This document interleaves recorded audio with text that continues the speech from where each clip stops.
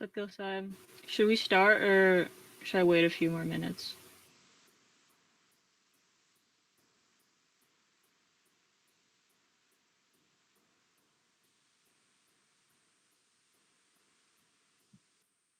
Satkyo maybe wait a couple more minutes.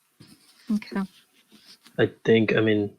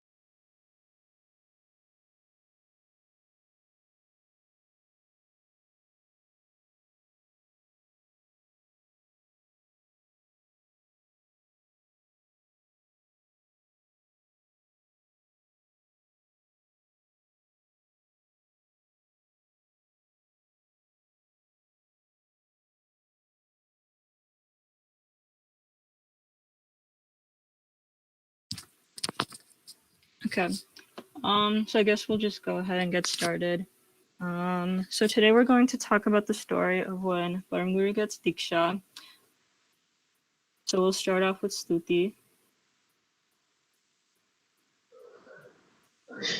Shrimad Karna Sagar Maharaj ki jai, Kaival Dham ki jai, Shri Vichalasji Maharaj ki jai, Satkyo कोटि कोटि वंदन करिए करुणा सागरणे करिए करुणा सागरणे नमिए नरवेद सागरणे समरण थी सुख शांति थाये दर्शन करता दुखड़ा जाए पाप ताप पूजन थी समाये नित्य नो चावर करिए सेवा सतगुरु सागर कोटि कोटि वंदन करिए करुणा सागर प्रेम थकी जो पदरज पर से अनंत करुणा अरस थी बरसे घट घट क्रांत कैवलनी दर से प्रीत्य प्रसादन करिए संत शिरोमणि साकरने कोटि कोटि वंदन करिए करुणा सागरने धर्म धुरांधर धनी अमारा सेवक आव्या शरण तुम्हारा बंधन कापो बापू अमारा अंतर थी अरज करिए अनंत सतगुण सागरने कोटि कोटि वंदन करिए करुणा सागरने प्रथम परम गुरु बंदगी भरिए कैवल कथानो प्रारंभ करिए रण छोड़ ध्यान दनीनो धरिए दौड़ी दौड़ीने मड़िए शांति नाम सागरने कोटि कोटि वंदन करिए करुणा सागरने श्रीमद करुणा सागर महाराज की जय कैवल धाम की जय श्री विचलाश्री महाराज की जय सत्यो Sai Okay. So this story starts off when Param Guru was young. Can anybody remind me real quick what Param Guru was called when he was young?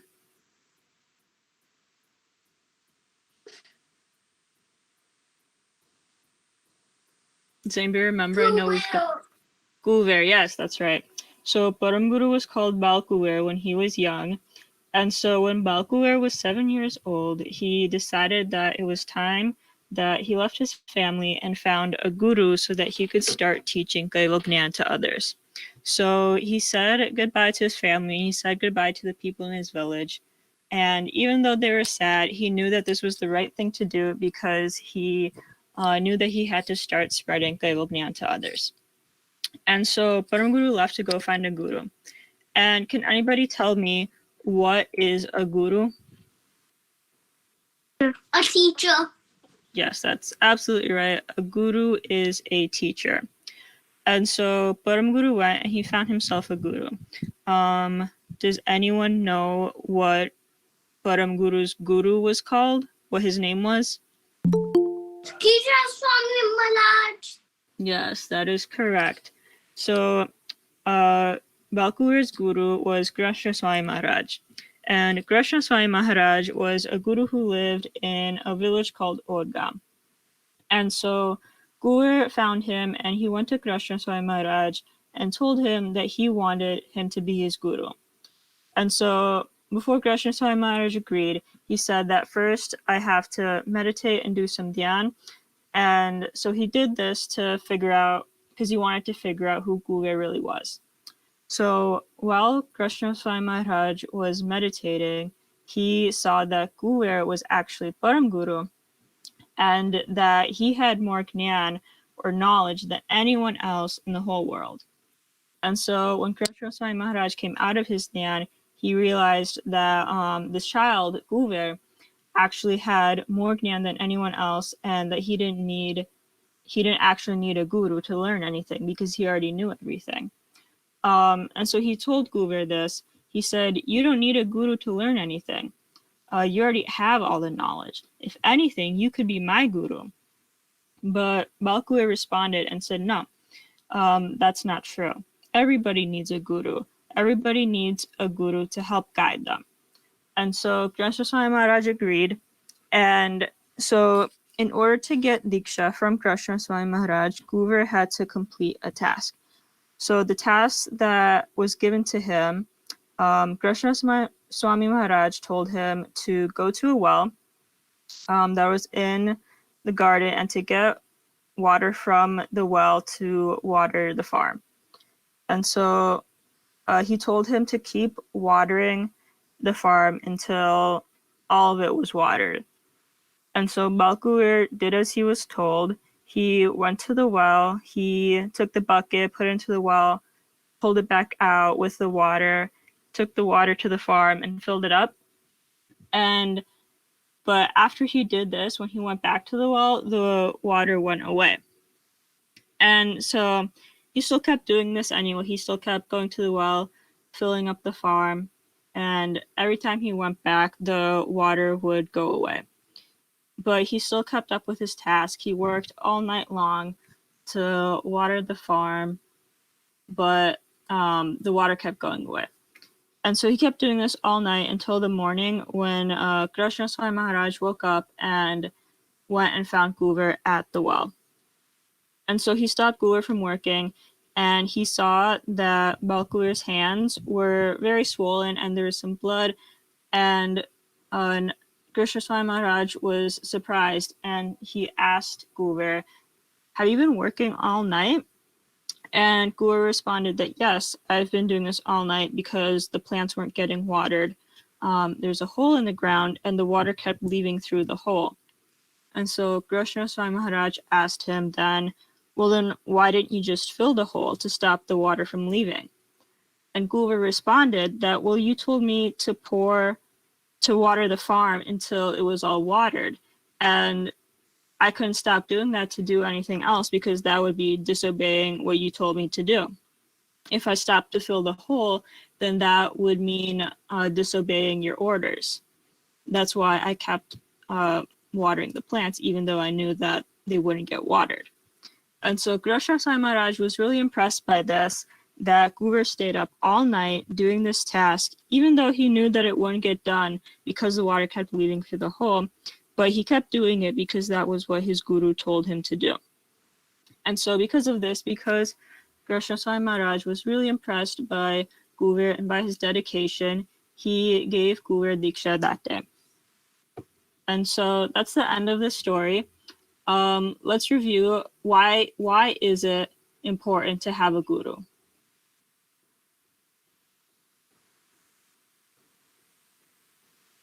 So you get knowledge. Yes, that's true. So you get knowledge. Is there any other reason?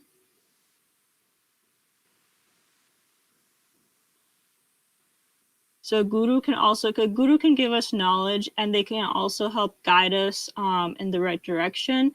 They can help teach us the difference between right and wrong, and they can help us become a better version of ourselves. So those are all reasons why it's important to have a guru. And so who is our guru?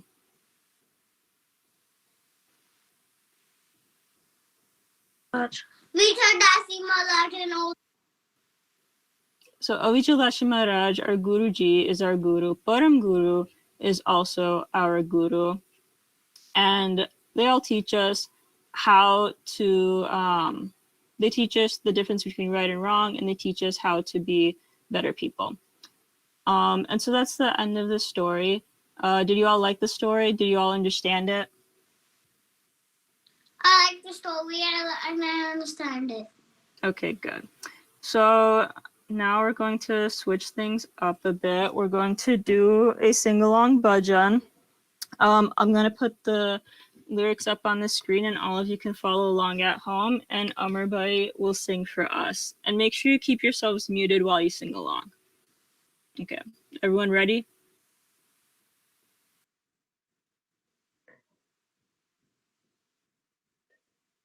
મારા પરમ ગુરુ પાવનકારી એને નમન કરો સૌ નર નારી. મારા પરમ ગુરુ પાવનકારી એને નમન કરો સૌ નર નારી.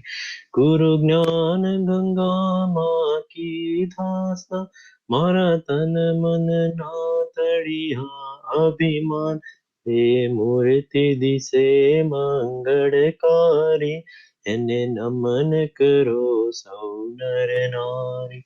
મારા પરમ ગુરુ પાવનકારી એને નમન કરો સૌ નર નારી. મને જ્ઞાન કટારી વાગી છે અંતરમાં જ્યોતિ જાગી છે. મને જ્ઞાન કટારી વાગી છે અંતરમાં જ્યોતિ જાગી છે. રાગી કૈવલમાં સુરતા સારી એને નમન કરો સૌ નર નારી. મારા પરમ ગુરુ પાવનકારી એને નમન કરો સૌ નર નારી. પરમ ગુરુ કરુણા સાગર છો ભક્તિ જ્ઞાન વૈરાગ ઉજાગર છો. પરમ ગુરુ કરુણા સાગર છો ભક્તિ જ્ઞાન વૈરાગ ઉજાગર છો. મારા સદગુરુ દેવની બલિહારી એને નમન કરો સૌ નર નારી. મારા પરમ ગુરુ પાવનકારી એને નમન કરો સૌ નર નારી.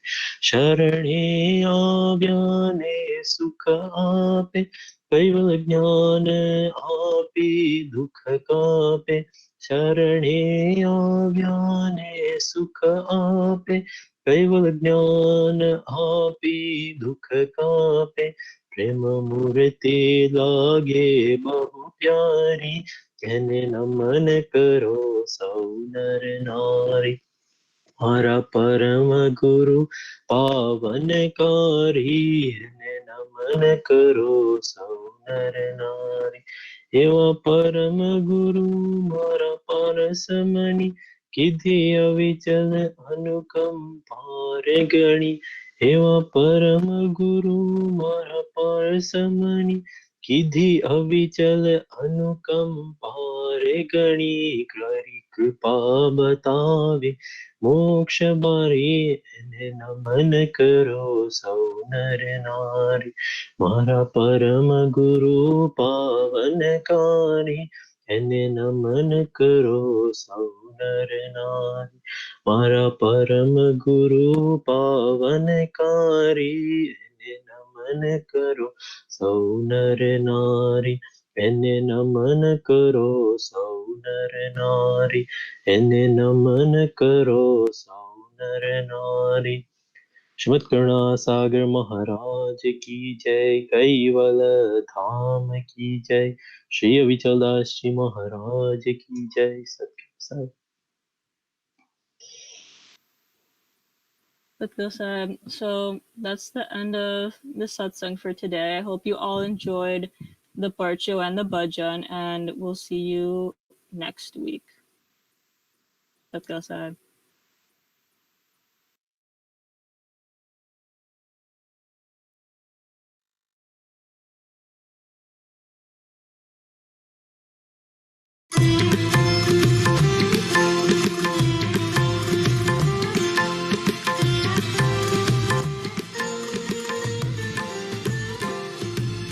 कैवल धुन बोलो सत कैवल धुन बोलो सभा माना सत्संगे कैवल धुन बोलो कैवल धुन बोलो सत कैवल धुन बोलो सभा माना सत्संगे कैवल धुन बोलो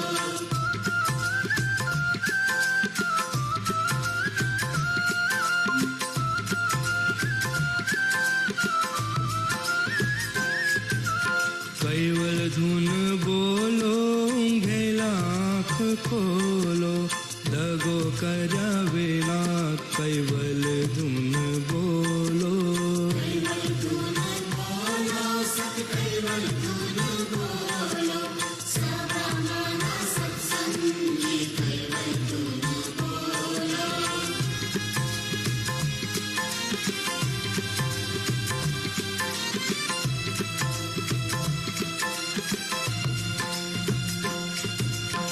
आज बोलू काल वही જાય છે કાલે કાલે કર્યા વિના આજે કૈવલ બોલો કૈવલ ધુન બોલો સત કૈવલ ધુન બોલો સભા માના સત્સંગી કૈવલ ધુન બોલો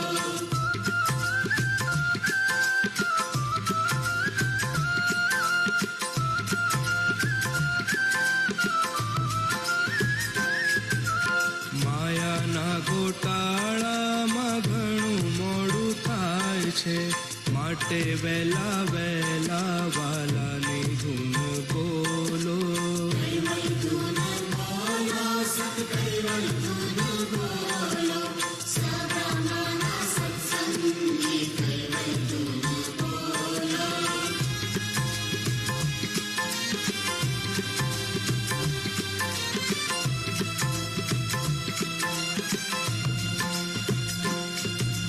કૈવલના ભક્તોને ચેતવણી અપાય છે તુલસી તાળી પાડીને કૈવલ ધૂન બોલો કૈવલ ધૂન બોલો સત કૈવલ ધૂન બોલો સભા માના સત્સંગી કૈવલ ધૂન બોલો સભા માના સત્સંગી કૈવલ ધૂન બોલો સભા માના સત્સંગી કૈવલ ધૂન બોલો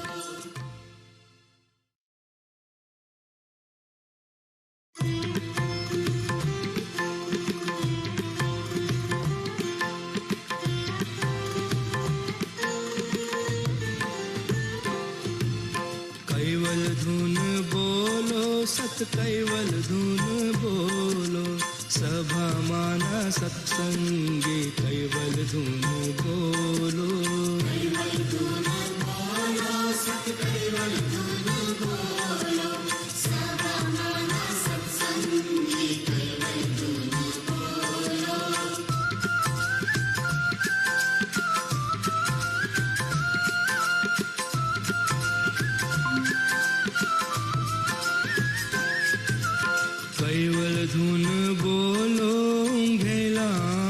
खोलो, दगो कर्या विना कैवल धुन बोलो। कैवल धुन बोलो, सत कैवल धुन बोलो, सभा माना सत्संगी कैवल धुन बोलो।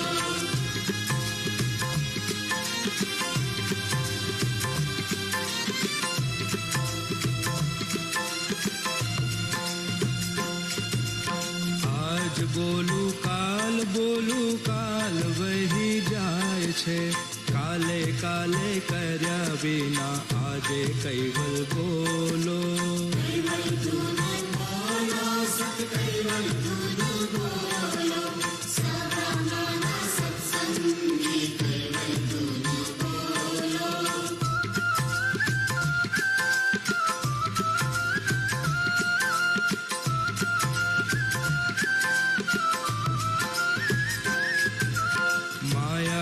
ગોટાળામાં ઘણું મોડું થાય છે, માટે વહેલા વહેલા વાલાની ધૂન બોલો। કૈવલ ધૂન બોલો, સત કૈવલ ધૂન બોલો, સભા માના સત્સંગી કૈવલ ધૂન બોલો।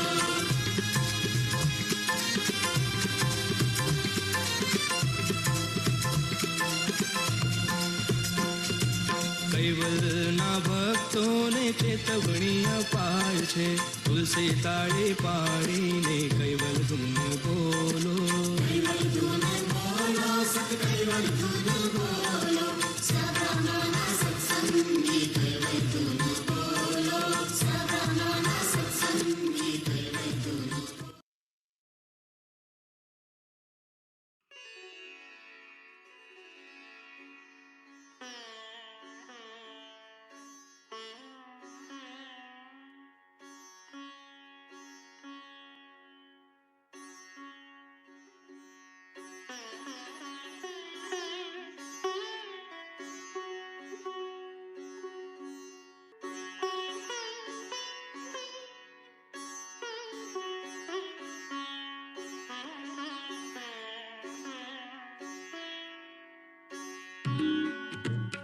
भजो कैवल कैवल कीर्तारा, भजो कैवल कैवल कीर्तारा, सत कैवल साहेब कीर्तारा।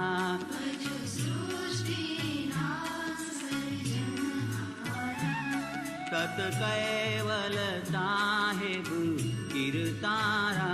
भजो कैवल कैवल कीर्तारा।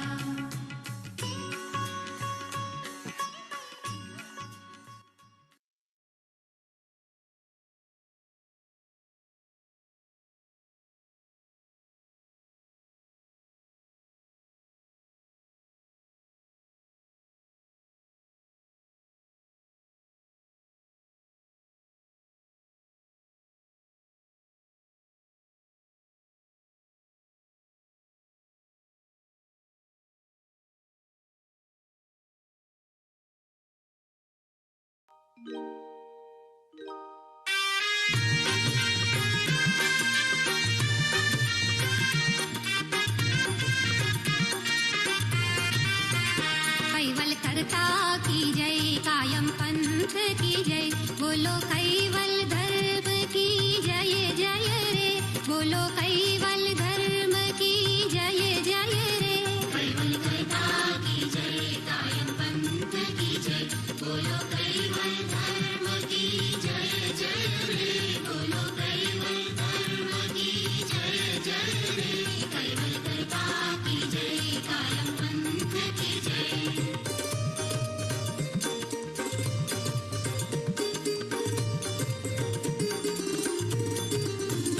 करुणा सागर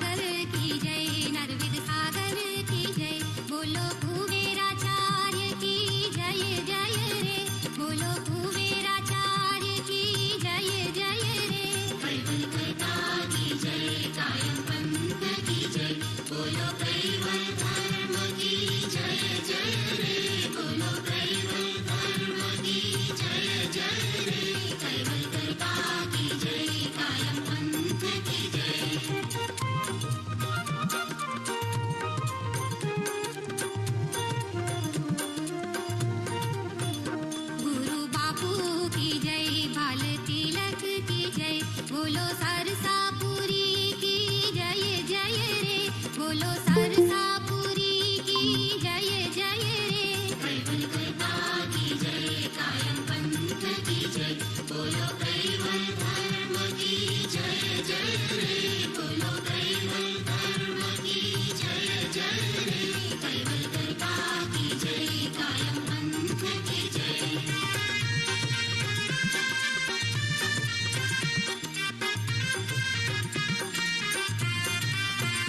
सर्वे संतन की जय, सर्वे देवन की जय, बोलो भक्त मंडल की जय जय रे, बोलो भक्त मंडल की जय जय रे। कैवल करता की जय, कायम पंथ की जय।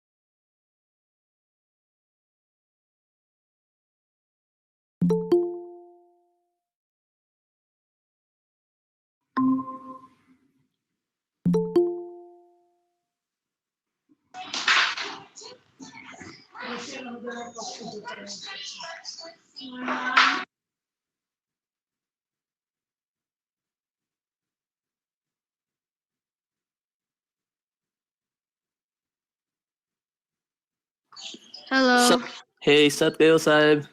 Sakeo Sahib. We'll get started in just a minute. Okay.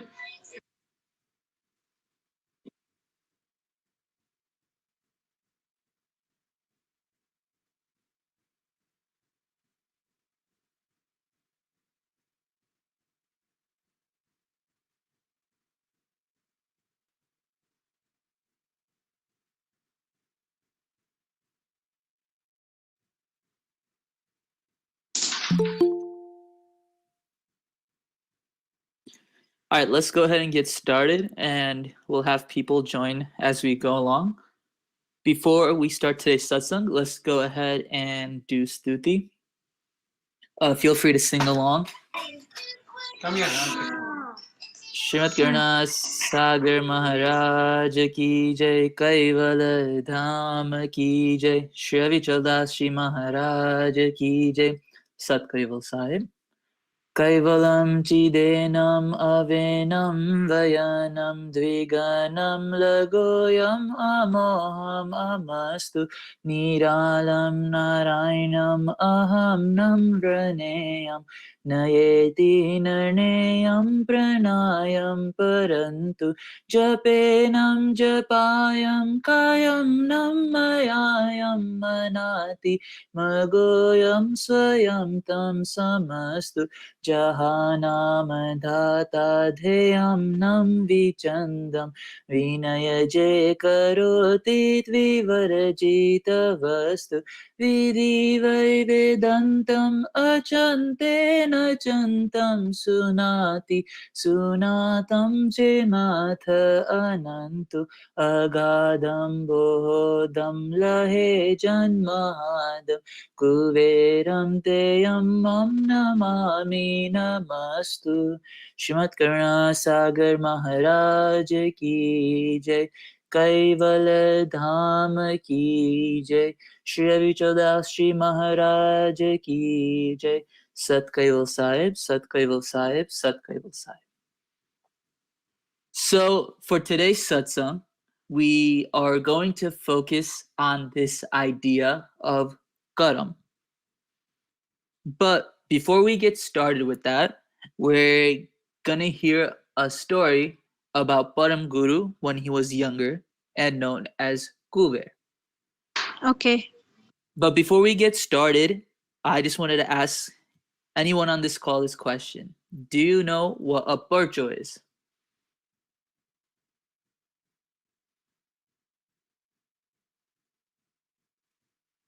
Oh, when a miracle happens by Pangru?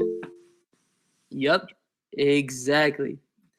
Purcha is a miraculous event that is done by a divine individual, just like Param Guru. Param Guru came to earth to spread Kaival Gyan, right? And one of the many ways he teaches us important life lessons is with his purchas. So while we're going through this story, I want you to think about what lesson Param Guru is teaching us. Okay? So I'm sure some of you may have heard this purcha before, but when Param Guru was young, he was called by the name Kuver. Kuver's mother was Hitba, and his father was Raghuvir. They would send Kuver, Param Guru, to the farm every day to make sure everything was all right. He was also told to scare the birds away and make sure that they didn't eat all of the grains. Kuver would go to the farm, but instead of scaring the birds away, he would meditate and pray to Kaival Karta all day. He saw that the birds were eating the crops, but he did not say anything, or he didn't do anything. One day, some of Hitba's neighbors saw that Kuber was doing this and went to complain to Hitba. Hitba, do you know what your son is doing? He is letting all these birds eat the grains, one of them said. That can't be. My son would never do such a thing, Hitba replied. Well, if you don't believe us, go and look for yourself, they told her. Hitba went to the farm, and surely enough, Kuver was giving all the grains to the birds. Kuver, what are you doing? Why aren't you stopping the birds and scaring them away? Hitba yelled to Kuver. Mother, these birds are living creatures, just like us. They must have the same anshas that we do. They can't talk like we can, but that doesn't mean that we are better than them. They need food to survive just like us. But Kuver, if you let all the birds eat the food, what will we eat? Hitba asked. Mother, how many pounds of grain do you make every year?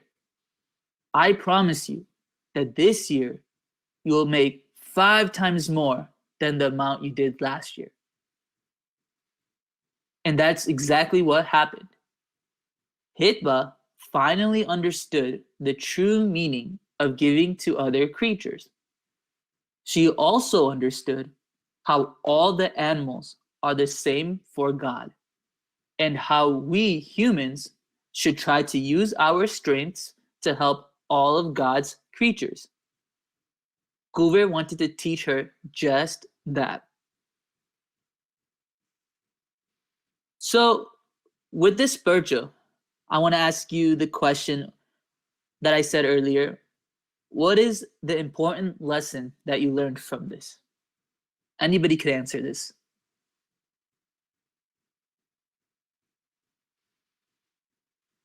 I don't know the exact answer, But what do you but think? I think he didn't do his job properly. All right, that's a good guess. Anybody else?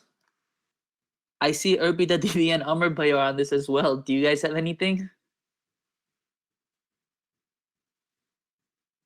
So I think that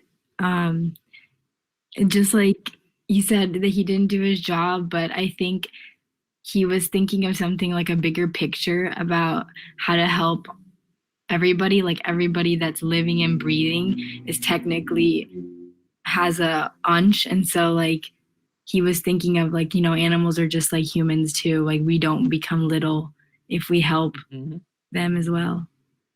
Yeah, I think both of you guys gave really correct answers.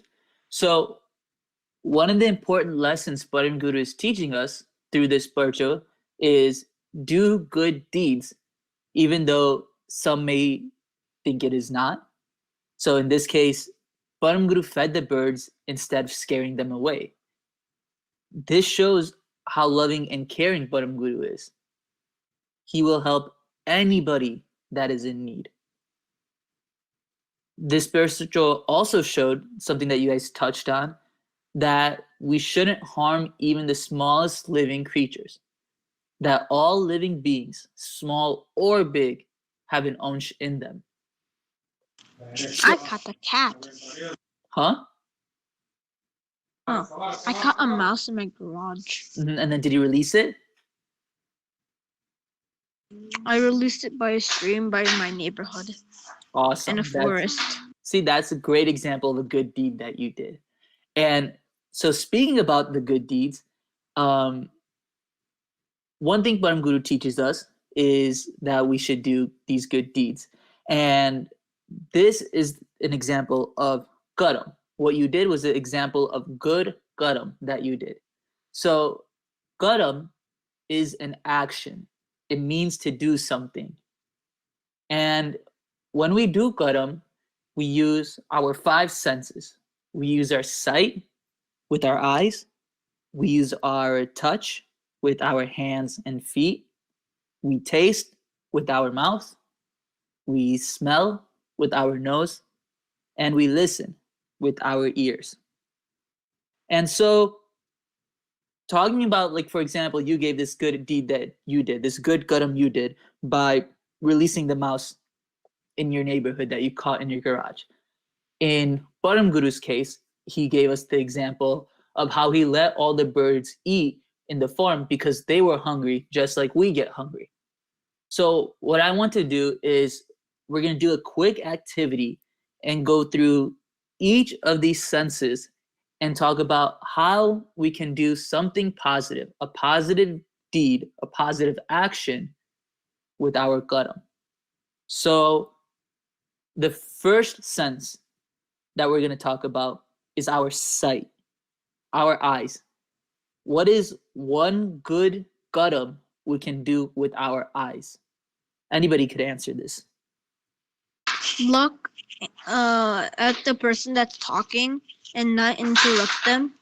So that's technically sight and hearing. Right, yeah, that's a great example. Anybody else?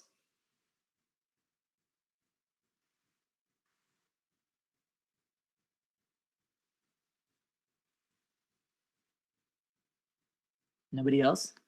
Right, so I think that was a great example. So one thing is that when someone is talking to us, we can make sure we make eye contact and acknowledge that we are listening and seeing them.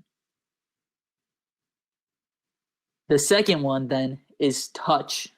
What is one way we could use our hands and feet to do good? You can, like, if someone needs help looking for something, you can help them because they need their glasses and they drop them and they can't find them anywhere. So you give them their glasses. So that's touch. That's one great example. I think one example that I think about is doing seva, right? When we go to mandir or go even outside just with our parents or something, if we hold the door open for someone, and if someone's elderly and might need some help crossing the street, we help them cross the street. Or we help clean around the house to make sure our house stays clean. We help our mom and dads in that way. Or when we go to like mandir, we help by doing any seva we can, whether it be helping take out the trash, putting up chairs after dinner. All those are great examples of how we could use our touch to do seva. Or, yeah, use our touch to do good karam. So this one, the next one's a little bit harder, but let's see if we can come up with an answer for this one. How can we use our taste, our mouth, to do good karam? I guess with taste, it doesn't have to just be taste. It could just be with our mouth. So talking and stuff as well. So pretend I'm a grown up, Mhm. and there's a kid trying to eat something, and you don't want them to get sick, so you try a little bit of it to make sure Mhm. it's okay for them. So that's Mhm. taste. Right. Yeah, that's a great example. Can you think of an example of something you can do with your mouth? It doesn't have to be just taste, but it could just be with your mouth. That's positive I kadam. can talk. I can say stuff to people that's nice. Mm-hmm. Mm-hmm. Yeah, I think those are a great example. Just talking wouldn't be good, but like you said, if you're saying positive things to someone, like for example, giving them a compliment, that could be a good kadam. Another thing that we should think about is what we put in our body, right?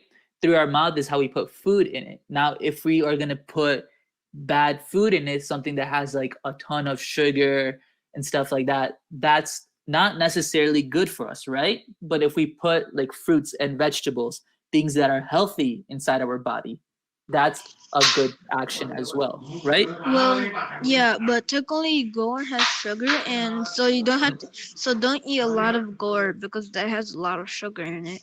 Right. Yeah. As long as we keep it in limits, that means we're doing good. Awesome. So, okay, next one then. Let's talk about our nose, our smell. This was one that I had a trouble with. Can you think of any examples of how we could use our nose to do good things? You can tell people if you smell something bad. So if it might be a fire or there might be poison. Right. Yeah, exactly. That's a very good example. I didn't even think about that. If, for example, in houses, sometimes there's these gases that can cause fires. And if you smell it and you were to make everyone aware of it, that'd be one good example. Another one would be to make sure that we don't smell harmful smokes like CO2 or like cigarette smoke that would harm our own bodies, right? That's one way of No one. good. First of all, no one should smoke. It's bad for Mhm. your lungs. Right. Exactly. Awesome. So then last one then. So our last one is our ears, hearing. How can we do good, positive kadam with our ears? You can like tell people if you hear like something bad going on, or if you can hear gunshots somewhere, so you are aware to be prepared, or if Right. anything happens, like call 911. I think that's a good one. But let's say something just every day. So for example, like that's a great example, but maybe in our Like house. if you're Go if ahead. you're far away from someone and someone falls and they need help, like a elderly, you can, and no one else hears them, you can tell them to follow you because I hear someone that's crying on the road. Yeah, that's a good one as well.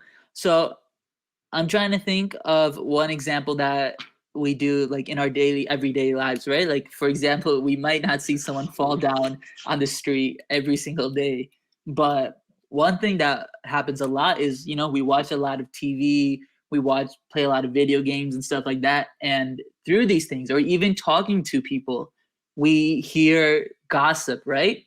So one good thing to do is not to listen to gossip or not to listen to TV shows or video games that are spreading negative words. So by abstaining from that kind of environment, we are doing positive. Got 'em. So technically watch like educational stuff. That's Yeah, on that'd be TV. exactly. That's one great way of doing good. Got 'em with your ears. So why should we do good? Got 'em. You know, we talked about our senses and we talked about different examples we could do to implement good kadam into our lives. But why should we do good kadam? So then we can have a better life in the future. Yep, that's good. Anybody else on this call want to take a guess too? Almer Bay or Bilabin, I see you're on. I'm just calling on you because I see you. I think what he said was a really good point. I also think that you should just want to do good. Like you don't want to do bad or harm anybody. Like it should just be something you make a goal or something you do always. Like you're always choosing to do the right thing. You don't want to fall into the trap of like constantly doing wrong things.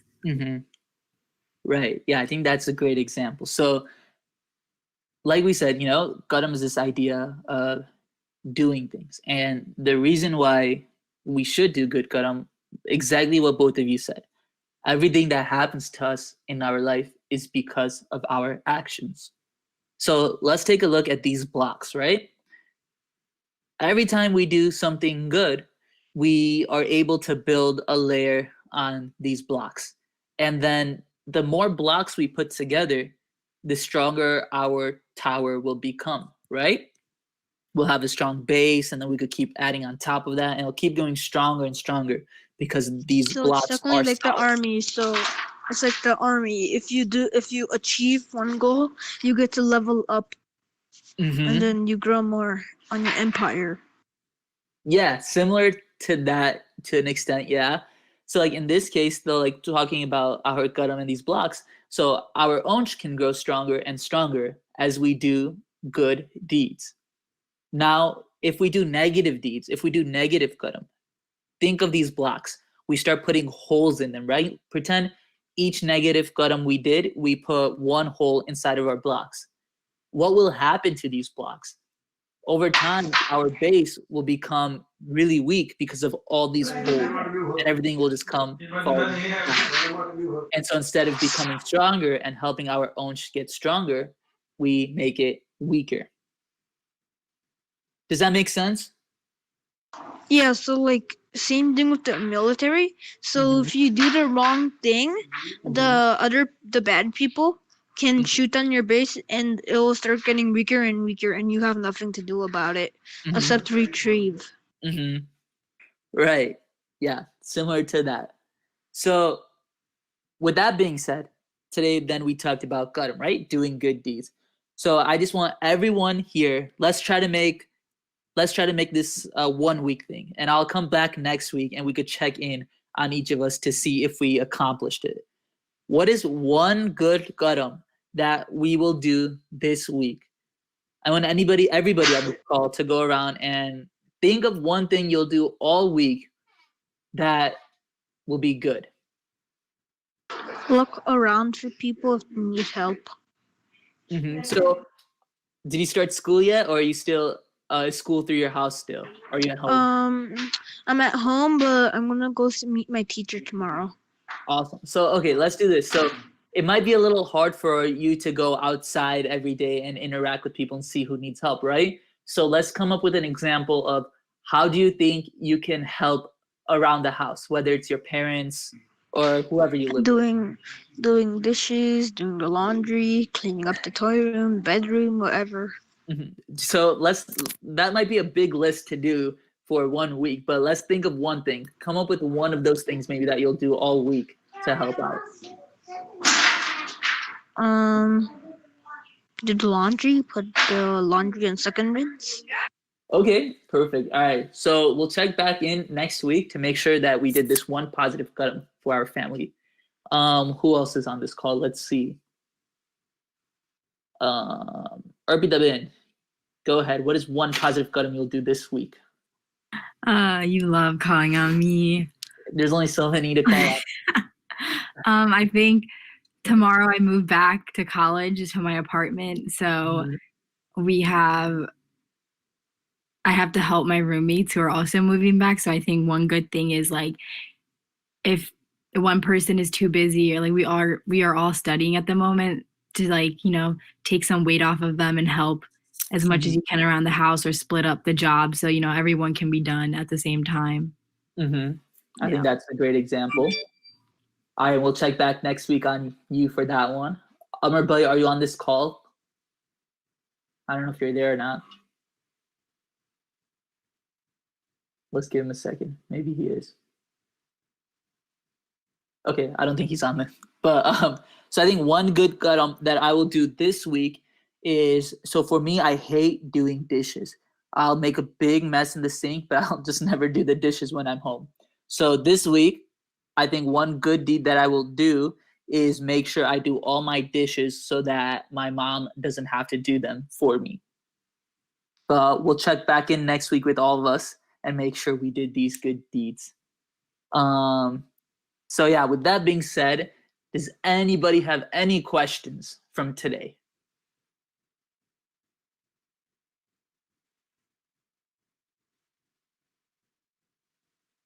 Nope. Not me. Awesome. Nope.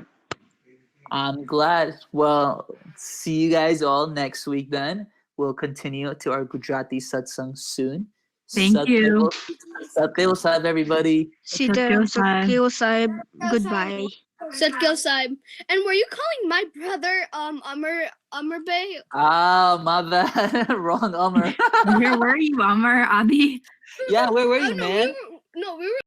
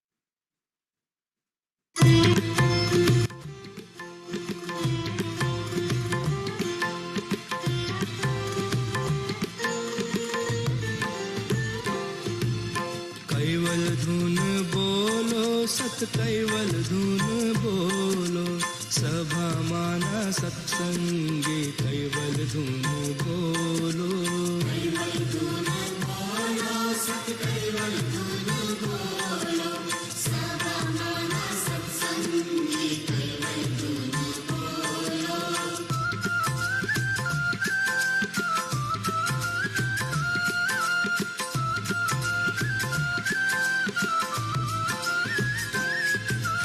Caval धुन बोलो ऊंघेला आँख खोलो दगो कर्या बिना caval धुन बोलो caval धुन बोलो सत कैवल धुन बोलो सभा माना सत्संगी कैवल धुन बोलो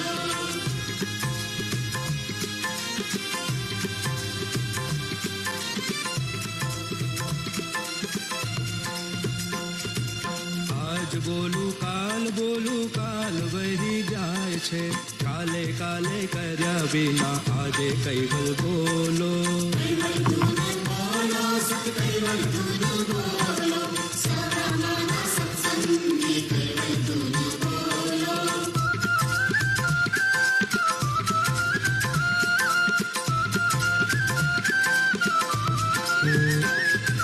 માયાના ગોટાળામાં ઘણું મોડું થાય છે માટે વેલા વેલા વાલાની ધૂન બોલો કૈવલ ધૂન બોલો સત કૈવલ ધૂન બોલો સદા માના સત્સંગી કૈવલ ધૂન બોલો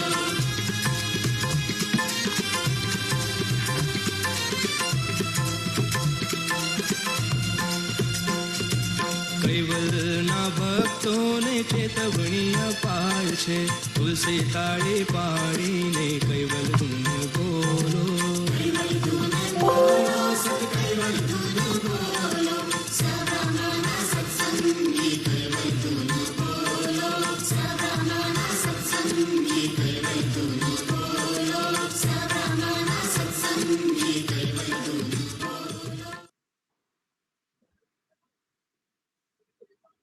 Satkeval Sahib.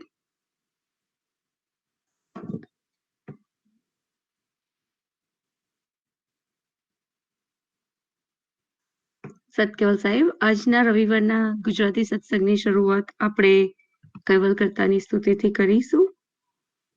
કૈવલમ ચિદેનમ અવેનમ વયનમ દ્વિગનમ લઘુયમ અમોહમ અમસ્તુ નિરાલમ નારાયણમ અહમ નમ પ્રણેયમ નએતિ નણેયમ પ્રણાયમ પરંતુ જપેનમ જપાયમ કાયમ નમ મયાયમ મનાતિ મગોયમ સ્વયં ત્વમ સમસ્તુ જહાનમ દાતા દ્વયન્નમ વિછંદમ વિનય જે કરોતિ વિવર્જિત વસ્તુ વિધિ વૈ વિધંતમ અચંતે નચંતમ સુનાતિ સનાતમ जिनाथ अनंतु अगाधम बहोदम लहे जन्महादम कुबेरम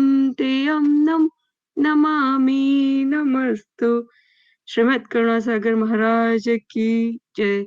कैवला धाम की जय.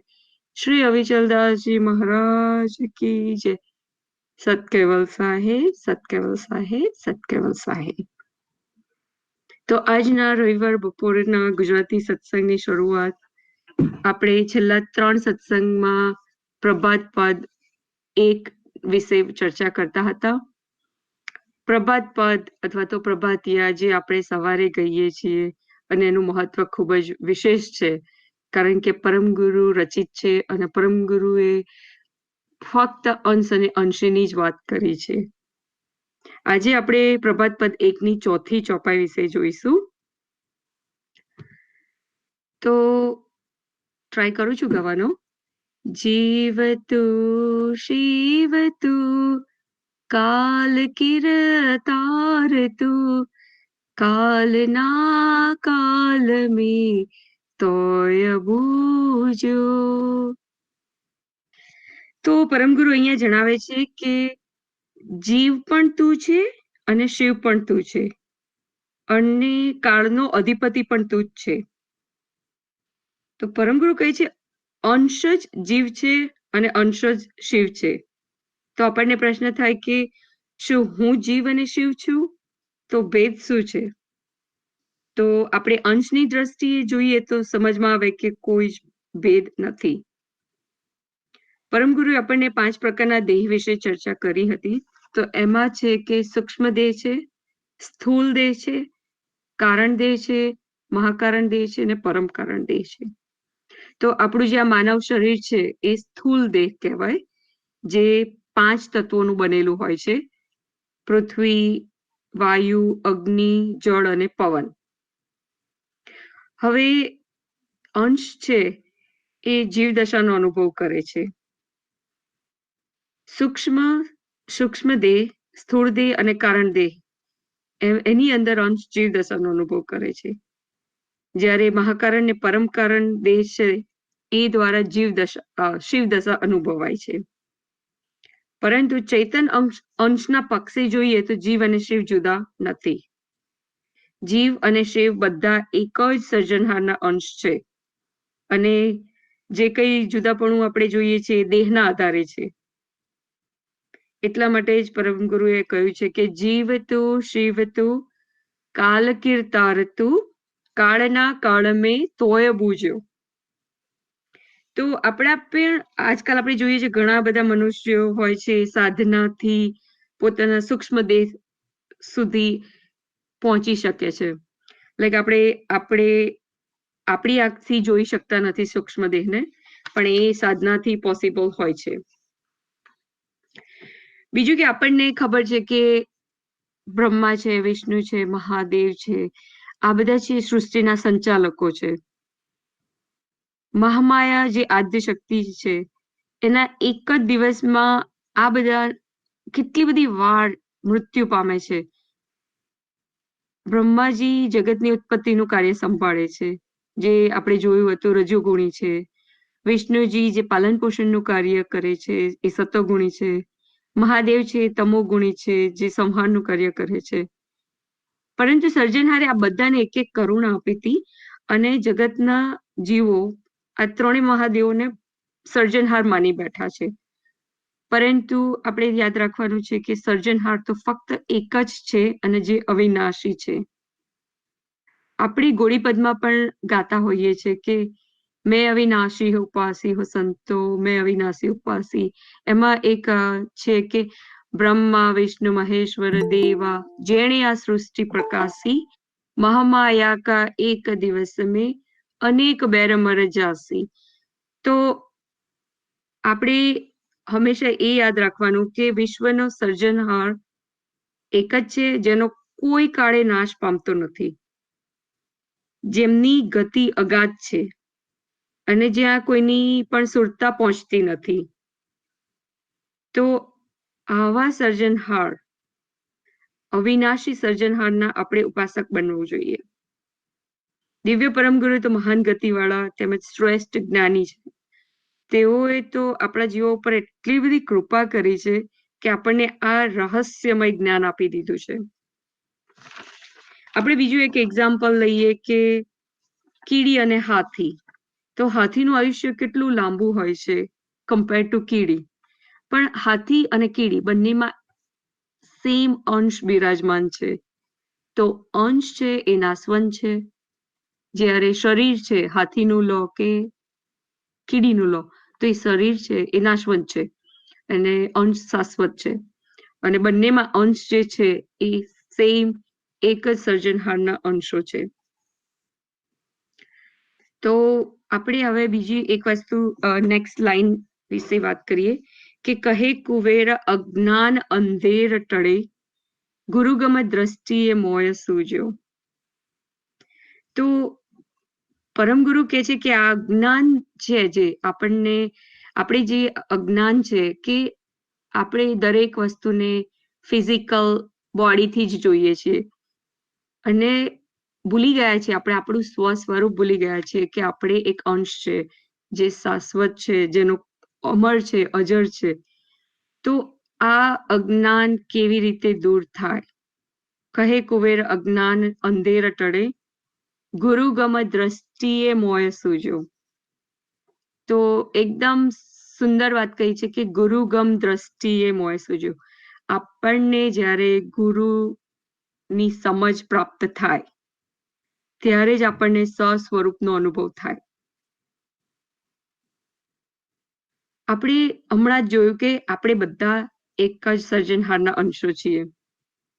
તો આપણે આ જાણીએ તો આપણે દરેક વ્યક્તિને એક સમાન ભાવથી વર્તન કરવું જોઈએ, રાઈટ? તો બધા એક જ કર્તાના અંશો છીએ. તો આપણે જોયું કે ભેદ તો ફક્ત સ્થૂળ શરીરનો જ છે. કોઈ માણસ લાંબો હોય, કોઈ માણસ ટૂંકો હોય, જાડો હોય, પાતળો હોય, શ્વેત હોય કે શ્યામ હોય, કોઈ સ્ત્રી હોય કે કોઈ પુરુષ હોય. તો આપણે તો આટલી સમજ તો આજે કેળવી જ લેવાની છે કે આપણને કોઈ પણ મનુષ્ય, કોઈ પણ આપણી આજુબાજુ આપણે જોઈએ તો આપણે એને અંશ ભાવથી જોવાનો, આપણે એવો કોઈ ભેદભાવ રાખવાનો નહીં. તો જો આ દ્રષ્ટિ આપણે કેળવીએ તો દુનિયામાં કેટલા બધા પ્રોબ્લેમ સોલ્વ થઈ જાય. જ્યાં બધા ડિસ્ક્રિમિનેશનના પ્રોબ્લેમ છે બધા સોલ્વ થઈ જાય. પણ આ દ્રષ્ટિ કેળવવા માટે આપણે ગુરુગમ દ્રષ્ટિએ મોય સૂજ્યો. જ્યારે આપણને ગુરુગમ દ્રષ્ટિ પ્રાપ્ત થાય તો જ આ અજ્ઞાન રૂપી અંધકાર નાશ પામે. હવે ગુરુજીની દ્રષ્ટિ પ્રાપ્ત કેમ કરવી જરૂરી છે? તો આપણે ગયા વીકે પણ આ એક્ઝામ્પલ જોયું હતું કે જમીનમાં બીજ હોય, એ બીજને જ્યાં સુધી પાણીનો સ્પર્શ ના થાય ત્યાં સુધી પૃથ્વીમાં જ સમાઈને જેમનો તેમ અવિકસિત રહ્યા કરે, રાઈટ? પરંતુ જ્યારે વર્ષા ઋતુનો યોગ આવે, આકાશમાંથી વાદળા દ્વારા વરસાદ પડે, જે અત્યારે ખૂબ પડી રહ્યો છે, તો એ જળ પૃથ્વીમાં શોષાઈ અને બીજકોને સ્પર્શ કરે અને પછી આ બીજકો ફણગે છે. અને પછી આપણે આ જોયું કે આ ફણગા ઉજ્જવળ દ્રષ્ટિએ આકાશ સન્મુખ ઉગે છે અને વિકાસ થાય છે.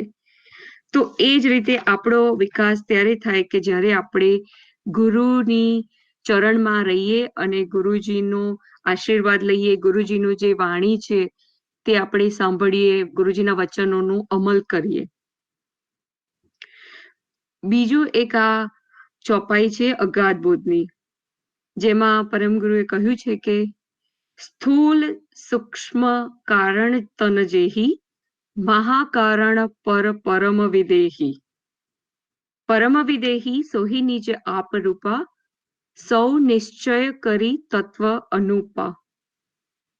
તો પરમગુરુએ ખૂબ જ સુંદર રીતે જણાવ્યું છે કે સ્થૂળ શરીર છે, સૂક્ષ્મ શરીર છે અને કારણ શરીર છે. તો આ જે બધા છે એની અંદર એક સેમ જ અંશ છે, ખાલી અંશ જે દશા અનુભવે છે એ એના 5 તત્વો થકી નિભાવે છે. તો આપણે મનુષ્ય છીએ, આપણે 5 તત્વોનું શરીર છે, તો આપણે જે જીવદશા અનુભવીએ છીએ, શંકર ભગવાનનું આપણે એક્ઝામ્પલ લઈએ તો એમની અંદર જે અંશ છે એ અને આપણો અંશ સેમ છે, પરંતુ આપણું શરીર જે કહીએ એમાં ભેદ છે. એટલે આ 5 તત્વોનો જ ભેદ છે, પરંતુ આપણે અને શિવજી બધા સેમ સર્જનહારના જ અંશો છીએ. તમને યાદ હશે આપણે લાસ્ટ ટાઈમ એક વાત કરી હતી શુકદેવજીની. તો એ વાર્તામાં એવું હતું કે સુખદેવજી એક દિવસે જનક રાજાના મહેલમાં જાય છે અને સુખદેવજી જોવે છે કે જનક રાજા પાસે સુંદર મહેલ છે, રાજપાટ છે, 4 રાણીઓ છે, સોનાનો મુકટ છે, ખૂબ જ જાહો જહાલી છે, રાઈટ? તો બધા કહેતા હોય છે કે જનક રાજા વિદેહી છે. તો એમને એ પ્રશ્ન થાય છે કે જનક રાજા વિદેહી કેમ છે, કેમ કહેવાય છે? આ એમની મૂંઝવણ જનક રાજા સમજી જાય છે. પછી સુખદેવજીનો આદર સત્કાર કરીને એમને વિનંતી કરે છે કે આજે મારા નગરજનો તમારા માટે એક ભવ્ય યાત્રાનું આયોજન કરવા માંગે છે, તો તમે એ આયોજનમાં ભાગ લેશો? તો સુખદેવજી કહે છે હા. એ પછી જનક રાજા એમના જે સિપાહી હોય છે એમને ઓર્ડર આપે છે કે જાઓ નગરજનોને કહી દો કે એ લોકો ભવ્ય યાત્રાની તૈયારી શરૂ કરી દે. અને બીજા સિપાહીને કહે છે કે તમે બંને જણા જનક રાજાની પાછળ ઉભા રહેજો, સુખદેવજીની પાછળ ઉભા રહેજો અને સુખદેવજીને મેક શ્યોર કરજો કે આપણે એમને એક વસ્તુ આપવાની છે, હાથમાં એક તપેલી આપવાની છે અને એ તપેલીમાં તેલ ભરવાનું છે. અને જો એ તપેલીમાંથી એક ટીપું પણ તેલનું જો નીચે પૃથ્વી પર પડે કે ઢોળાય તો એ જ ક્ષણે સુખદેવજીનું માથું તળથી અલગ કરી દેજો. તો આવો આદેશ આપે છે અને આ આદેશ સુખદેવજી સાંભળી જાય છે અને સુખદેવજી ખરેખર ગભરાઈ જાય છે કે આ તો બહુ જ શું કહેવાય કસોટી છે, એમને તો બહુ જ ધ્યાન રાખવું પડશે એમ. તો યાત્રાનો સમય આરંભ થઈ જાય છે. બધા જે નગરવાસીઓ હોય છે એટલા બધા આનંદમાં હોય છે. એ લોકોએ સુંદર રંગોલી કરી હોય છે, રસ્તામાં ફૂલોની વર્ષા કરી હોય છે, તોરણો બાંધ્યા હોય છે, આતિશબાજી જે આપણે ફાયરવર્ક્સ કહીએ છીએ એ બધું કર્યું હોય છે. અને અહીંયા સુખદેવજી રથ ઉપર બેસીને જતા હોય છે, હાથમાં તપેલી હોય છે, એમાં તેલ હોય છે. એમનું ધ્યાન આ તપેલીમાં જ હોય છે. કેમ? કારણ કે આપણને ખબર છે દરેક મનુષ્યને પોતાના દેહ પ્રત્યે થોડોક તો મોહ હોય જ છે. તો જ્યારે તેઓ વરઘોડામાં ફરે છે ત્યારે સુંદર આતિશબાજી થાય છે, નગરજનો એમના ઉપર ફૂલો વરસાવે છે, રસ્તામાં રંગોલી હોય છે, પણ સુખદેવજીની નજર તો ફક્ત ને ફક્ત તેલ ઉપર જ હોય છે. એમનું ધ્યાન તો બસ તેલ ના ઢોળાય એના ઉપર જ હોય છે. પછી શોભાયાત્રા પૂરી થાય છે, પછી પાછા આવે છે પેલેસમાં. તો જનક રાજા પૂછે છે કે શું મારા નગરજનોએ તમારું સ્વાગત કર્યું? કેવું લાગ્યું તમને? એમણે કેવું ડેકોરેટ કર્યું હતું આખું ટાઉન? તો સુખદેવજી કહે છે કે મેં તો કશું જ જોયું નથી. તો જનક રાજા કહે છે કેમ? તો કહે છે કે મારું ધ્યાન તો ફક્ત પેલી તપેલીમાં જ હતું અને તેલ ના ઢોળાય એનું જ હું ધ્યાન રાખતો હતો. ત્યારે જનક રાજા સમજી જાય છે અને કહે છે કે આ જ વસ્તુ હું તમને કહેવા માંગુ છું કે ભલે મારી પાસે રાજમહેલ છે, સોનાનું સિંહાસન છે, પણ હું એક વાર પણ બોલતો નથી કે મૃત્યુ આવશે તો આ બધું તો નાશવંત જ છે. ફક્ત ને ફક્ત મારો આત્મા જે શાશ્વત છે, જેનો કોઈ કાળ કે એનો અંશને ખાઈ શકવાનો નથી. એટલે કે જ્યારે કાળ આવે છે, જ્યારે મૃત્યુ આવે છે, ત્યારે શરીરનો નાશ થવાનો છે, પણ અંશનો નહીં. એટલે તો પરમગુરુએ કહ્યું છે કે કાળના કાળ મેં તોય બૂજ્યો. આપણે તો એટલી બધી ચિંતા કરતા હોઈએ છીએ કે આપણે કોઈને મૃત્યુ તો ગમતું નથી, પરંતુ પરમગુરુએ ચોખ્ખું જ કહ્યું છે કે મૃત્યુ તો આવે ને જાય, અંશ શાશ્વત છે, શરીર નાશવંત છે. તો મૃત્યુ તો આવવાનું છે, પણ એકોનું મૃત્યુ આવશે? શરીરનું. અંશનું તો નહીં. અંશ તો મૂવ ઓન થવાનો છે, બીજા યોનિમાં કે બીજા શરીરમાં જવાનો છે. આ વસ્તુનું એક બહુ જ સુંદર આપણા અવિચલદાસજી મહારાજે એક સુંદર એક્ઝામ્પલ આપ્યું હતું પતરાળાનું. પતરાળા જેને આપણે ડિસ્પોઝેબલ પ્લેટ્સ, જે 25-30 વર્ષ પહેલા આપણે પાનામાંથી બનાવતા હતા ડિસ્પોઝેબલ પ્લેટ્સ, તો તમને બધાને યાદ હશે કે આપણે મેરેજ હોય કે કંઈ ફંક્શન હોય તો આપણે એ વખતે હોલ તો બુક કરતા ન હતા. આપણી જે સ્ટ્રીટો હોય, ગામની જે શેરી હોય, ત્યાં જ આપણે પંગત પાડીને બેસી જતા હતા. અને જે વોલેન્ટિયર ભાઈઓ હોય આ પતરાળા બધાને આપતા હતા. તો આપણે મેક શ્યોર કેવું કરતા હતા કે પતરાળું કાણું ના હોય, સુંદર હોય, અને કોઈક વાર તો આપણે પાછા રૂમાલથી લૂછી પણ કાઢતા હતા. પછી આપણે બધું ખાવાનું ખાઈ લીધું, જમવાનું પતી જાય પછી આપણે શું કરતા હતા, એ પતરાળાને ઊંચું કરી અને એક ઢગલો જે આપણું ડિસ્પોઝ કરવાનું પ્લેસ હોય ત્યાં ફેંકી દેતા હતા, અથવા તો કોઈ વોલેન્ટિયર ભાઈ આવીને લઈ જાય. તો જમવાનું પત્યા પછી આપણે એક સેકન્ડ બી ઉભા રહીને જોતા નથી કે ઓ આ પતરાળાને હાઉ દે આર ડિસ્પોઝિંગ, બરાબર હેન્ડલ તો કરે છે ને, ક્યાં નાખશે, એનું શું કરશે, આપણે કોઈ જ પાછું વળીને જોતા નથી. આપણે આગળની જર્ની કે આગળનું કાર્ય કરતા હોઈએ છીએ. તો સેમ વે આ જે આપણું શરીર છે એ પતરાળા જેવું છે. અંશ આ પતરાળાના માધ્યમથી બધું એન્જોય કરે છે, ખાય છે, પીવે છે, ફરે છે, શોપિંગ કરે છે. પણ જે દિવસે અંશ જે કામ પતી જશે, પછી અંશ મૂવ ઓન થશે, તો અંશ પાછો ફરીને જોવાનો નથી કે એને આ શરીરનું, લોકોએ આ શરીરને શું કર્યું, એને અગ્નિદા આપ્યો કે દાટી દીધો કે બાળી દીધો. અંશને કંઈ જ પડી નથી. અંશ તો જતો રહેશે. જેમ આપણે કીધું, અંશ શાશ્વત છે, અમર છે, અજર છે. શરીર છે એ પતરાળું છે. તો ઓલવેઝ યાદ રાખવાનું કે શરીર એ પતરાળા જેવું છે, જે ફક્ત ને ફક્ત આપણે આ દુનિયામાં કર્મ કરવા આવ્યા છીએ, અને આપણું કાર્ય પતી જશે પછી આપણે બીજી યોનિમાં જવાના છીએ કે બીજા જે ભવમાં જવાના છીએ.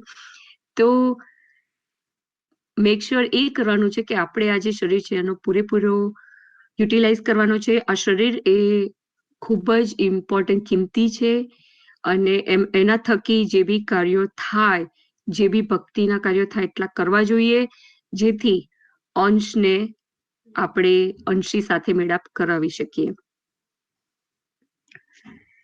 હવે બીજી એક ખૂબ જ સુંદર વસ્તુ યાદ આવી છે કે પરમગુરુએ જ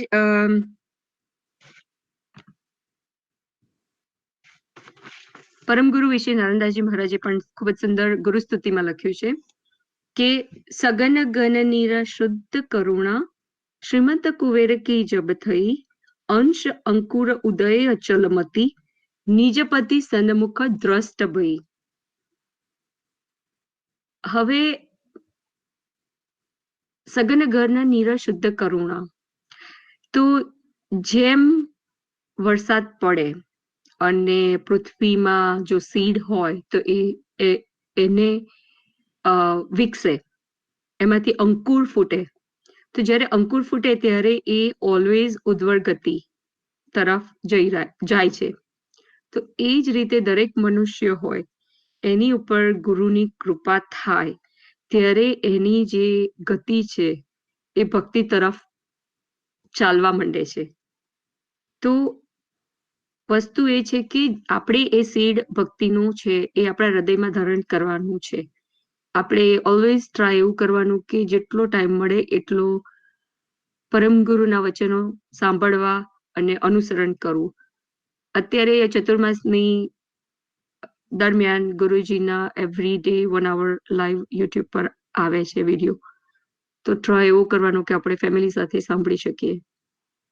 પરમ ગુરુ વારંવાર જણાવે છે કે આપણે માળા કરવી જોઈએ.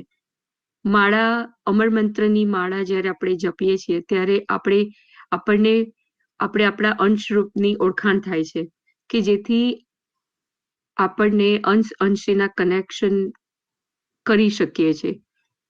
તો અમર મંત્રની માળા અવશ્ય કરવી જોઈએ. પરમ ગુરુના વચનોનું પાલન કરવું જોઈએ. તો ગુરુજીએ ઓલવેઝ આપણને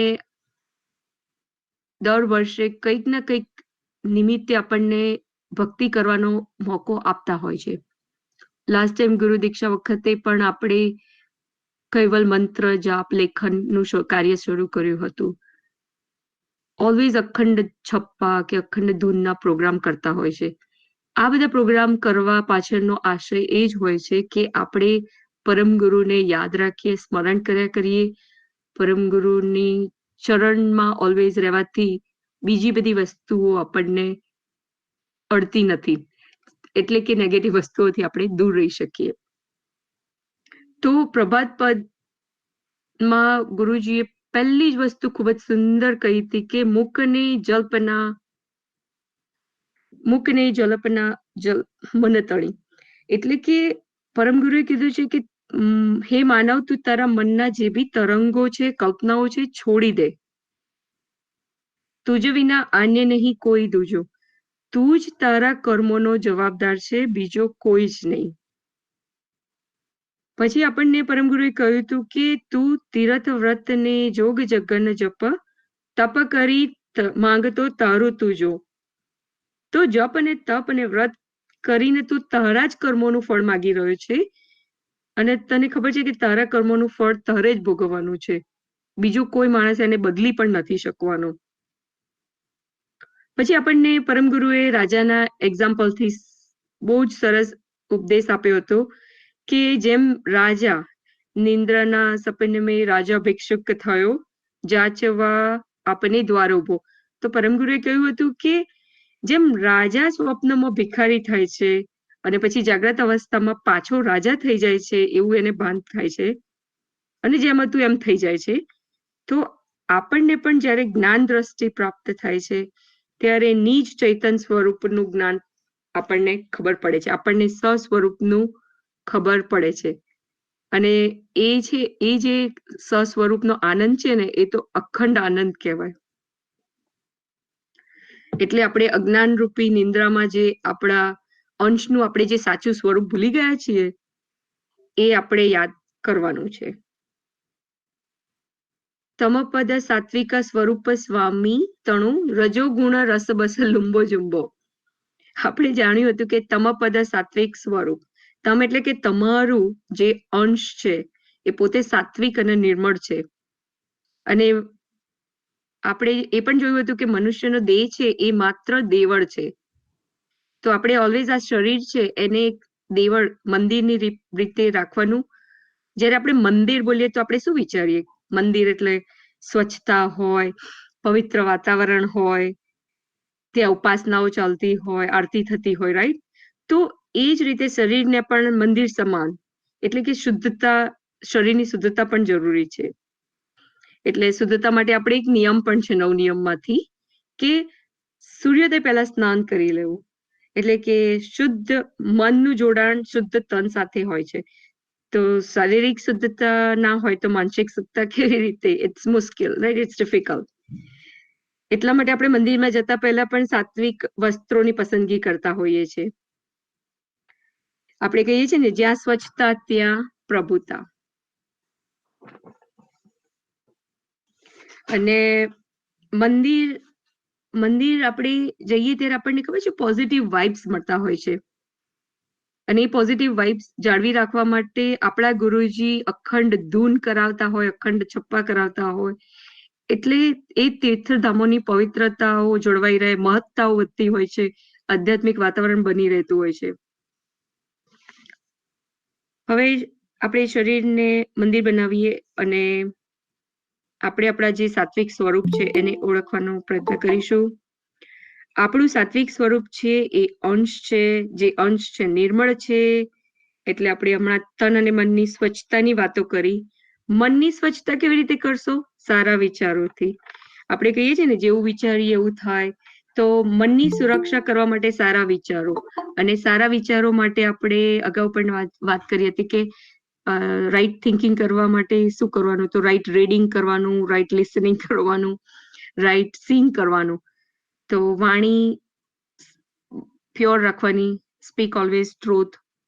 અને આપણી વાણીથી કોઈને દુઃખ ના થાય, આપણી વાણીથી હંમેશા કોઈ પણ મનુષ્ય હોય તો પરોપકારની વાણી બોલવાની, કે બીજાને કોઈને હેલ્પ થાય એવી વાણી બોલવાની. કાર્યો આપણે એવા કરવાના કે જેથી કોઈને મદદ થાય. કારણ કે ગુરુજીએ પણ કહ્યું છે કે આપણે માનવ છીએ. માનવ એટલે શું? મનને ધારણ કરનાર. આપણા જે 5 અંતસ્કરણ છે, મન, બુદ્ધિ, ચિત્ત, અહંકાર અને નચિત્ત. એમાં સૌથી પાવરફુલ કોણ છે? તો મન છે. આપણે કહીએ છીએ ને મન હોય તો માળવે જવાય. તો સવારે ઉઠીને આપણે મનમાં નક્કી કરી લેવાનું કે આજે હું શાંતિથી રહીશ, આજે હું આનંદિત દિવસ પસાર કરીશ. દિવસ દરમિયાન પછી કોઈ પણ મુશ્કેલી આવે તો ફક્ત પરમગુરુને યાદ કરવાના કે પરમગુરુ બેઠા છે ને, શું ચિંતા કરવાની. એટલે મનને કાબુમાં કરીએ તો આપણાથી કોઈ જ ખોટા કાર્યો થાય નહીં. એટલે ખોટું કર્મનું બંધન પણ ના થાય. આપણને આ COVID-19 કેટલું બધું શીખવાડી રહ્યું છે કે if you can not go outside, go inside. આપણે અનનેસેસરી બધું ફરવાનું, શોપિંગ કરવાનું કેટલું બધું આપણે ટાળીએ છીએ હવે, કારણ કે COVID-19 છે, પેન્ડેમિક છે. તો આપણને પણ ઘણું બધું રિયલાઇઝ થયું કે કેટલી બધી જોબ આપણે ઓનલાઈન કરી શકીએ છીએ. આ આપણી શક્તિ, આપણી એનર્જીને પણ આપણે સેવ કરીએ છીએ. તો આપણે ભક્તિ માટે ઉપયોગ કરવી જોઈએ. હવે બીજો પ્રશ્ન એક હતો કે જ્યારે આપણે ચોપાઈ 3માં હતું કે 12 દ્વાર મૂક્યા છે અને આ શરીરનો રાજા અંશ છે, જે આપણી અજ્ઞાનતાના લીધે આપણે જાણી શકતા નથી. અને રજોગુણ, રસબસર, લુંબો જુંબો, આપણો જે અંશ છે એ ઇન્દ્રિયોના સંગમાં આવવાથી એ સારું કપડાં પહેરવાનું, સારા ગાડીમાં ફરવાનું, સારું ખાવાનું, પીવાનું, એની અંદર આપણે શું કહેવાય બિઝી થઈ ગયો છે. તો આ રજોગુણના કારણે ભૌતિક પદાર્થો સિવાય બીજું કશું યાદ આવતું નથી. તો આપણે આપણા અંદરના સ્વરૂપને ઓળખી શકતા નથી. એટલા માટે પરમગુરુએ કીધું છે રજોગુણ રસબસ લુંબો જુંબો. રસબસ એટલે કે એટલા બધા ઉત્પ્રોત થઈ ગયા છે, એટલા બધા રચ્યા પચ્યા છીએ કે આપણે આપણા અંદરના અંશ જે સાત્વિક સ્વરૂપ છે એને ઓળખી શકતા નથી. 6 પ્રકારના જે સ્વાદ આપણે વાત કરી હતી એ ગ્રહણ કરવા માટે બિઝી હોઈએ છીએ. આપણી ટંગ, આપણી જે જીભ છે એ જ્ઞાનેન્દ્રિય છે. તો આ જે આપણો અંશ છે એને ઇન્દ્રિયોના સંગ થવાથી આપણું જે સાત્વિક સ્વરૂપ છે, આપણું જે પ્યોર સ્વરૂપ છે ભૂલી ગયા છે. અને જીભને કંટ્રોલ કરવાનું તો મુશ્કેલ છે જ. જીભ સ્વાદ ગ્રહણ કરે છે અને બોલવામાં પણ આપણે ઉપયોગ કરીએ છીએ. બંને રીતે આપણે માનવોને પછાડે છે. જીભથી મન પણ સાથ આપે છે. એટલે કે આપણને રોજ જુદું જુદું ખાવાનું મન થતું હોય, કોઈ દિવસ તીખું ખાવાની ઈચ્છા થાય, કોઈ દિવસ મીઠાઈ ખાવાનું થાય, અને આ બધું છે એ રજોગુણના આધારે થતું હોય છે. બાકી અંશ છે એ તો પ્યોર છે. એટલે આપણે આગળ પણ વાત કરી કે પતરાળું જે છે શરીર, એને તો એકવાર આપણે છોડી જ દેવાનું છે. અને અંશ છે જે એને કોઈ ડિઝાયર જ નથી, એને કોઈ ઈચ્છા નથી કે વાસના પણ નથી. એ ખાલી ઇન્દ્રિયોના સંગમાં આવવાથી એ ભૂલી ગયો છે એનું સાત્વિક સ્વરૂપ. હવે એક પ્રશ્ન હતો કે આ આપણે બધી જે ઈચ્છાઓ છે એ બધી ઈચ્છાઓને કેવી રીતે કંટ્રોલમાં કરી શકીએ? એક લાસ્ટ ટાઈમ કોઈકે ક્વેશ્ચન પૂછ્યો હતો કે અંશ આ જે રજોગુણમાં જે ઓતપ્રોત થઈ ગયો છે અને જે 6 રસના સ્વાદ લેવા માટે રચ્યો પચ્યો રહે છે, તો આ માણસ સ્વાદ એન્જોય કરવામાં એટલો બિઝી થઈ ગયો છે, તો આ અજ્ઞાનતાપણું જે છે માણસને કેવી રીતે દૂર થાય? તો ક્વેશ્ચન બહુ ઇમ્પોર્ટન્ટ છે અને બહુ જ ઇન્ટરેસ્ટિંગ છે. તો આપણે હમણાં જ વાત કરી કે જીભ છે એ જ્ઞાનેન્દ્રિય છે અને જીભને કંટ્રોલ કરવું હાર્ડ છે, રાઈટ? તો આપણા ધર્મોમાં ઉપવાસનું મહત્વ બહુ જ કીધેલું છે અને સાયન્ટિફિકલી પણ આપણે જોઈએ તો ફાસ્ટિંગ ખૂબ જ જરૂરી છે. અને આજકાલ તો આપણે ઇન્ટરમિટન્ટ ફાસ્ટિંગની પણ વાત સાંભળી છે, જે વેઇટ લોસમાં યુઝ થાય છે, કે જેમાં 15 કલાક સુધી કંઈ જ ખાવાનું નહીં. હમણાં આપણે ગુરુ પૂર્ણિમા ગઈ ત્યારે ઘણા બધા ભક્તોએ, મને ખબર છે, નિર્જળા ઉપવાસ કર્યા હતા. એ આ જે વસ્તુ છે મનના કંટ્રોલ, એ સંયમની વાત કહેવાય. જ્યારે આપણે બહેનો કામ કરતા હોય કિચનમાં અને ફૂડ આપણી સામે જ હોય, પણ આપણે મનમાં નક્કી કર્યું હોય કે આજે મારે ફક્ત ઉપવાસ કરવાનો છે, આજે મારે ભક્તિ જ કરવાની છે, આજે મારે પરમગુરુનું સ્મરણ કરવાનું છે, તો પછી ખાવામાં ઈચ્છા ના થાય. આપણી બધી જે ઈચ્છાઓ છે, જે કામનાઓ છે, એને કંટ્રોલ કરી શકાય. તો એટલા માટે જ પહેલાના જમાનામાં સાધુ હોય કે ગુરુઓ હોય કે સંસારી હોય ઉપવાસ કરતા હતા, કે જેથી એ લોકો મનને કાબુ કરી શકે. એ જ રીતે જીભને કંટ્રોલ કરવા. જીભને કંટ્રોલ કરવા ઋષિ મુનિઓ પહેલા મૌન વ્રત ધારણ કરતા હતા, કે કેટલાય દિવસો સુધી એ લોકો બોલતા જ નહીં. આજકાલ તો આપણે સંસારમાં રહીએ એટલે એ શક્ય નથી મૌન વ્રત ધારણ કરવું, પણ હા, આપણે જીભને કંટ્રોલ કરી શકીએ. જેમ કે અનનેસેસરી ટોક ના કરીએ, ખોટું ના બોલીએ, કોઈની નિંદા ના કરીએ. ફક્ત આપણે જીભનો ઉપયોગ પરમગુરુના ગુણગાન ગાવામાં જ ઉપયોગ કરવો જોઈએ. બાકી તો બોલીએ નહીં તો આપણને ખબર છે, action speaks louder than word. ઘણીવાર તો આપણે બોલવાની પણ જરૂર નથી હોતી. આપણા જે જેસ્ચર, આંખો છે, એ જ કામ કરી જતી હોય છે. અને જ્યારે આપણે બોલીએ નહીં ત્યારે આપણે સાંભળી વધારે શકતા હોઈએ છીએ અને આપણે જોઈ પણ વધારે શકતા હોઈએ છીએ. તો આજના સત્સંગમાં આટલું આપણે જરૂરથી યાદ રાખીશું. ગઈકાલે આપણે ઇન્ડિયામાં હેપી ઇન્ડિપેન્ડન્સ ડે સેલિબ્રેટ કર્યો અને આપણે એમાં પણ આપણે આ જ વસ્તુ કહી રહ્યા છીએ કે ઇન્ડિપેન્ડન્સ, શેનું સ્વતંત્રતા હોવી જોઈએ. લાઈક આપણે જોઈએ છે કે ઘણા માણસ કહેશે કે સવારની ચા પીધા વગર તો આપણો દિવસ ના ઉગે, કે કોઈ ડાયાબિટીસ વાળી વ્યક્તિ હોય તો એને મીઠાઈ ખાવાનું ખૂબ જ મન થાય. કોઈ કિડ્સ હોય તો એને કાલે એક્ઝામ છે પણ મૂવી જોવા બેસી ગયા હોય તો ભૂલી જાય કે કાલે એક્ઝામ છે. કોઈક વાર ગેમ રમતા હોય તો આપણને એમ થાય કે ગેમ પૂરી થાય નહીં ત્યાં સુધી મને તો ઊંઘ આવવાની નથી. તો આપણે આ બધું ઇલેક્ટ્રોનિક્સ જે ગેજેટ્સ છે એના ગુલામ થઈ ગયા છીએ. આપણે મનના ગુલામ થઈ ગયા છીએ. ઘણીવાર ના બોલવાનું બોલાઈ જતું હોય કે ગુસ્સો થઈ જાય તો આપણે આ ઇન્દ્રિયોના ગુલામ થઈ ગયા છીએ. તો આપણે આપણી જાતને સ્વતંત્ર કેવી રીતે કહી શકીએ? આપણે આપણી આદતોથી સ્વતંત્રતા મેળવવી જરૂરી છે. આપણે કોઈ પીપલ કે સિચ્યુએશનને બ્લેમ ના કરી શકીએ. Do not blame people or situation because you are not dependent on them. તમે એના ઉપર આધારિત નથી, કારણ કે તમે સ્વતંત્ર છો. You are independent. આપણને પરમગુરુ કહે છે કે તુજ વિના આને નહીં કોઈ દૂજો. તું જે બી કર્મ કરીશ એનો જવાબદાર તું જ છે. તું કોઈને બ્લેમ ના કરી શકે. તું જ તારા કર્મોનો જવાબદાર છે, બીજો કોઈ જ નહીં. તો આપણે હવે જેમ ઇન્ડિપેન્ડન્સ ડે સેલિબ્રેટ ગઈકાલે કર્યો એમ આપણે પણ સ્વતંત્ર થઈશું અને મનના કે ઇલેક્ટ્રોનિક્સ ગેજેટના ગુલામ નહીં થઈએ.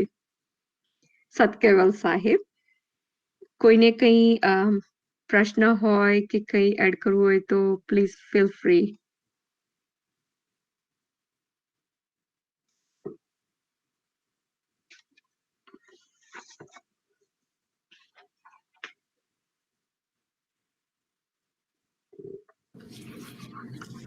Satkeval Sahib, Deepika Ben.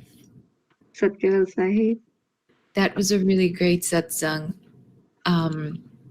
In a good way, આપણે સમજી શકીએ જે પરમ ગુરુ આપણને પ્રભાત પદ 1 માં સમજાવે છે એ આખું પિક્ચર આપણે વર્સ બાય વર્સ લઈને પછી છેલ્લું વર્સ આવીને આપણે સમજી શકીએ છીએ કે પરમ ગુરુ કેમ કહે છે કે આપણે જીવ છીએ ને આપણે જીવ છીએ, કે આપણે કોઈની સાથે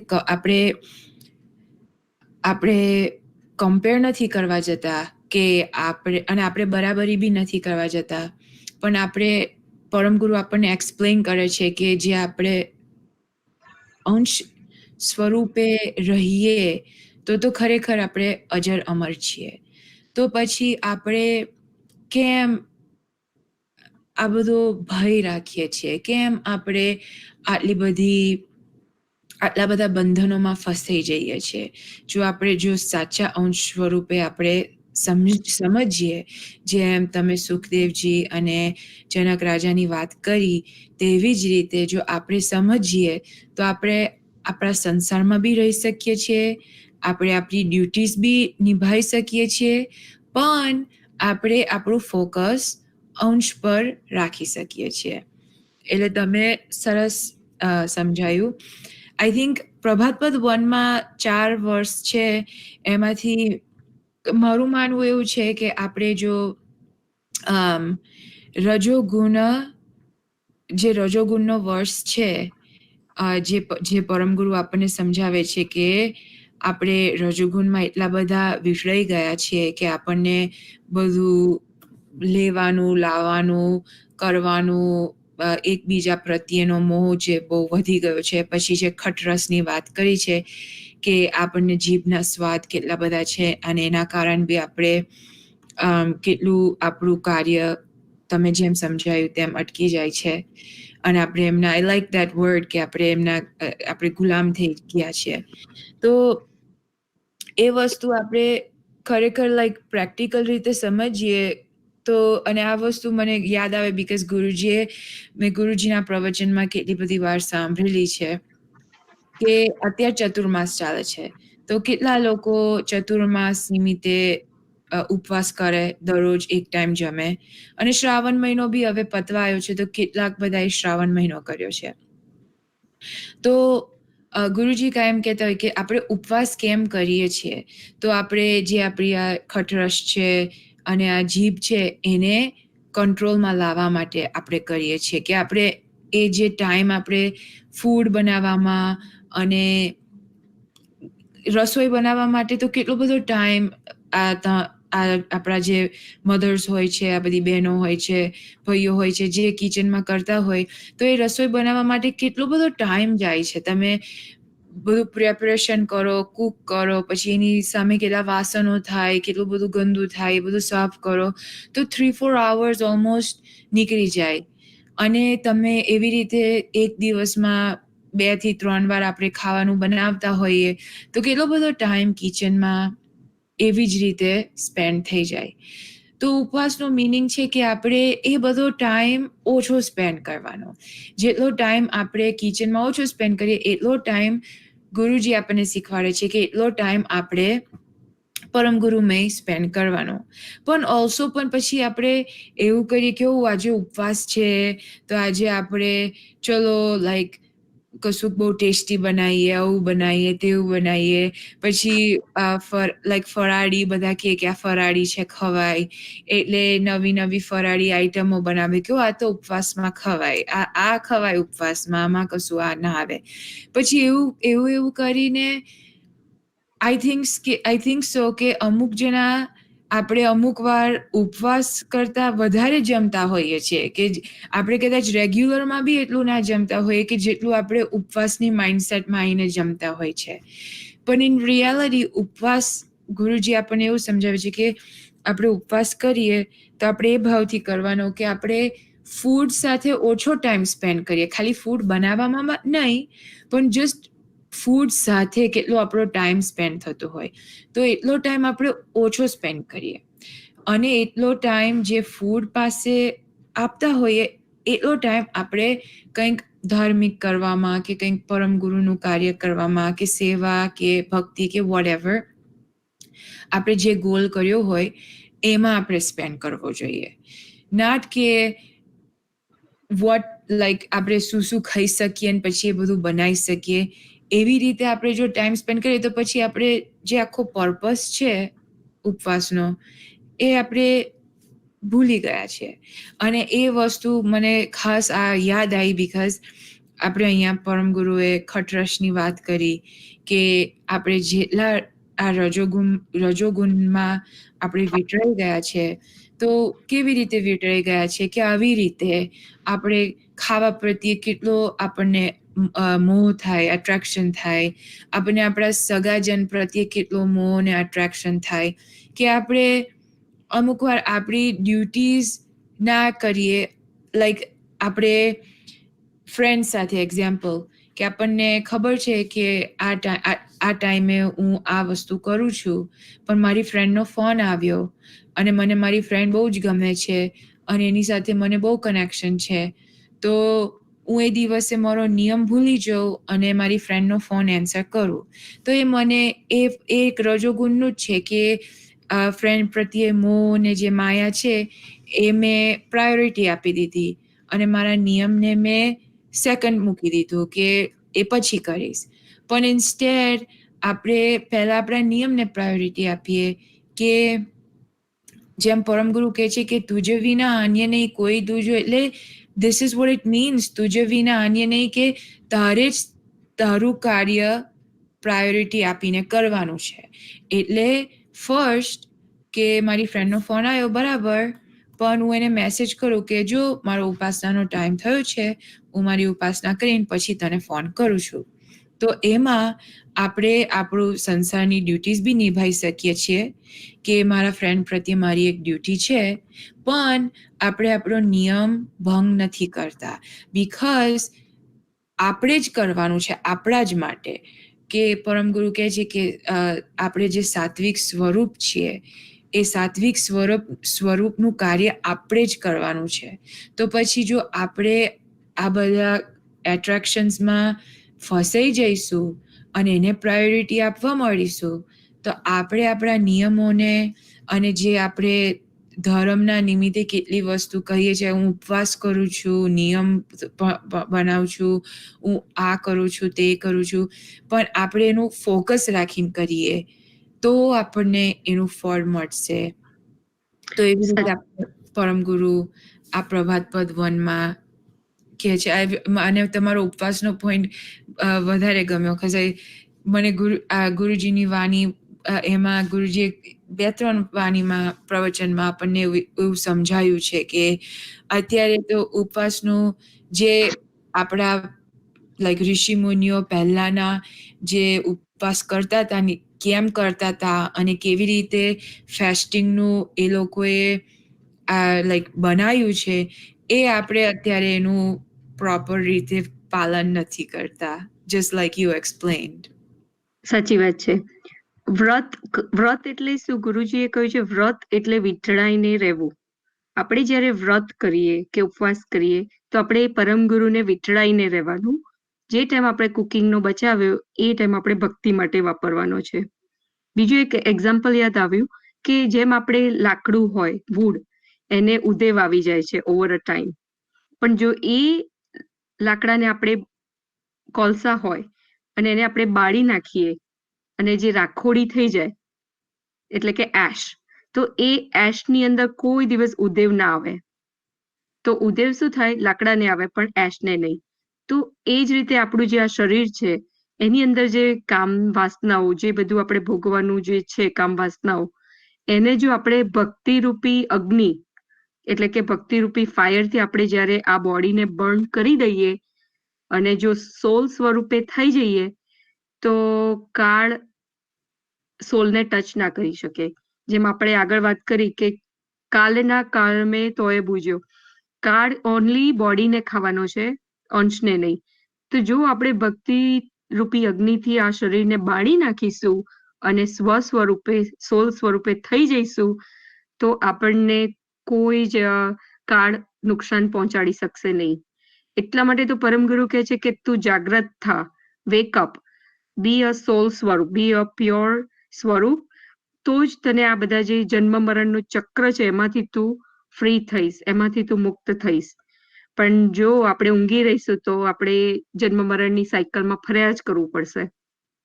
જાગ્યા ત્યાંથી સવાર, એટલે કે આપણે હવે સદુપયોગ કરી દેવો જોઈએ, પરમગુરુની આજ્ઞાનું પાલન કરવું જોઈએ અને થોડીક મહેનત કરી અને પરમગુરુની પ્રીતિ આપણે વધારવી જોઈએ. અત્યારે ચતુર્માસ દરમિયાન જે ગુરુજીની આજ્ઞાઓ છે કે અમર મંત્રની માળા કરવી જોઈએ, તો માળા તો યથાશક્તિ પ્રમાણે આપણાથી 4 ના થાય તો 2 ના થાય તો એટલીસ્ટ 1 તો કરવી જ જોઈએ. અને અમર મંત્રના 2 ફાયદા છે. એક તો આપણે અમર મંત્રના જાપ તો થાય, પણ બીજો ફાયદો એ પણ છે કે આપણે ગુરુજીની આજ્ઞાનું પણ પાલન કર્યું કહેવાય. અને પરમગુરુ આપણે ગુરુજીની જે આવે છે ચતુર્માસ દરમિયાન યુટ્યુબ પર, એ આપણે એકચ્યુઅલી ઘર બેઠા ગંગા, આપણે યુએસએ કેનેડામાં આવો લાવો આજ સુધી મને તો યાદ નથી કે એવરી ડે તમને ગુરુજીના દર્શન થાય અને સ્વમુખે તેમની વાણી સાંભળવા મળે. તો આ તો એકચ્યુઅલી COVID-19 તો મને તો ફળ્યું છે પર્સનલી, કે રોજ આપણને પરમગુરુનું જ્ઞાન સ્વમુખે, ગુરુજીના સ્વમુખે આપણને સાંભળવા મળે છે અને જાણવા મળે છે.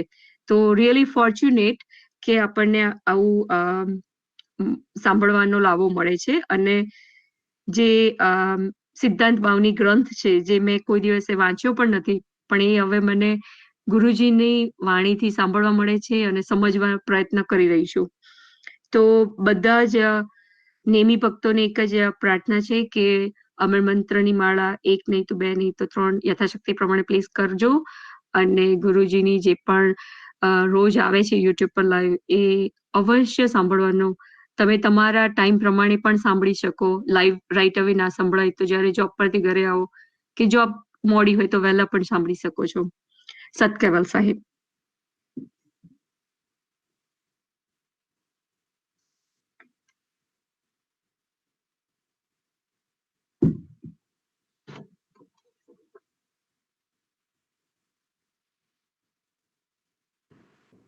સતકેવલ સાહેબ, તો અહીંયા આપણો ગુજરાતી સત્સંગ પૂર્ણ થાય છે અને હવે આપણે 15 મિનિટ્સમાં, એટલે 4 PM central time, 5 PM eastern time English સત્સંગ શરૂ થશે. એટલે બધા ચોક્કસ ફરી હમણાં વિધિન 10-12 મિનિટ્સમાં જોઈન થજો. અને તમારા બધા કિડ્સ હોય, આ ઇંગ્લિશ સત્સંગ 15 years અને બધા ઓલ્ડર જે હોય એમની માટે આપણે કરીએ છીએ. તો બધાને એન્કરેજ કરીએ છીએ કે પ્લીઝ જોઈન, બીકોઝ ઇંગ્લિશ સત્સંગમાં આપણે ડિફરન્ટ રીતે સમજાઈએ, પણ એક્ઝામ્પલ્સ લઈને સમજાઈએ કે આપણા યંગ કિડ્સ હોય, હાઈસ્કૂલર્સ હોય, કોલેજ સ્ટુડન્ટ્સ હોય, એ સમજી શકે અને આપણું જ્ઞાન એમને આપણા જ્ઞાન સાથે થોડાક ક્લોઝર થઈ શકે. સો હવે આપણે અત્યારે અહીંયા બ્રેક લઈશું. સતકેવલ સાહેબ.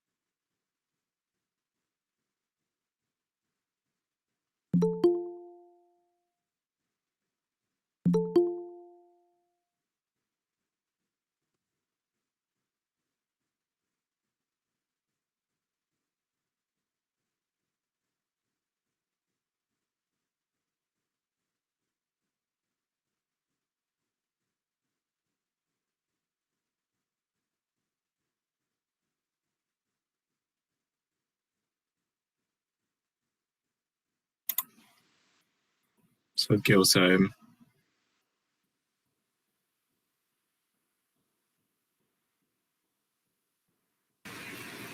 Satsangs Sabhas, everyone. I guess we'll wait maybe for people to log on and then we can start.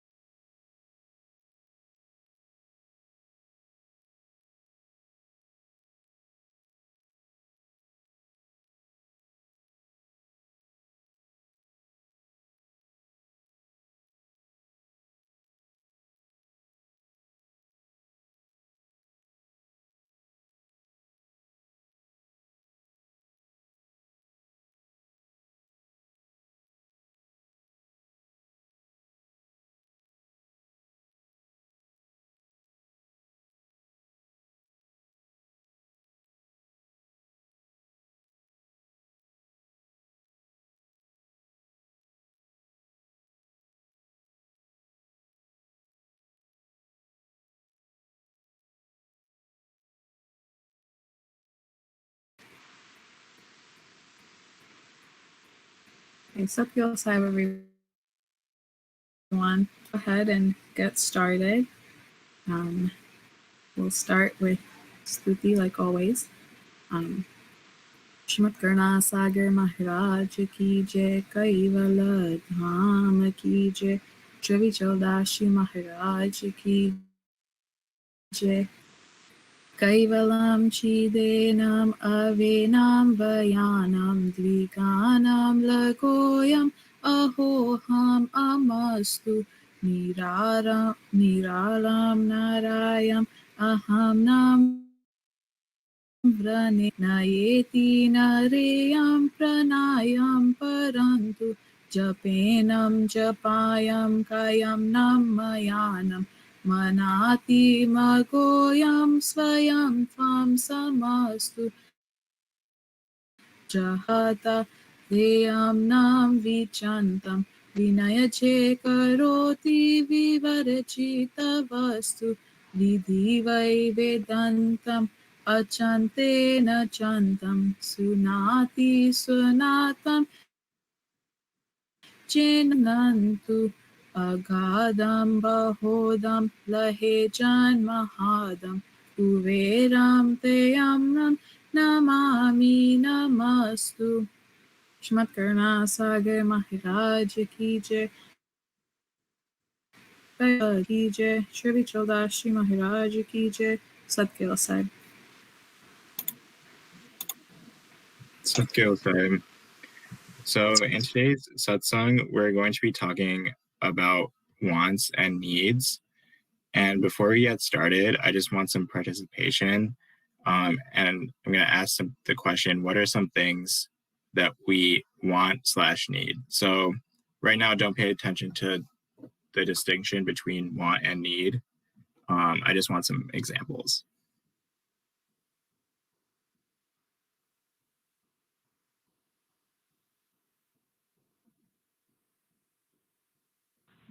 I need food, I need water, I need air to breathe, and I need a house or a shelter to live in. Okay. Anything else?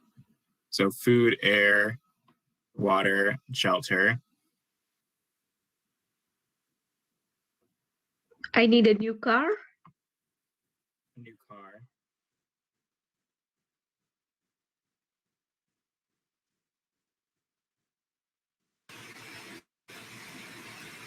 What about some things that we want as well?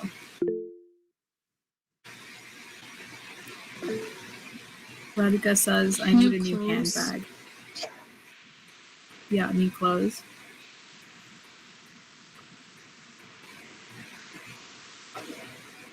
I need a new bottle Kaival of says, I cologne, want need a money. bigger house. I want promotion. A promotion. Mm-hmm.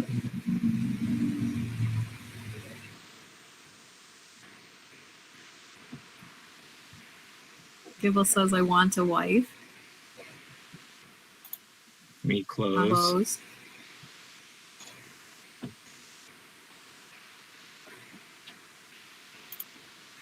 Okay. These are all good examples. We also had, we need friends, families, or loved ones. We said food. I don't think anybody said sleep, but sleep, clothes, gadgets like phone, computer, TV. We want good grades, do well in school and work, and get money and all that. And good health is also something that I had on here. Technically, you don't really need phones, computers, or TVs. People live without them. Yeah, so right here we just have things that we want and need. So we want, a phone, computer, TV. So in this next slide, we're going to actually talk about what the difference is between wants and needs. And so you may have seen this pyramid before. It's called Maslow's hierarchy of needs. So Vishwa, if you want to explain this. Yeah, so Maslow was a psychologist whose most popular work was kind of coming up with this pyramid of the hierarchy of our needs. Pyramid before in Satsang. But we just want to bring it up again because it kind of helps categorize our needs from our wants. So what are our needs? So according to this pyramid, the base of our needs, physiological needs. So kind of like we said, we need food, water, warmth, we need sleep. And then I think someone also said a house. So like that would go under like safety needs. We need security and a safe and live in. And then continuing with that, we have belongingness and love needs. So we need intimate relationships. We need friends, family, people around us. And then we have so that's kind of having prestige and having a feeling of accomplishment, kind of doing something with your life, and then self-actualization, which is also like reaching your full potential. So this could be creative activities and like I said before, like doing something with your life. So everything else, I guess, would kind of fall under a want, right? So when our needs are met, but we still think that we need more. So there's nothing wrong with wanting things, right? We all want things. But when it becomes an obsession and we continuously want, need turns into greed. So for all the things that we mentioned outside of the need things, I wanted to ask an open-ended question. So why do we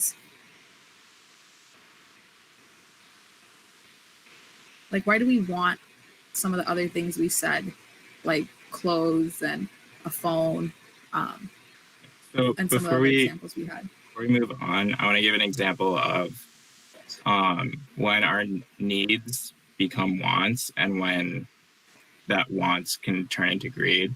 So, for example, let's look at food. So that's one of our basic needs, right? But what happens when our need for food is met, but we still think that we need more food? So, for example, like during Bunam when we do Upvas, and we have that like one meal that we eat, and we decide that we want to go out to eat instead of eating that meal at home. Is that something that we need, or is that something that we want?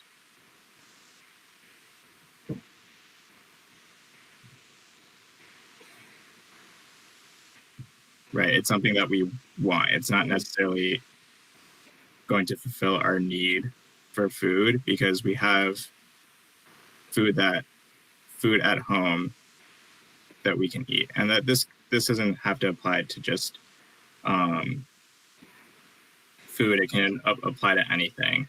For example, intimate relationships and friends. That's one of our physiological needs. But how many friends do we actually need? If we have 20 close friends, are those really our close friends? Or are those just acquaintances that we sort of talk to every now and again? And now we can move on to like the next question that we had.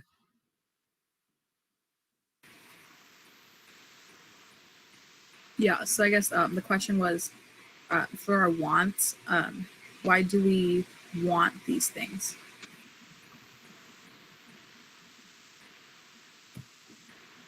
I think jealousy is one when it comes to like clothing or like like an Apple Watch or something. I know like for me personally, it's like I saw other people with it and I'm like, dang, they have that. I want that. Like I was jealous that they had it, and so I went and got one.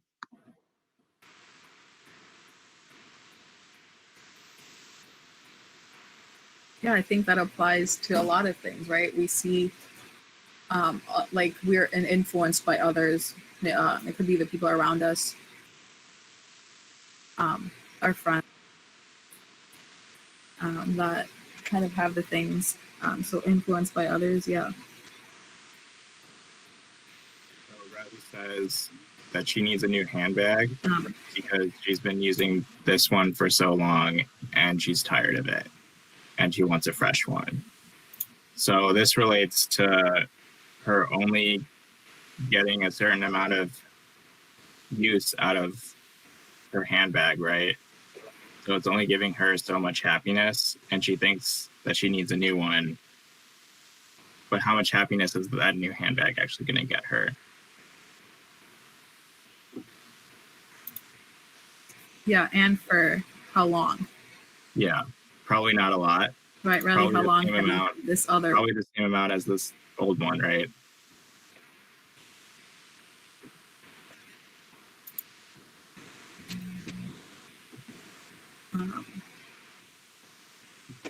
Yeah, so we said influenced by others. Else, does anyone have any other examples before I kind of say what we thought of?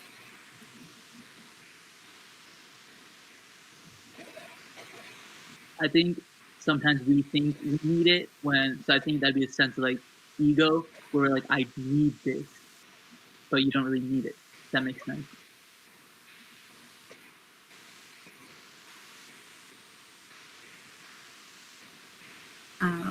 Yeah, so like kind of going off of that, I think the power of market, I think also plays like a big role in that, because like marketers and ads kind of try to make you think that you need that, right? Like if you see like advertisements and stuff that are kind of geared towards getting you to come, they want you to buy their product, so they make you think that you need this new thing.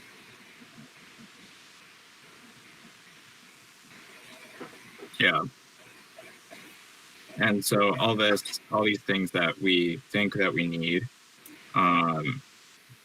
when we get them, how much happiness is that actually going to get us? It's not going to be a lot. And that relates to the next slide about temporary happiness.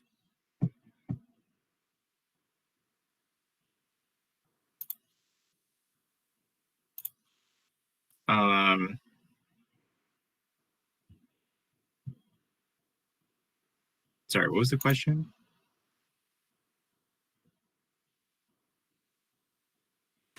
Happiness. I think we have kind of an example about how this applies in our day-to-day lives. Oh, sorry, I So, thought Riley asked a question. Let's consider open.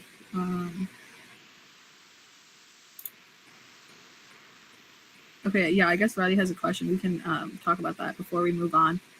What is the most amount you have collected for particular items? It says, for example, how many shoes? So can you count in your head how many shoes you have? And we can all share. I think me and Neha did this, and we had, like, I counted, like, Neha said she has 15 pairs of shoes, 20 something different pairs of shoes that, I don't know, I mean, you really only need like 3 or 4, I guess, but I've collected all these other. Does anyone else have more? I have like about 10, I would say. It's actually decreased over the years.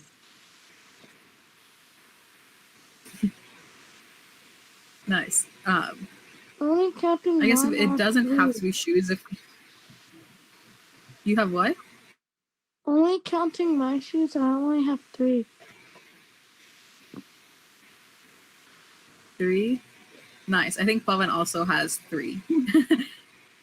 And he's always complaining that we're taking too much space.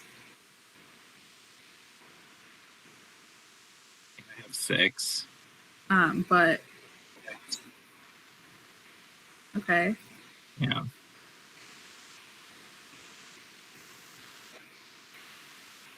Yeah, I guess it could be, like Radhi said, it could be anything else that you really use, watches, purses. I don't know. I don't have that many purses. Robbie, how many purses do you have?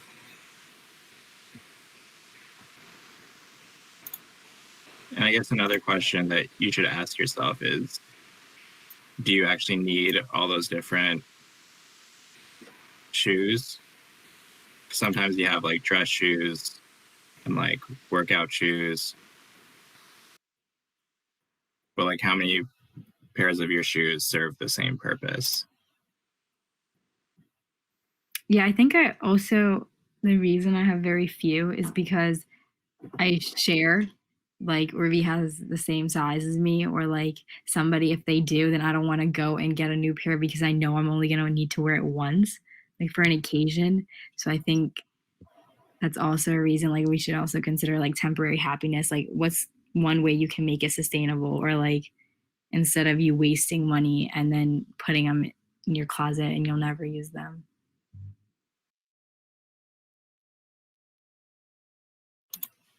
Yeah, and this is something that we all can keep thinking on.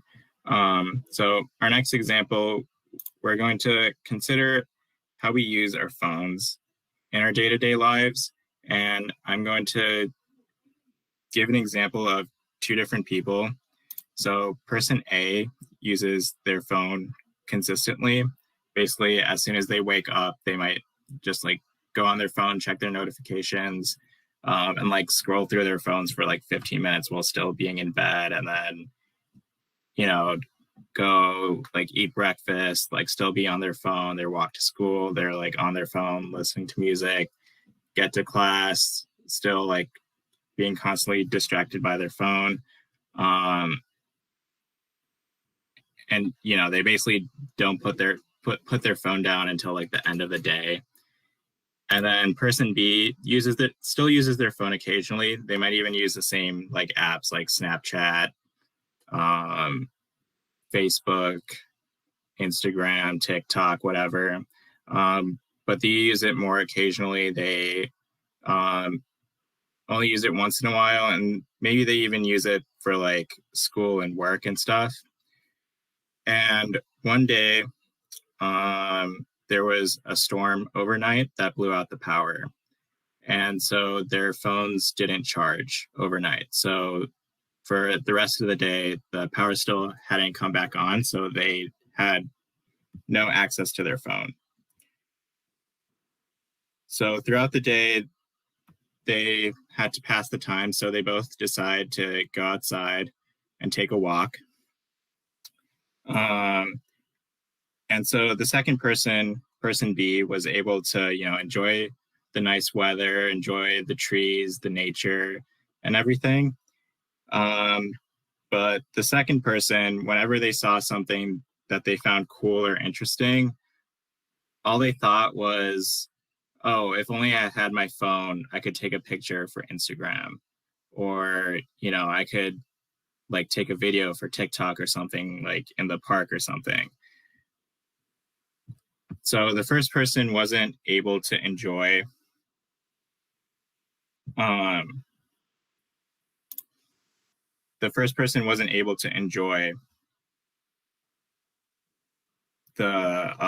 their walk because they kept thinking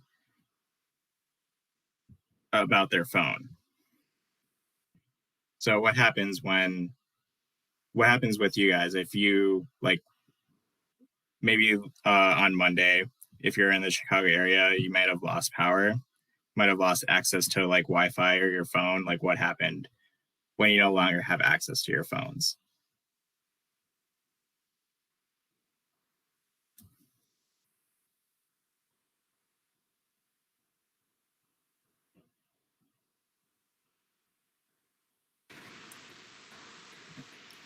Yeah, I mean, I think a lot of people, at least for a couple hours, so that means their internet might have also gone down. So what did you guys do to kind of fill that time?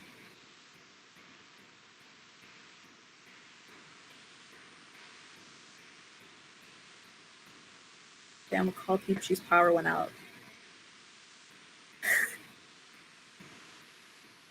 What did you do Probably to had fill to your find time? other ways to like pass the time, right?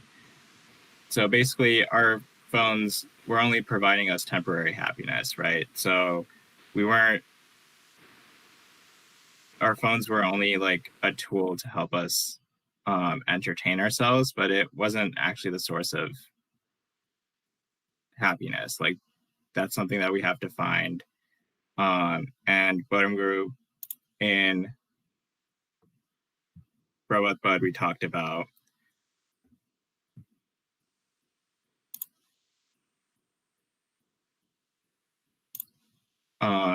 he says in the first line of Robot Bud, he tells us to let go of imaginations and desires, and the only one who can create happiness is yourself.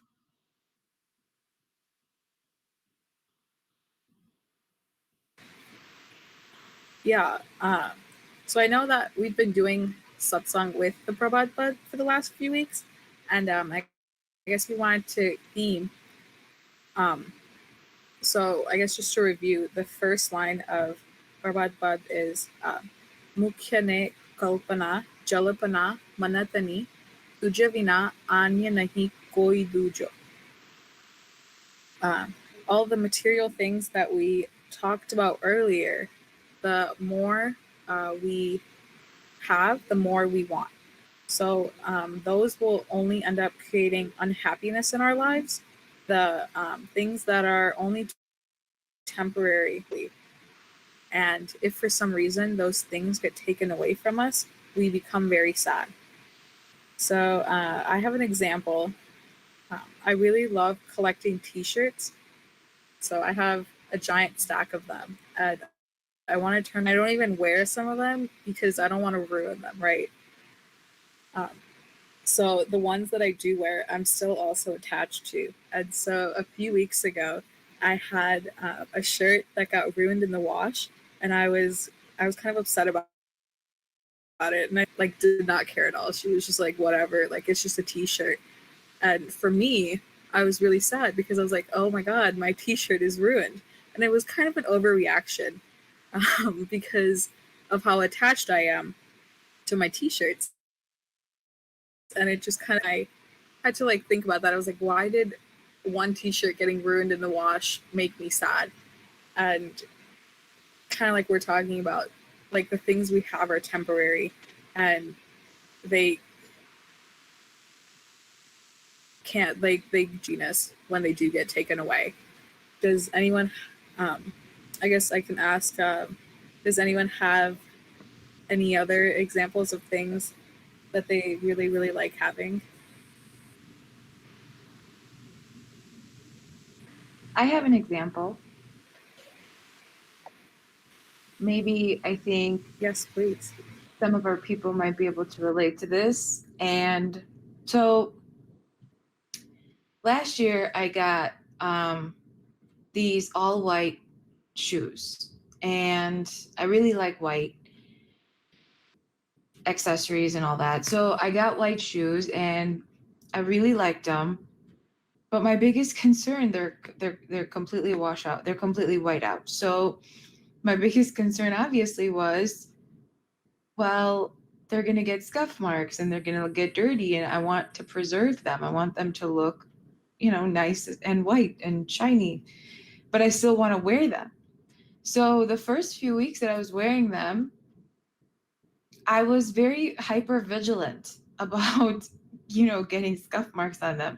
Mind you, I'm in the city and walking around all over campuses and, in Chicago and stuff. It's not the cleanest sidewalks. And, you encounter so many different types of like walking paths, not just like straight suburban type sidewalks. So obviously I got scuff marks and whatever. They got a little like dirty and stuff. And in the first couple of weeks, I was like very aware of that.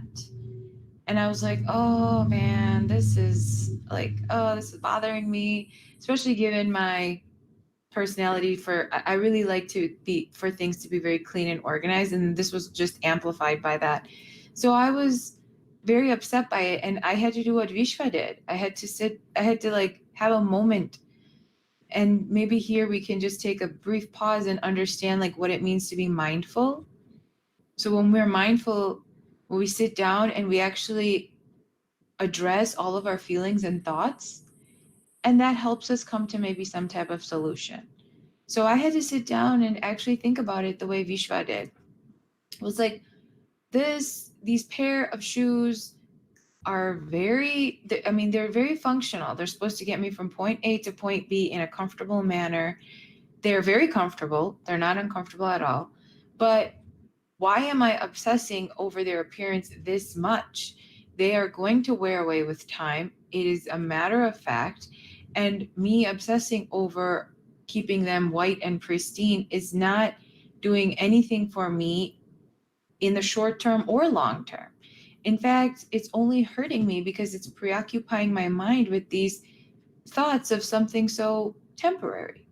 So I had a very I had to sit down and actually address it and think about it. So I think first of all, I would like to ask, how many of you can relate to this with shoes or anything else? I feel like so many of us can relate to this. I can definitely relate. Like when I'm about to buy something, I'm at the register and haven't even paid for it, and I'm like, okay, make sure that people stay away from you. Make sure that your feet, like if it's my shoes, it's like you have to take care of them. How am I not going to get them dirty? Like I'm not even thinking about if the shoe is bringing me happiness. I'm like stressing over how to avoid it becoming tarnished or dirty. Mm-hmm. Who else? I agree. I have an example. So a couple days ago, I just got a new MacBook Pro, right? And apparently it's for business use as well as personal use. So I spent a good decent amount of fortune on it. I spent $2,500 on the MacBook Pro. Although it's not huge in size, it's just a regular laptop. But because I spent so much money on it, I'm still obsessing over it right now as we are doing Satsang, right? When there is a dust particle that's lying on it, I'm just blowing it away, trying to wipe it off. And I'm putting all the plastic covers on it and putting it inside a sleeve and putting that sleeve inside my cushion backpack. So I guess I'm just overly obsessed over it. But it's not going to last for too long. I am aware of that too. It's funny you brought that up because I mean, I do the same thing with my electronics. I take very good care of them and sometimes overly take care of them and put in too much time and thought.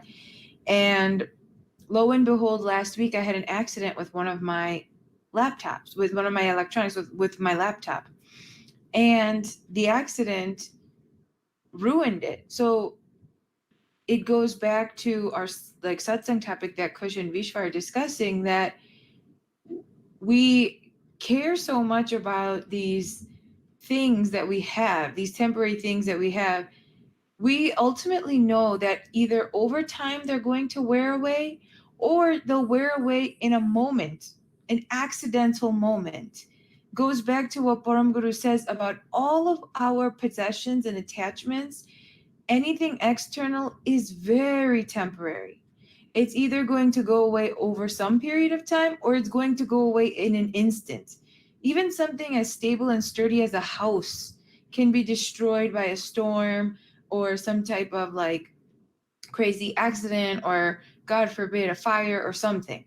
Just like that, like the Nile, which you're talking about, like our electronics, which are very expensive and we like are very cautious about them, and like sometimes we give so much thought and effort into it. Even they, like, we spill something, we drop something, something falls on it, bam, all of a sudden they're gone. So going back to Vishwa and Kush's point, that these temporary items that we obsess over, they take up so much of our time. And then like what Uppy said, we end up stressing about them and creating so many other thoughts related to them. Like, how am I going to do this? What am I going to do? So Uppy hasn't even gotten the shoes yet. Like, example, going back to what she said, she hasn't even gotten the shoes yet. She's just at the register, but she's already planning out the future with respect to the shoes, like how she'll stay away from people and how she'll make sure they don't get tarnished and how she will possibly, like if they do, maybe she already has an idea in her mind of how she'll clean it. all of these things that are related to futuristic actions that are completely related to the shoes. They're not related to any ambitions or goals or any type of like internal fulfillment. They're related to something that is very temporary. So this is what Param Guru is talking about when he says Kalpana and Jalapana. Kalpana and Jalapana are all of these different thoughts that we have related to all of our material and worldly possessions. We have so many thoughts related to our clothes and shoes, our electronics, our relationships, boyfriends, girlfriends, friends, parents, aunts, uncles, cousins, everyone, anyone. We have so many thoughts related to all of these people. Some of those thoughts come from temporary associations, an argument, an interaction, a debate. Some of them come from like ownership, and some of them come from pride. So all of these, this is what Param Guru is saying when he says Kalpana and Jalapana. He's referring to all of these things. Anybody else can relate before these two move on?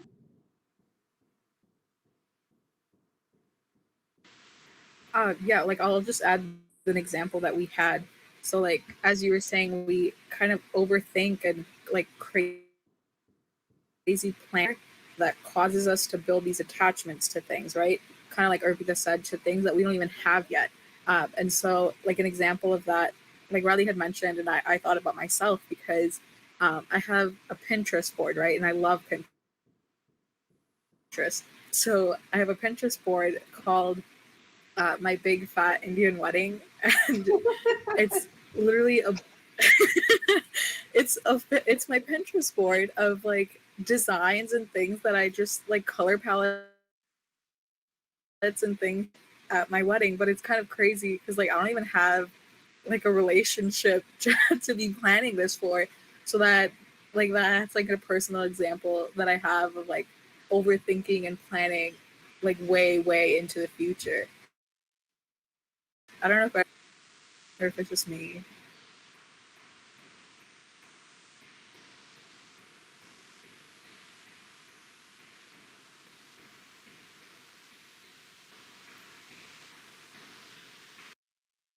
It's not just you. I think like I forget to live in the present and I'm constantly thinking about the future. Like personally, it's not a wedding for me, but it's like an occupation or like school or like, you know, where you want to go, like that end destination, and you're just like envisioning like when you get there. But I'm like so focused on doing everything I can to increase chances for the future that sometimes I have no idea what's happening right now. Like I would like take small things for granted, or like living in the moment, or little things that I shouldn't be taking for granted, but I'm too stressed about the future that I'm not thinking about the present.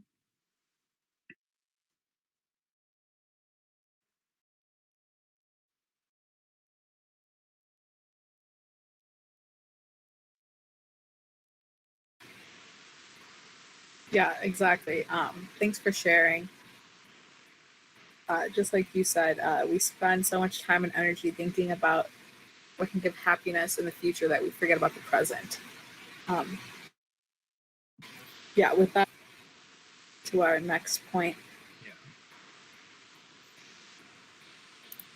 So think back to the phone example. So what does our phone do for us in our lives? For most of us, it provides entertainment, but it can also help us with school and work, and also connects us with others. But if you think back to the example, what happened to person A when they lost their phone? They weren't able to go out into the world and enjoy themselves. They ended up being lost and unhappy. So our phone is this tool that we use for entertainment, and we use it for school or work and to connect with others. And similarly, Gartha has given us this body, which is a tool for us to experience the world and enjoy our lives. But if we don't dedicate any time or energy to our ownch, which is our true selves, we will become lost and unhappy, just like that person A, when we no longer have this tool. So when we talk about our needs and wants, what are some things that our ownch needs?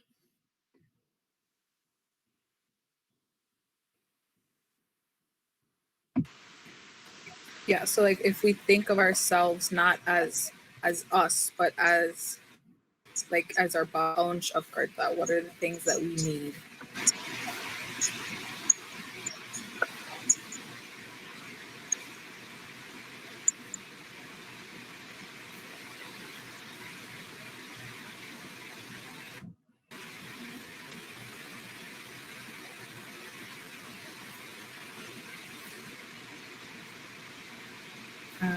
So one thing we can just start off. Has any points, I guess? Like, yeah, let's just start off with, so one thing that our ownch needs is to understand where we've come from.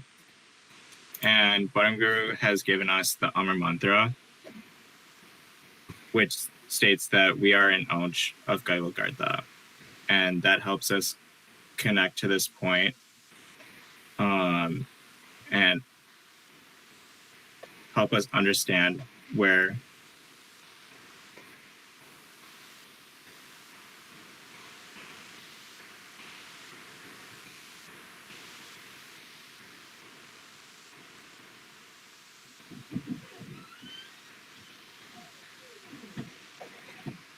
I think Kush cut off.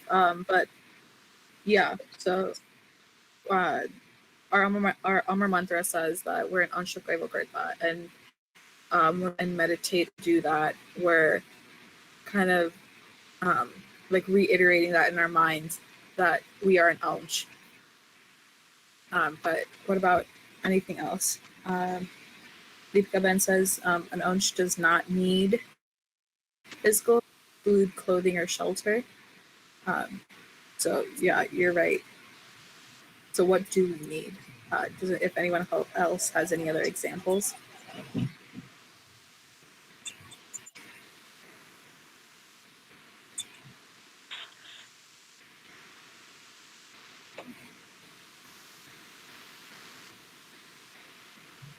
This is a difficult question. What does Ansh need? As we know, Ansh is like pure, Sashwat, Amar, Ajar. Ansh doesn't need any physical thing like food, cloth, or shelter. Ansh is never die. It's kind of, I would say, energy. But that energy is part of God, right? Part of Creator. So Ansh need to go back to the Creator. Just like a drop of water, it can evaporate. But if that water merged with ocean, it will never get dried. So we are like a droplet of the water, and we want to go back to the ocean. We want to go back to the Creator. But in order to go back to the Creator, the water has to be pure. In order to make that water pure, we have to wash away all our impurities, such as all the vasanas, attachments, desires, as Kush and Vishwadidi mentioned, all the wants and needs. So once the ansh is pure, doesn't have any desire, wants, needs, then it can go back to the ocean. So technically, ansh only needs to get devoid of all the attachments and vasanas. As we discussed in the Prabhat Pad, we want to get rid of all the rasabasa, lumbo jumbo. We want to get rid of all our attachments and desires, and we want to move on to meet the ocean.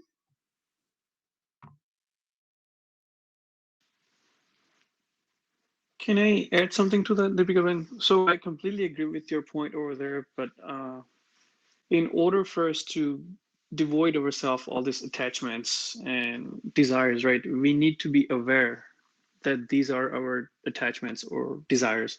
So in order for the awareness to come, we need knowledge. And for that knowledge, we need a guide like a Param Guru who can teach us what our real ansh is.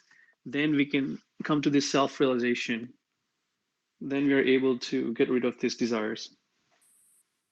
So I would say knowledge and guidance from Param Guru is needed in this case. Yeah, so that actually connects to the next point. So to connect with Bottom Guru is another one that we had on our list. And yeah, you both make really good points. So an Ansh needs to let go of all these material attachments and to get Gyan through Bottom Guru to be able to reconnect with Kaival Karta at the end. And yeah, this is a hard question. So I think we'll just go through our next points. So we had to help others. So in Sandhya Sakhi verse, we've discussed this so many times. We talk about how every true bhakt of Param Guru and Kaival Karta have these four qualities: Dayakshma, Dinata, and Paradukaku Harale. And then the last one that we have, if you joined us for our YA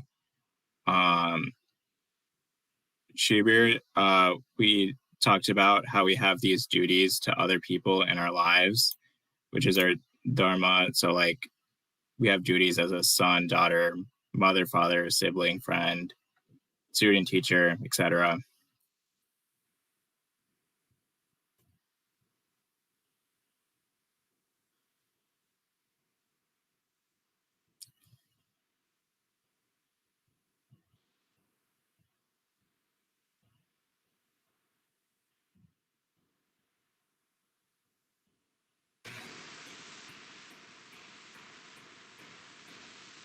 Yeah, so I guess we just wanted to kind of go through and differentiate kind of our needs and wants, and then our needs of our physical body, and then our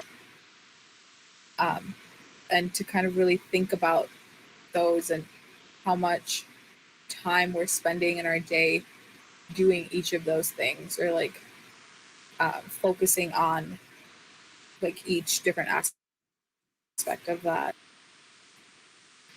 If anyone else has anything they'd like to add, please feel free.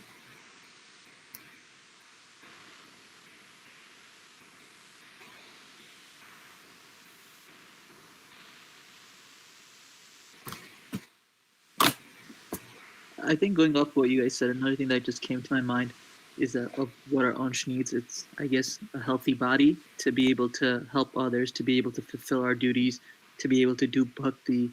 We need to have a healthy body, a healthy house for our soul.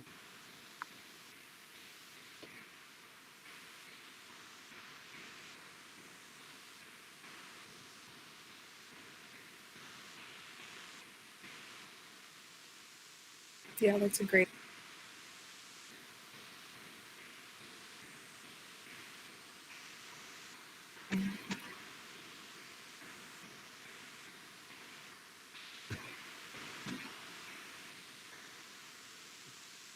So yeah, I guess if no one else has anything to add, I guess we're done with our satsang for today.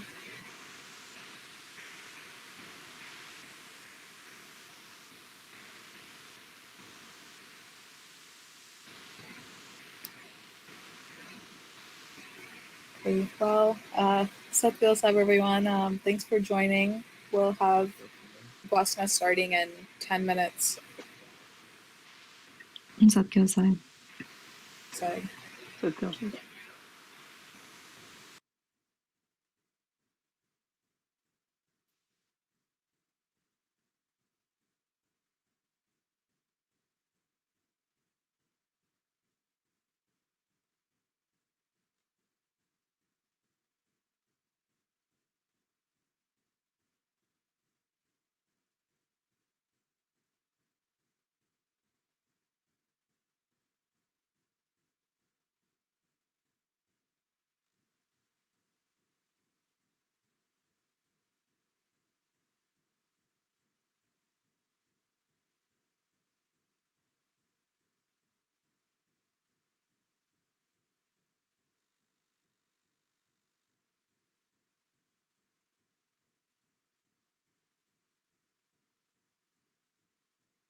સદોષી રન સકલ દેવાન કે દેવા ભેવા વિત વર્જિત વિલોક સર્વાતીત સર્વાજ્ઞાયાંગયનો પ્રથમ અંગ ચર chain ધરે વિપો વિલાસિક કરત નિવાસ જન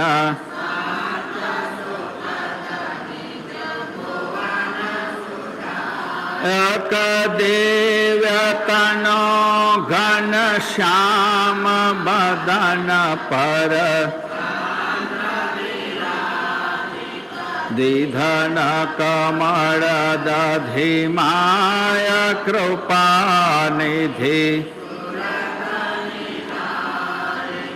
શરણ ચેન બરને હો સંત સહુ સુણો સજન જન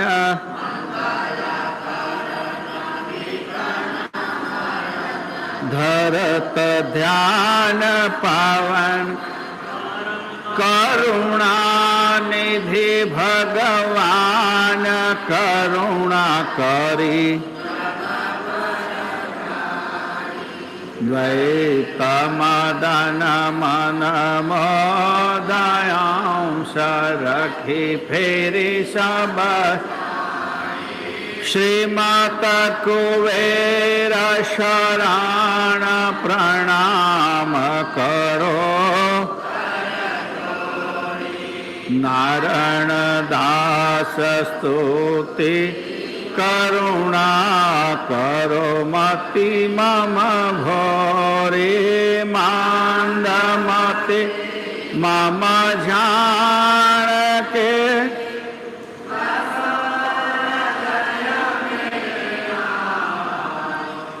ઈચ્છા અંતર ઉપની ગાવા ગુણ મહિમાયા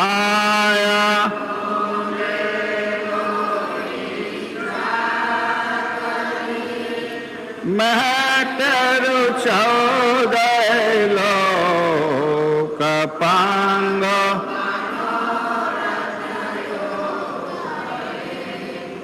ચડુ મેરું એ ફોક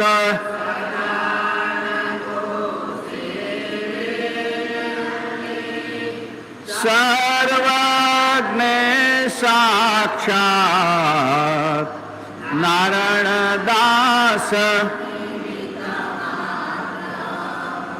આરોપણ વચનાત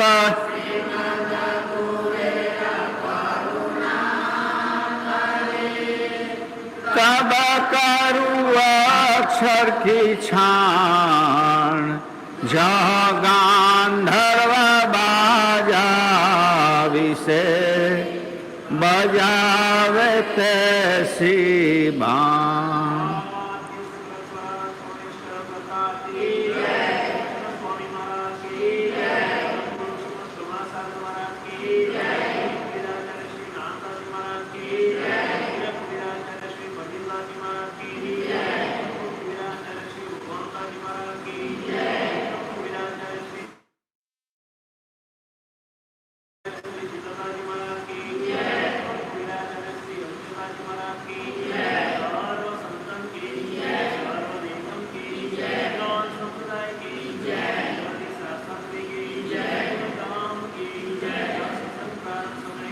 સત કેવલ સાહેબ સત્કેવલ સાહેબ સત્કેવલ કૈવલમ ચિરેનમ વેનમ વયાનમ દિધન્નમ નિરાલમ નારાયણમ મહાન્નમ રણેયમ જપેનમ જપાયમ मनाति मगोऽयं स्वयं त्वं समस्तो जहानं दाता विनय जे करोति विवर्जित वस्तु विधेवै वेदान्तम् अचन्ते न चन्तम्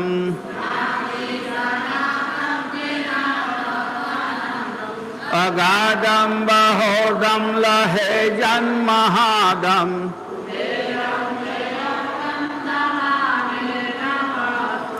श्रीमत् करुणा सागर महाराज की जय। कैवल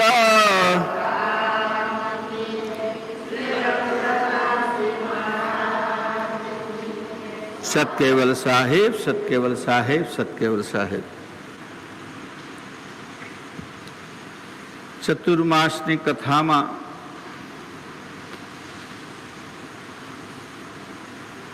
આજે 36મા અંગ સુધી આપણે પહોંચ્યા છીએ। 36મો અક્ષર।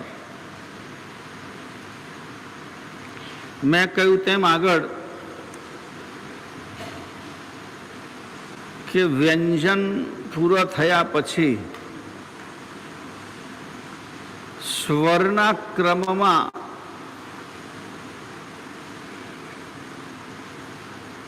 પૂજ્ય નાણદાસજી મહારાજશ્રીએ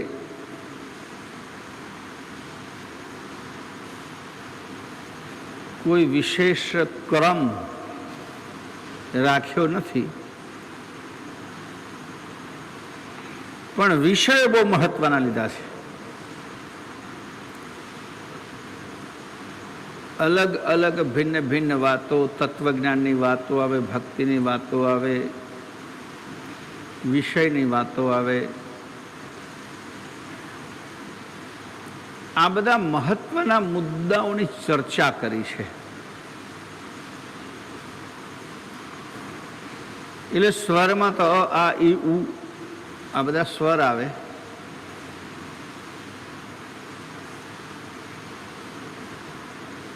એટલે સ્વરમાં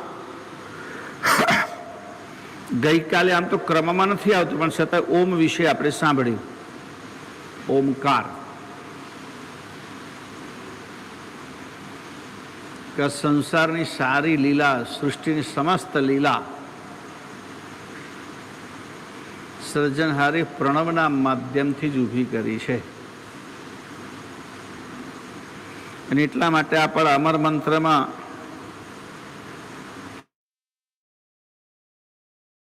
પરમાત્મા ઓહંગ અને સોહંગ જેને કહીએ આપણે,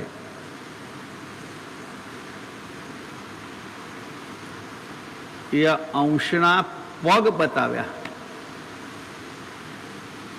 સદચરણ,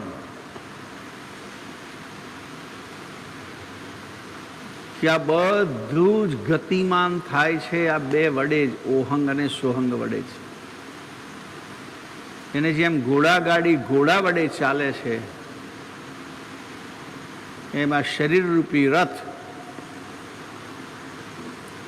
ઓહંગ અને સોહંગના માધ્યમથી ચાલે છે। પણ નાનદાસજી મહારાજજી કહે છે એ ઓહંગ અને સોહંગ જેના દ્વારા આટલા બધા સ્વર અક્ષરો પેદા થયા અને અક્ષરનો એટલો બધો વ્યાપ કે સંસારનો કોઈ પદાર્થ એના વગર બાકી નથી। બધાના માથા ઉપર અક્ષર જેને બેઠા છે, નામ પડ્યું ને એટલે। પણ એ ઘોડા ભલે રથને ખેંચે છે, પણ રથની સંપૂર્ણ જાણ તો રથ ઉપર બેઠેલા સવારની છે, સારથીને છે। રથ કઈ દિશામાં લઈ જવા, એનાથી શું કાર્ય પાર પાડવું, એવી ગતિમતી ઘોડા પાસે નથી। એ તો માત્ર ને માત્ર એના પર બેઠેલો સારથી રૂપ અંશ એને જ ખબર છે। એટલે અંશ સુધી અક્ષર પહોંચતા નથી।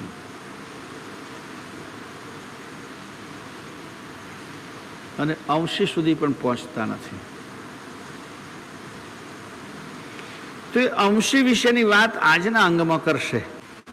આખો રણાવ્યો છે જેના ઉપર આ બે ઘોડા જોડ્યા છે, ઓહંગ અને સોહંગ રૂપી. એના પર ચૈતન સારથી બેસાડ્યો છે, જે રથને પૂરી રીતે કંટ્રોલ કરે છે.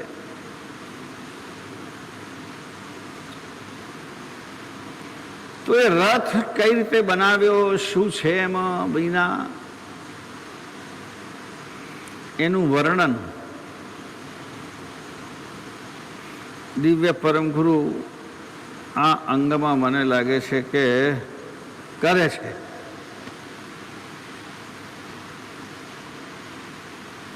કે રથ તત્વોનો બનાવેલો છે. હવે તત્વો કેટલા છે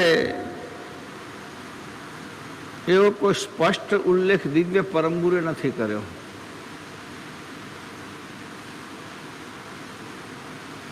મારા જાણવા પ્રમાણે. પણ આપણે બધું 84ની સંખ્યામાં ચલાવીએ છીએ. યુગના આસનો હતા કે 84, ઘાટ તો લાખ પ્રમાણે 84,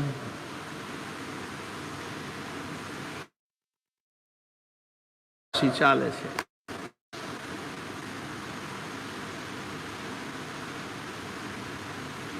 પણ જે કંઈ તત્વો હોય તે, કારણ કે તત્વો પેદા થયા કર્તાની ખટવૃત્તિમાંથી. હવે વૃત્તિ એટલે એક પ્રકારનો સંકલ્પ, વૃત્તિ એટલે એક પ્રકારનો હેતુ. હવે તમારી શું વૃત્તિ છે કોને કે પ્રશ્ન કરીએ.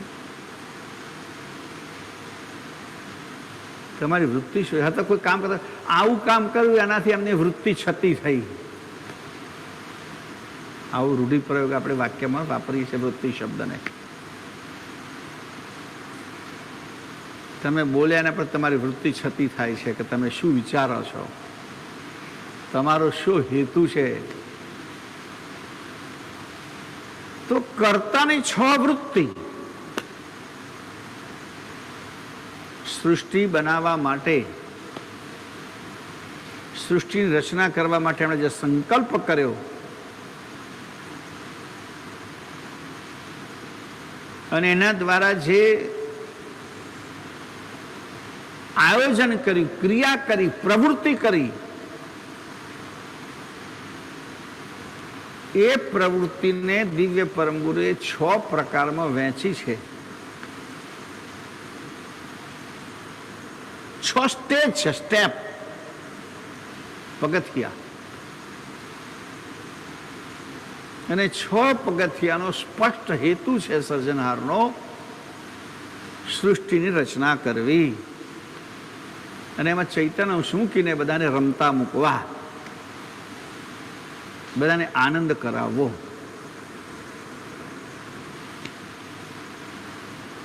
એવા હેતુ માટે જે કાર્ય પદ્ધતિ અપનાવી એને વૃત્તિ કહી. એ 6 વૃત્તિનું વર્ણન આ અંગમાં આવે છે.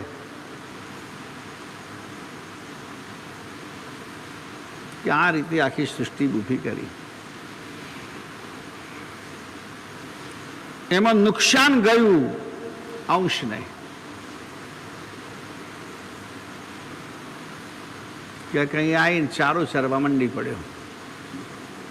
કર્તાને ભજવાનું છોડીને કર્તાની સૃષ્ટિ જોઈને એને વિસ્મય થવું જોઈતું હતું. ઓહો, મારા સર્જનારે આવું બનાવ્યું છે, મારા કર્તા મારા પિતા આવા છે.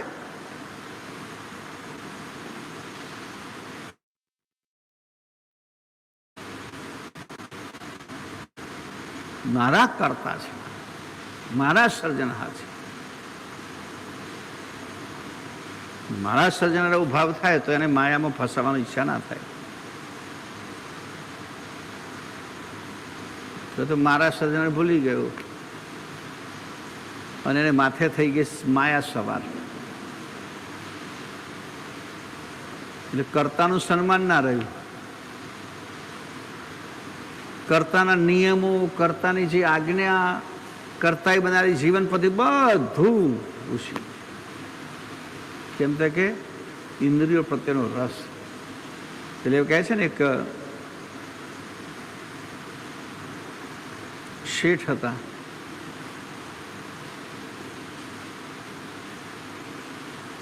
એમને એક દીકરો હતો.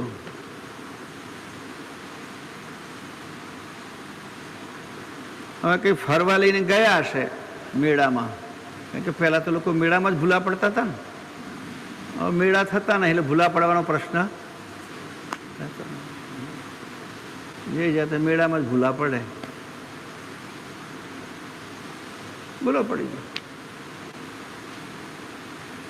બધું જોવામાં ને ખાવામાં જાત જાતની મીઠાઈઓ મળે છે, જાત જાતનો રમકડો મળે છે, જાત જાતના ઝૂલા ને હિંડોળા મળે છે. એમાં ફસે છે, પોતાના પિતાથી છૂટો પડી ગયો. પિતાએ બહુ શોધ કરી,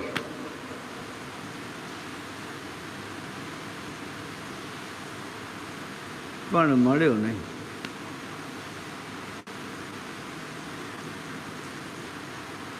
છેલ્લે આ શેઠ વૃદ્ધ થયા. આટલી બધી સંપત્તિ, દીકરો એકનો એક છે પણ જડતો નથી. નગરમાંથી સારા સારા પ્રતિષ્ઠિત લોકોને ભેગા કર્યા. ગામમાં બહુ પુણ્યદાન કરેલું. કોઈ જગ્યાએ વાવ બનાવી, એના પણ તકતી મારેલી હોય, શેઠ ફલાણા ફલાણા વાવ બનાવી છે.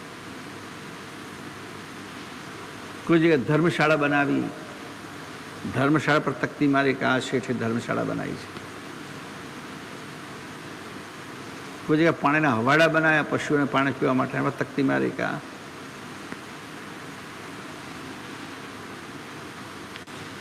પેલા ગામના પ્રતિષ્ઠિત 5 ટ્રસ્ટી બનાવીને કહ્યું, ભાઈ મારો દીકરો જ્યારે મળે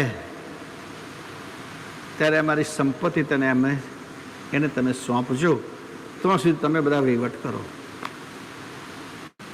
એ વખતના પ્રમાણિક લોકો, હા, બાકી આજકાલ તો આવું કેવું અઘરું છે. વહીવટ ના હોપતો હોય લઈ લેવા. પણ શેઠે કહ્યું તમે વહીવટ કરજો અને મારા દીકરાને બરાબર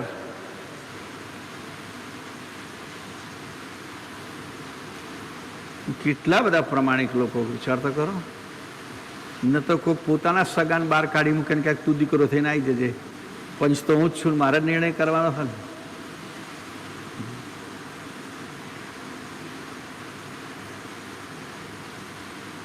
વારંવાર લોકો ઢંઢેરો પીટાવે કે મેળો હોય ત્યાં કંઈ ઢંઢેરો પીટા, કંઈક પેલા માઇક ભૂંગરો તો હતો જ નહીં, ઢંઢેરો પીટા, મારે ઢોલકું વગેરે ઢણ ઢણ ઢણ ઢણ કરીને બધા ભેગા થાય. પછી પેલો ઢોલકું વગેરે કે ભાઈ આવું આવું છે, શેઠનો એક દીકરો છે, ખોવાઈ ગયેલો છે, એને મિલકતા ગામના 5 પંચો સાચવે છે, અને કોઈનો દીકરો હોય તો જેને પંચોને મળે. આવો જ્યારે ઢંઢેરો થતો હતો કોઈ મોટા મેળામાં, શેઠના મરી ગયા પછી 2-5 વર્ષ થયું હશે, જે પેલો દીકરો ભૂલો પડેલો એને ભાન થયું, હો મારા બાપા મને શોધે છે ને હું પહોંચી ગયો પંચો પાસે. હવે એ પહોંચે પેલો એક ઠગ હું પહોંચી ગયો, કોણ ઓળખવાનું? પંચોને કે ભાઈ હું શેઠનો વારસદાર છું, હું દીકરો છું અને મારા બાપને મિલકત મને સોંપી દો. પેલા બધા કંઈ પૂછે, પ્રશ્ન પૂછે, પેલા બીજો આવ્યો જે અસલ દીકરો હતો એ ભાઈ કહે છે હું દીકરો છું. બે ભેગા થયા તો પરીક્ષા કરવી પડે. એટલે પેલા વાત કઈ જોઈ, ભાઈ તમને ખબર છે કે તમારા બાપ એવો તો બેમાંથી ગમે એકનો બાપ છે, તો બેના કહેવા પડે ને.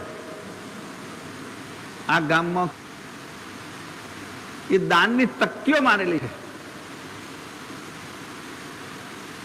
હવે વર્ષો થઈ ગયેલા, તકતી ઉપર કેટલું જાતનો કાંઠ ચડી ગયેલો, મતલબ દળ બાજી ગયો, બધું લખેલું ભૂસાઈ ગયું છે.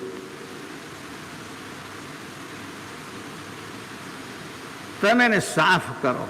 જે દીકરો છે સાફ કરે. અને પેલા કે હું સાફ કરું, પેલા હું સાફ કરું, સાફ કરું, પણ એમ નહીં કે છે. પાણીથી સાફ નહીં કરવાનું. પોતું મારે તો પોતું નહીં મારવાનું.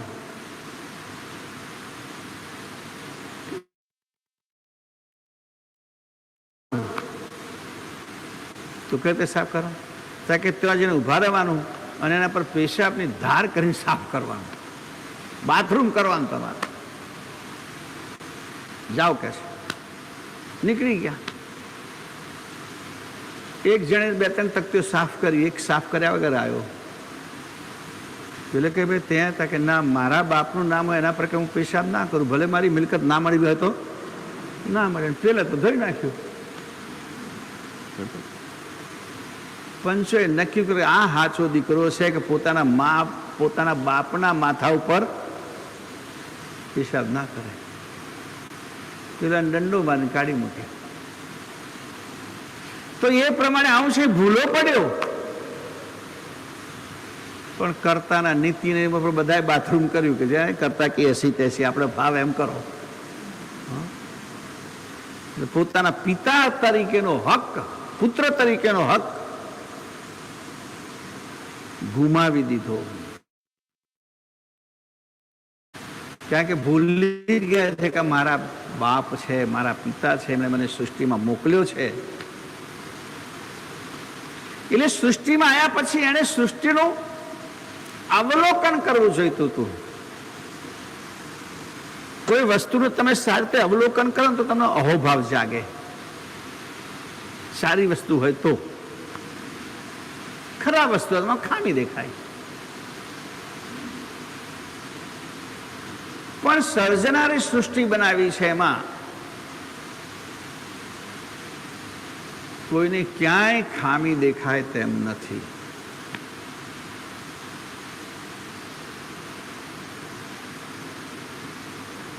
આવડી મોટી વિભૂતિ, આટલું બધું આગળ આવીને કેટલી ગતિ, બળવાન ગતિ સર્જનહારની,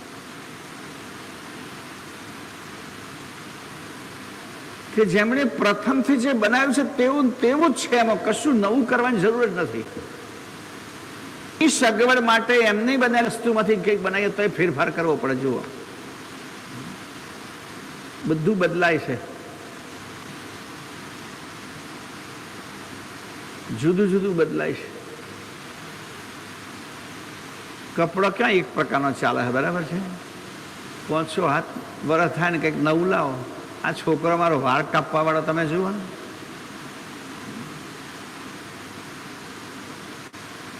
સંતોષ જ નથી. જ્યારે કર્તાએ પ્રથમ દિવસથી જે બનાવ્યું તે તેવું જ છે.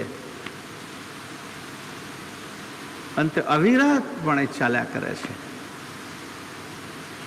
તો નાનદાસજી મહારાજ શ્રી કહે છે સર્જનારે વિશ્વ કેવી રીતે બનાવ્યું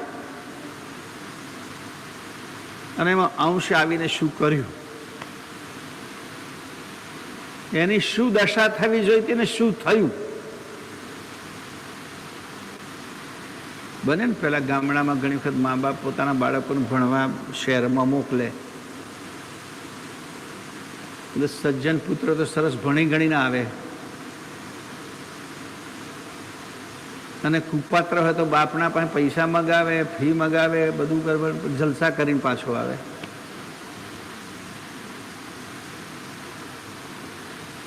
તો એ વૃત્તિ ઉપર આધાર છે.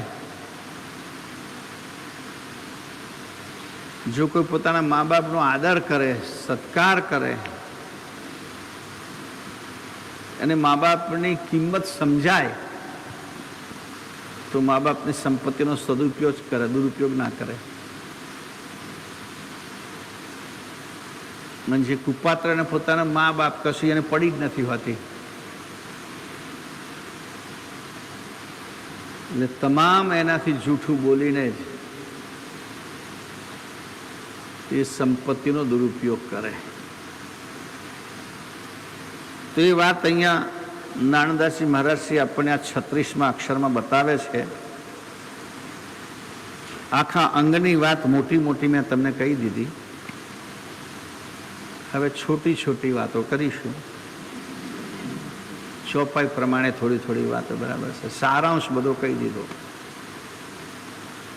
એક અખંડ અકલ અવિનાશી અધર તખત પે ગતિ પરકાશી બખે સહી રસન મેં વિતવરતી પ્રકાશ બ્રહ્મ ઉનકી આકરતી. એક અખંડ અકલ અવિનાશી. અવિનાશી સર્જનાર એક છે, અખંડ છે અને અકલ છે. અકલ જે સામાન્ય માણસને કળ્યામાં એટલે સમજામાં ના આવે તેવા. અકળનો મતલબ એ થાય કે જ્યાં આપણી બુદ્ધિ પહોંચે નહીં એવી વસ્તુને અકળ કહેવાય.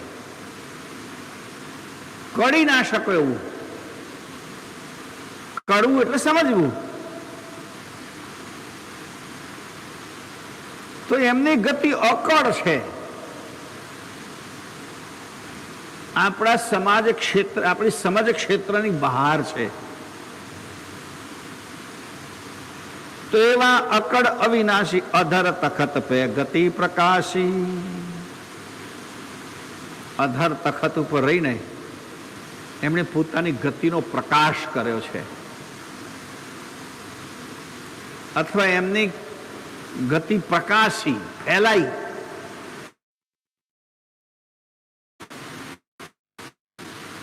માણસ પોતાની બુદ્ધિ ફેલાવે ને, લોમડું કામ કરે તો ક્યાં સુધી એમની બુદ્ધિ પોકી. જુઓ તો ખરા એમ કહી. અને બુદ્ધિ કેટલા સુધી પોકી છે, ગતિ કેટલા સુધી પોકી છે. તો એ રીતે દિવ્ય પરમગુણની ગતિ અને કર્તાની ગતિ નાનદાજી બાબુ કહે છે કેટલી બધી પ્રકાશિત થઈ છે. અમાપ કૈવલ કરતા ક્યાં છે એને માઇલોમાં તો આપણે માપવાનો પ્રશ્ન ઊભો થતો. પ્રકાશ વર્ષમાં ના મપાય, કારણ કે એમના બનાવેલા તારા એક તો બેઠા બેઠા આપણી હાથે દોરી બાંધેલી છે. આ પતંગ ગમે તેમ ગોથો મારે તો એ રજે રજનો હિસાબ તો આ પહોંચે શું. એમના રડારમાંથી એક પણ અંશ ખોવાતો નથી કે કોમ્યુનિકેશન કપાતું નથી. આપણને એમ લાગે આવો ગાઢો વરસાદ છે, આટલો બધો વાદળ છે, તો આપણો સંપર્ક થોડા આવતું થોડું કરી લઈએ તો નોંધાય ના ને. જેટલું સંપર્ક તૂટી ગયો છે કે આડું ઉડું કર્યું થોડું નોંધમાં આવવાનું. પણ ના, એ તો છે જ નહીં. ઊંડા ખાડામાં ઉતરીને પણ તો એનાથી અજાણ્યું રહેતું. કેટલી અકળ ગતિ કહેવાય. તો એમની ગતિનો પ્રકાશ કેટલો સુધી પહોંચે છે. હવે વાત આપણે સમજમાં આવતી નથી કે શું શું શક્તિ હશે એવી કે આટલું બધું સર્જનહારનું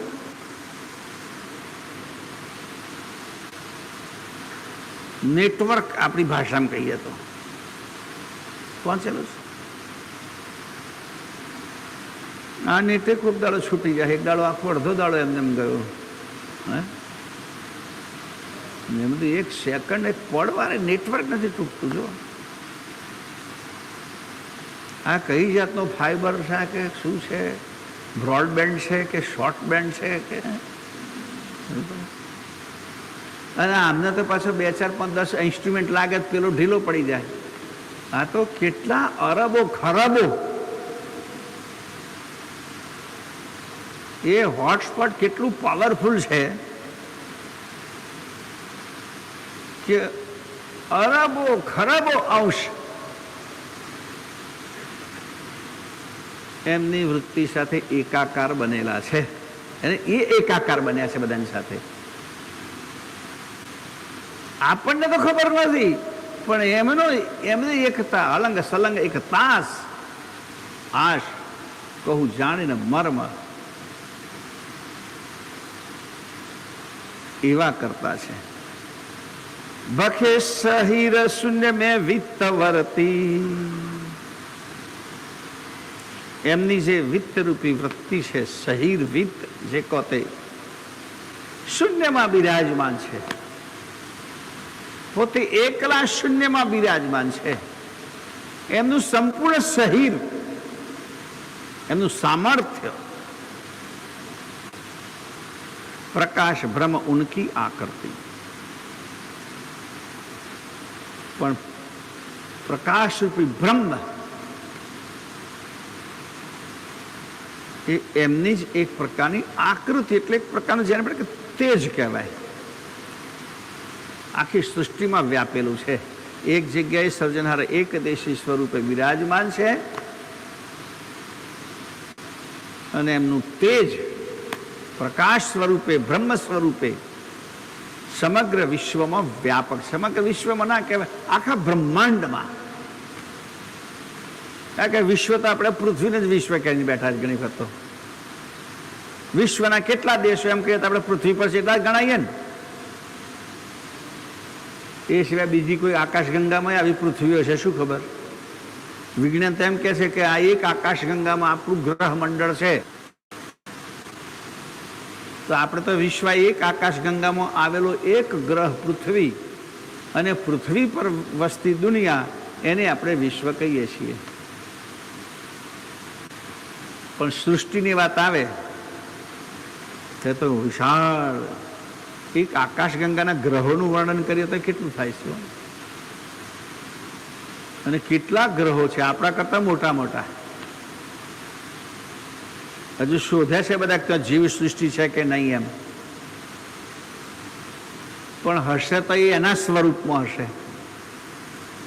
આપણે આપણા સ્વરૂપમાં છીએ. તો બીજા કેટલાક ધામોમાં સૂક્ષ્મ સ્વરૂપે વસે, સૂક્ષ્મ દેહ સ્વરૂપે.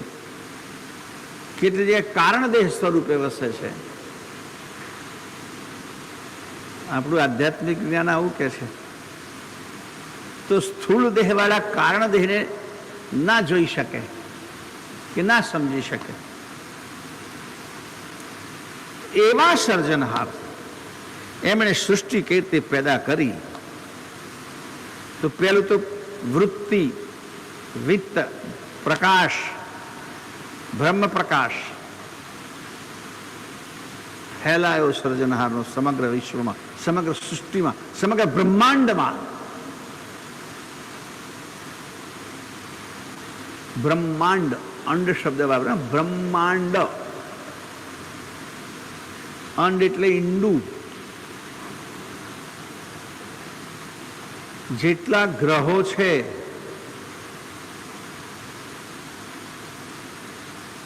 એ કોઈ પણ એનાથી બળવાન, બળવત્તર ચુંબકીય શક્તિવાળા ગ્રહની આજુબાજુ ફરે છે, જેમ સૂર્યની આજુબાજુ પૃથ્વી ફરે છે. પણ એની ભ્રમણ કક્ષા અંડાકાર છે. ચુંબકીય શક્તિની જે પરિઘી છે સ્કૂલમાં શીખવવામાં આવે છે. એક ચુંબક મૂકવામાં આવે ને પછી ઉપર લોખંડનો ભૂકો ભભરાવવામાં આવે પેપર ઉપર, તો અંડાકાર ગોઠવાઈ જાય. એમ પૃથ્વી પણ સૂર્યની પાછળ ફરે છે. એની ગતિની તમે રેખા જુઓ તો અંડાકાર છે, બિલકુલ ગોળ નહીં હોય. જે બાળકો અથવા જ્યાં મોટા બેઠા ભણ્યા હશે 8મા 9મા 10મા સુધી, એમને આ ભણવામાં આવ્યું હશે ભૂગોળમાં. પેલા ભૂગોળ નથી કહેતા, ભૂંગોળ કહેતા હતા. ભૂંગોળ મીંડું માથાનું મૂકી. અંડ બ્રહ્માંડ પણ એવું છે, અંડાકાર. આપણા ઋષિ મને શોધ્યું.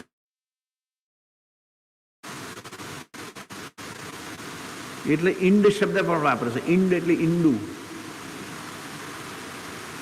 અને આજના વિજ્ઞાન તો પ્રગટ કરી કીધું કે પૃથ્વી ફરે છે સૂર્યની પાછળ, એની ભ્રમણ કક્ષા અંડાકાર છે. તેવા બ્રહ્માંડની અંદર સર્જનહારે સૃષ્ટિ રચી છે. કઈ રીતે રચી છે એની કેટલીક વાતો શોર્ટમાં, ટૂંકાણમાં નાનદાસજી મહારાજ શ્રી આપણને અહીંયા સમજાવે છે. ઈચ્છા વૃત્તિ ઉત્પન્ન કરી જબહી, ક્રિયાવૃત્તિ વિતપન ભઈ તબહી, સંજમ ભોગ નિજ વૃત્તિ વ્રતાવન, ચૈતન્ય વૃત્તિ ખુદ આપ. 6 વૃત્તિની વાત કરી જુઓ. અહીંયા માત્ર ઈચ્છા વૃત્તિ, સંજમ ભોગ વૃત્તિ અને ક્રિયાવૃત્તિ એ 3નો ઉલ્લેખ કર્યો છે આ ચોપાઈમાં. પણ આખી સૃષ્ટિની રચનામાં 6 વૃત્તિઓ, એ વૃત્તિ એ સર્જનનું હથિયાર છે. અથવા તેમ કે જુદી જુદી ફેક્ટરીઓ છે, જેમ દાખલા કોઈ મશીન બનાવવાનું હોય, મશીન તેના સેક્શન અલગ અલગ હોય. એક સેક્શન ખાલી પિસ્ટન જ બનાયા કરે, બીજું સેક્શન ખાલી હેડ બનાયા કરે, ત્રીજા સેક્શનમાં માત્ર ક્રેન બને, બીજામાં કંઈક પુલી બને, ત્રીજામાં કંઈક વાલ એવું બને, અને પછી એક શેડ એવો હોય કે આ બધું ભેગું થઈને એસેમ્બલ થાય. એ રીતે સર્જનહારે આ ઘાટ નિર્માણ કરવાથી મોડીને એમાં ચૈતન અંશ મૂકવા સુધીના 6 અલગ અલગ શેડ બનાયા. એ 6માં અલગ અલગ વસ્તુ બને અને એ બધી બને એમાંથી આખો ઘાટ તૈયાર થાય. એસેમ્બલ ક્યાં થાય? તો કે સર્જનાની ક્રિયાવૃત્તિ નામના ગોડાઉનમાં. એ બધું મસાલા ભેગા થાય, ત્યાં બધું ફિટિંગ કમ્પ્લીટ થાય.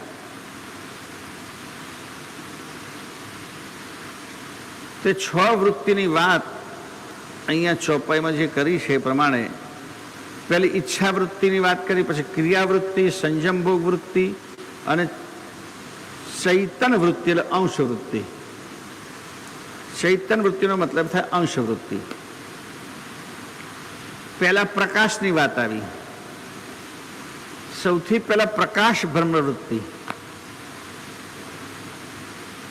એ બ્રહ્મમાંથી જ 3 તત્વો પેદા થયા, જે પ્રણવની પૂરી ગતિ ગઈકાલે વાત કરી હતી. વિકાસ, અવિકાસ અને કુંભસ્થ. મતલબ કે પ્રેરક, રેચક અને પ્રકાશ બ્રહ્મવૃત્તિમાંથી પેદા થઈ. ત્યાર પછી સંજમ ભોગ વૃત્તિ બને છે. એ સંયમ ભોગ વૃત્તિમાંથી ચક્ષસ સત્વ પેદા થાય છે. અને વિસ્તૃત ગતિ જાણકારી બાપજીએ પંચમ સંવેદમાં કરી છે. અને આપણી ઈચ્છા છે કે એક દિવસ આની પણ કથા ચતુર્માસમાં, સમજો તો જ્યારે ચતુર્માસ આવે ત્યારે રાહ જોવી પડે. આમ તો દરેક સિઝનમાં 4 મહિના આવે જ છે પાછા. શિયાળામાં ચતુર્માસ હોય ને 4 મહિના ખરા કે નહીં? કારતક, માગસર, પોષ ને માં. ઉનાળામાં ચતુર્માસ આવે. ફાગણ, વૈશાખ, ચૈત્ર, ફાગણ, ચૈત્ર, વૈશાખ ને જેઠ. જ્યારે તો આપણે તો ચતુર્માસ ક્યારે આવે? જ્યારે ગુરુ મહારાજ આજ્ઞા કરે તારે.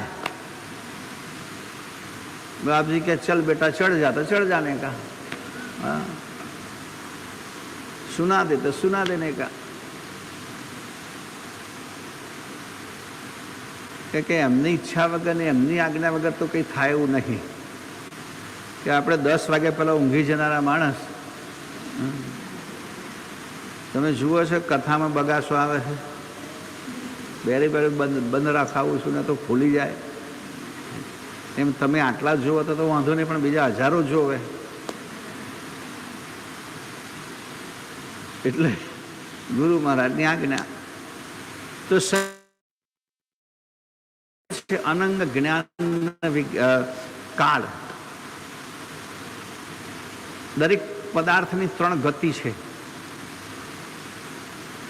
એ 3 ચક્ષસત્વની છે.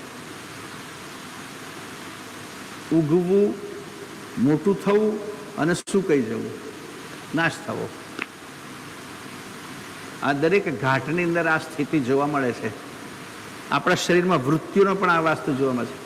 એક વખત ભાવ જાગે, બસ મારે આમ કરવું જ છે,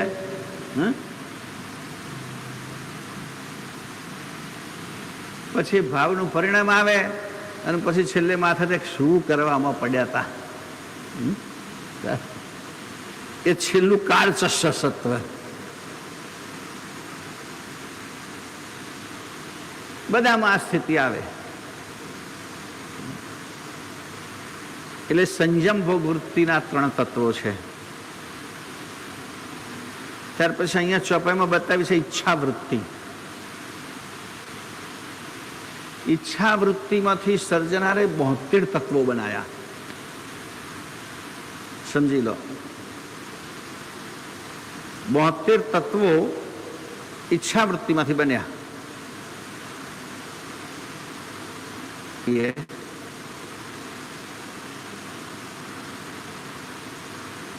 પણ સામાન્ય મોટી સમજી લઈએ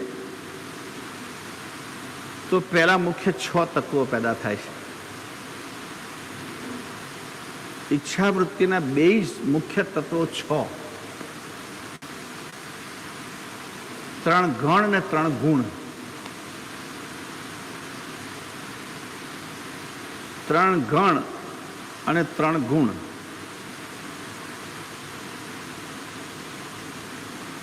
એટલે 3 ને 3 6 થયો. 3 ગુણમાંથી 3 ગણમાંથી 6 માંથી બધામાંથી 10-10 ભાગ પડે છે.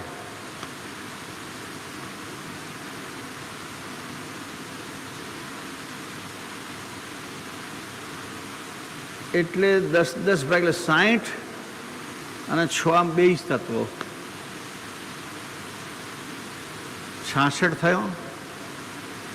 પછી 4 મહાતત્વો, ધનંજય તત્વ, મહાતત્વ, પ્રકૃતિ તત્વ. એટલે પહેલા તો 4 મહાતત્વો જ પેદા થાય. સોરી, ઈચ્છા વૃત્તિમાંથી સૌથી પહેલા 2 મહાતત્વો પેદા થાય, નિરંજન તત્વ અને પ્રકૃતિ તત્વ. એમાંથી બીજા 2 કરીને 4 તત્વો થાય. એટલે 4, 5 ને 6 થયા. એ 6 માંથી બીજા 6 થાય, 3 ગુણ ને 3 ગણ. એટલે કેટલા થયા? 12.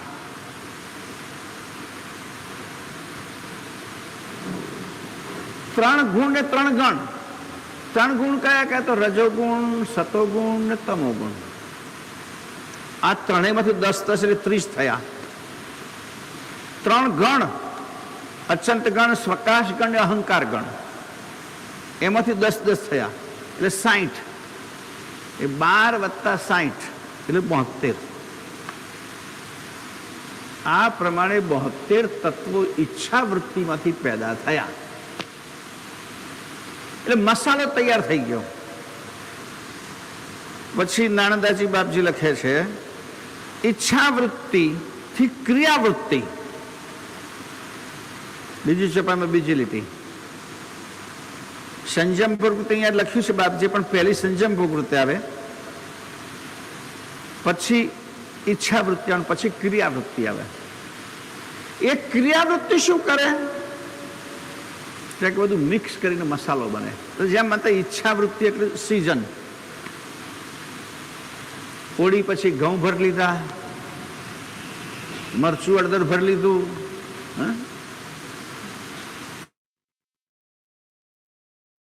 ભરી દીધા, લાવીને એ ઈચ્છા વૃત્તિ કહેવાય. અને પછી જેમ જેમ ઈચ્છા થાય તેમ રસોઈ બનાવી, એ ક્રિયાવૃત્તિ કહેવાય. જુદા થોડા તત્વો ભેગા કરી કઢી બને, દાળ બને, દૂધપાક બને, શાક બને, શીરો બને, ફાળા લાપસી બને.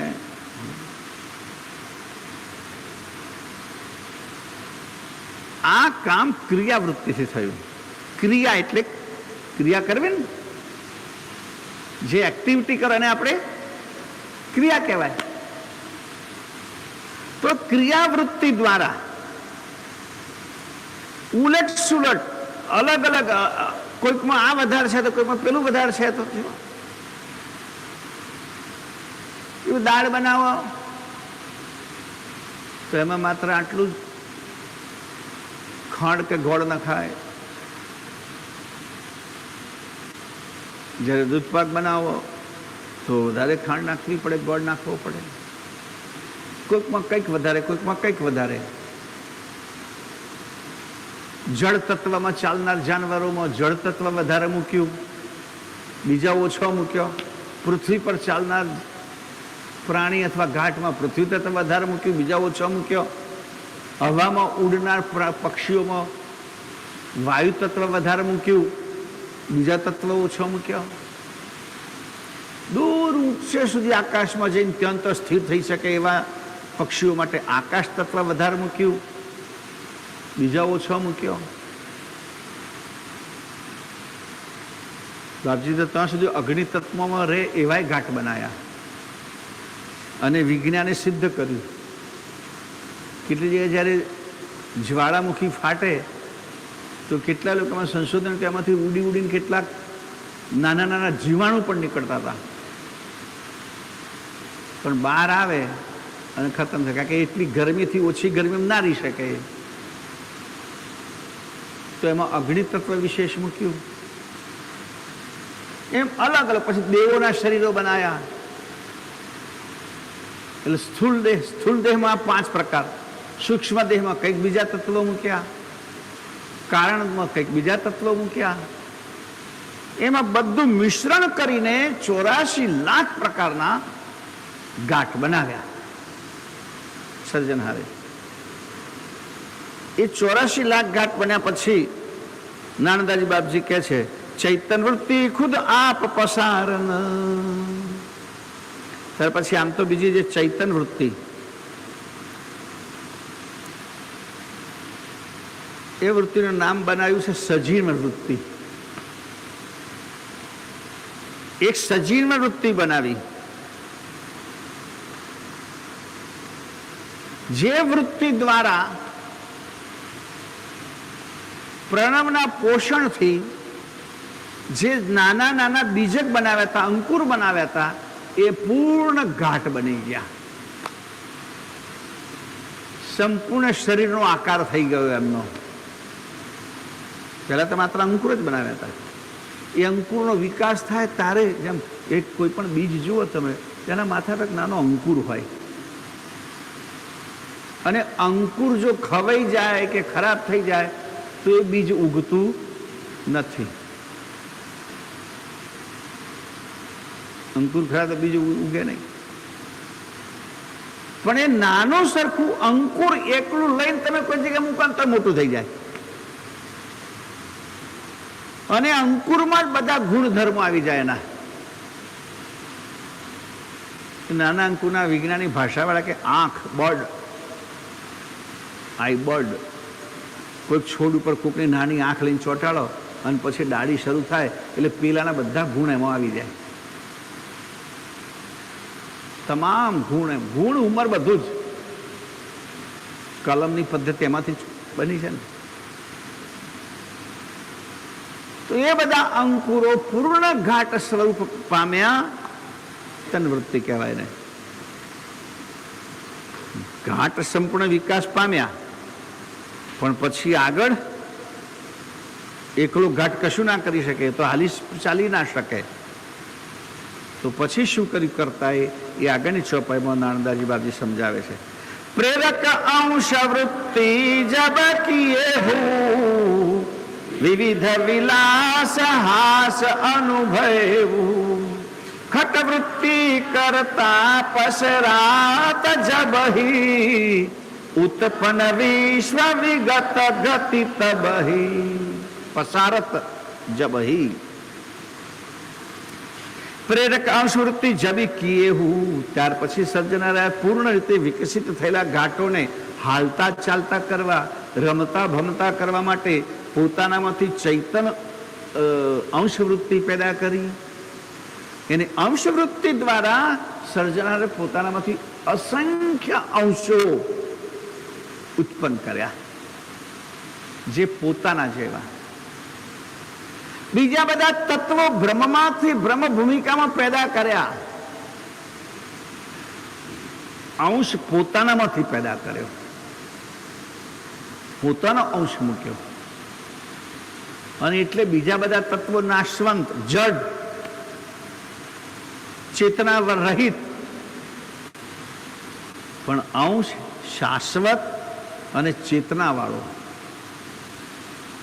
એટલે નાનદાજી બાદ કે વિવિધ વિલાસ હાસ અનુભવ. બધા ઘાટોમાં પોતાની અંશવૃત્તિ દ્વારા અંશો મૂક્યા. પછી ઘાટ ખિલખિલાટ થઈ ગયો, હાસ્ય વિનોદ કરતો થયો, સ્વતંત્ર આનંદ ભોગવતો થયો. આ શરીર સંસારના બધા ભોગ ભોગવે છે, ઇન્દ્રિયો બધા સુખ માણે છે, પણ અંદર ચૈતન અંશ છે. એટલા માટે જો ચૈતન અંશ ના હોય તો શરીર શું ભોગવવાનું કહો? એટલે હાસ વિનોદ આ શરીરને ચૈતન હોય તો જ આવે. લગ્ન પ્રસંગમાં લોકો વરઘોડો કાઢે, વાજો વગાડે, નાચે, તમે વરરાજા ખુશ થાય. પણ ઉત્તર ભારતમાં તો મૃત્યુ પામ્યા પછી શબ લઈને જાય ને તો લોકો વાજો વગાડે છે. કાશીમાં તમે બધા ઢોલકોનો વાજો વગાડતા વગાડતા જ આવે, અને શણગારી હોય એવી અર્થી દુલ્હન જેવી. હવે અહીં બધું શણગારેલું હોય ને બધા નાચતા હોય ને સરસ બેન્ડ વાજો વાગતા ને પેલાનું પાણી ચડે બરોબર, બિચારું ઉતરી ન શકે. હવે તો ઉતરે છે બધા શરમ મૂકીને, પણ ફૂલાય ખરો આપણો વરઘોડો. પણ પેલો વરઘોડો નીકળે તો પેલો ફૂલાય? કશી ખબર જ ને આપણે કેમ કે અંદર ચૈતન નથી. પેલામાં ચૈતન છે એટલે આનંદ અનુભવી શકે છે, ખુશ થાય છે. અને ડેડ બોડીને ગમે એટલી શણગારો અને ગમે એટલા વાજા વગાડો, એને કોઈ હાસ વિનોદ થઈ શકે નહીં. એટલે અહીંયા ચૈતન આવ્યો અંશ, એટલે આપણે સંસારના બધા રસનો આનંદ ઉલ્લાસ અનુભવવા મળ્યા.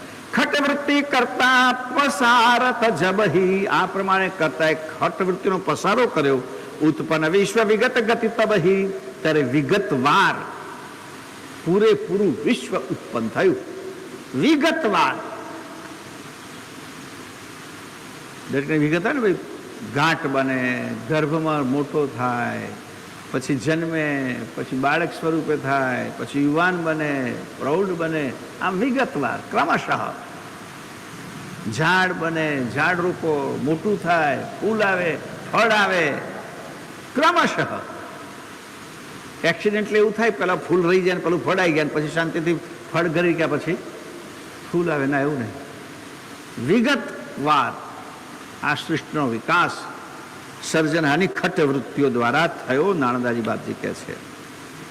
હવે અંશ અલાધિક અલગ સબનતે મિલહિ સમોહ તત્વ તનુતિ નકે તત્વ ઇન્દ્રિ અંતસ ગુણ વર્તત પ્રકૃતિ પુરુષ આત્મ પરશિર તત.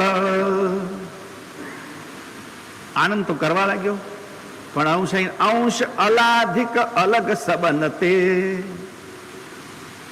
આમ જોવા જો તો આ શરીર જે આગળની 5 વૃત્તિઓ દ્વારા જે ઉત્પત્તિ થઈ એ બધા તત્વો કહેવાય. જ્યારે અંશ તો કર્તાએ પોતાનામાંથી પેદા કર્યો, એટલે આ બધા તત્વો કરતો અંશ એકદમ અલગ વસ્તુ છે. નાનદાજી બાજુ અંશ અલાધિક અલગ સંબંધ છે. પેલા બધા તત્વો ભલે રજો ગુણ ગણો, તમો ગુણ કરો, સત્વ ગુણ કરો, 3 ગણ ગણો કે પેલા તત્વ ગણો, એ બધા તો આખર તત્વો જ છે. એમાંથી કોઈક આકાશ વધારાનું, કોઈક આ વધારાનું, કોઈ તે ગમે તે ગણો, પણ આખર બધા તત્વો છે. અંશ એમાંનો નથી, એ અલગ છે. એ તત્વોથી ભિન્ન ગણાય, જુદો ગણાય. કારણ કે આ બનેલા પરિપૂર્ણ ઘાટને ચૈતન કરવા માટે સર્જનારે પોતાની અંશવૃત્તિ એમાં મૂકી છે, પોતાનું ચૈતન સ્વરૂપ એમાંથી લાઈન મૂક્યું છે, એટલે અલગ છે. પણ મિલહી સમોહ તત્વ તનુતિ ન કે, પણ અહીં આવીને એ શરીરમાં ભળી ગયો. કેમ કે સમોહ, એને મોહ થયો. મિલિત સમૂહ, સમૂહ એટલે સમૂહ. આ તત્વના સમૂહમાં એ અંદર આવી ગયો. તત્વ ઇન્દ્રિયંત સગુણ વર્તત, અને જે તત્વો હતા એના ભેગો વર્તવા લાગ્યો, એના ભેગો થઈ ગયો. પણ ખરેખર પ્રકૃતિ પુરુષ આત્મ પરશિર તત્વ, એ પોતે તો આ બધા માલિક છે, સ્વામી છે. પણ આ માલિક પોતે ચાકરોના ભેગો પેસી ગયો અને હું માલિક છું એ ભૂલી ગયો. એવી રીતે વર્તવા લાગ્યો. નાનરાજ મહારાજ કહે છે, હા, इतने भर साक्षी शुद्ध शरीर लहे चासमी महाचकित अमीर रहत मगन चासमी चरवाते व्रतत समोह तत्व सबयाते। અહીં આવી ગયો ઇતને ભર સાક્ષી શુદ્ધ શરીર. આ બધા તત્વોમાં ખરેખર અંશ તો શુદ્ધ છે, હીર રૂપ છે, વિત્ત રૂપ છે, પરંતુ કર્તા સાથેનો સંબંધ છોડી અને આ તત્વવાળી ઇન્દ્રિયો દ્વારા જે કે પદાર્થનો ઉપભોગ થતો હતો એનો એને ચસ્કો લાગી ગયો. ચાસમી એટલે એક પ્રકારનો આનંદ. હું માણસને અમુક વસ્તુમાં આનંદ આવે, ખોટી ખરાબ વસ્તુ તો એનામાંથી આનંદ, એના માટે ચેન ના વળે. એમાં એને ગુમાવાનું થાય, નુકસાન થાય, શરીરને નુકસાન થાય, ધનને નુકસાન થાય, તો એને રસ લાગી ગયો એટલે એને છોડે નહીં. એને પોતાને પણ ખબર પડે કે આમાં તબાહ થઈ ગયો તોય ના છૂટે. આ સ્થિતિ અંશની લહે ચાસમી મહાચકિત અમીરું. બસ આ ચાસમી લઈને આનંદમાં ચકિત થઈ ગયો, બસ એમાં અભિભૂત થઈ ગયો, ભળી ગયો. તમગન ચાસમી ચરવા તે, ચાસમી એટલે આનંદ, એ આનંદ ચરવામાં મગ્ન થઈ ગયો. મજા પડે છે, બસ મજા પડે છે, મજા પડે છે. ભલે આ મજા પડશે ક્યાં સુધી, આનાથી શું ફાયદો, નુકસાન, કોઈ પણ પ્રકારના વિષયો શરીરને નુકસાન જ કરે. જે આપણને ગમે છે, ગમે છે, બહુ ગમે છે, પણ એ ગમતી વસ્તુનો ઉપભોગ કરવામાં જો તમે મર્યાદા ના પાડો, વિવેક ન રાખો, તો એ વસ્તુ આખરે નુકસાન જ કરે છે. ખોરાક ફાયદો કરે છે, શરીરને બળ આપે છે, પણ વિવેક મર્યાદા ચૂકીને ખાવાનું છોડીને ઠોકવાનું ચાલુ કરો, હા, પછી ખાવાનું ના કહેવાય, જમવા ખાધા કહેવાય. પછી મળે કે નહીં મળે એમ છે, 5-6 ઉઠાવો તો પછી ઠોકી નાખે કહેવાય. આટલા ખાધા એમ ના કહેવાય, પણ આટલા બસ પછી શરીરને નુકસાન જ કરે. ફાયદો કરતા પણ મન પકડ્યું રહેતું નથી, એટલે પણ મેં જરૂર નથી તો ઠોક ઠોક કરે છે. એટલે એમાં મગ્ન થઈ ગયો. રહત મગન ચાસની ચરવાતે, આપણે વિષયો ભોગવવામાં મગ્ન બની ગયો. વ્રતત સમૂહ તત્વ સબયાતે, આ પ્રમાણે તત્વોના સમૂહમાં આ અંશ વર્તન કરવા લાગ્યો. આગળ તદલિન ભિન્ન નહીં સબ તત્વ, અવિલોકન સાક્ષી સે એ સત્વ, સજાણ સ્વરૂપ જાન સબઈ તકી, ગમ ગઈ પ્રેક પ્રભુ પદ પતકી. તદલિન ભિન્ન નહીં સબ તત્વ, તત્વની સાથે એટલો બધો લીન થઈ ગયો. લીન એટલે તલ્લીન થઈ ગયો કે હવે કલ્પના પણ નથી કરતો હું આનાથી જુદો છું, આ મારી નાત નથી, આ નાશવંત છે, આ પદાર્થ છે, હું તો ચૈતન કર્તાની જાતિનો છું. એવી એને કોઈ ભિન્નતા જ ના રહી.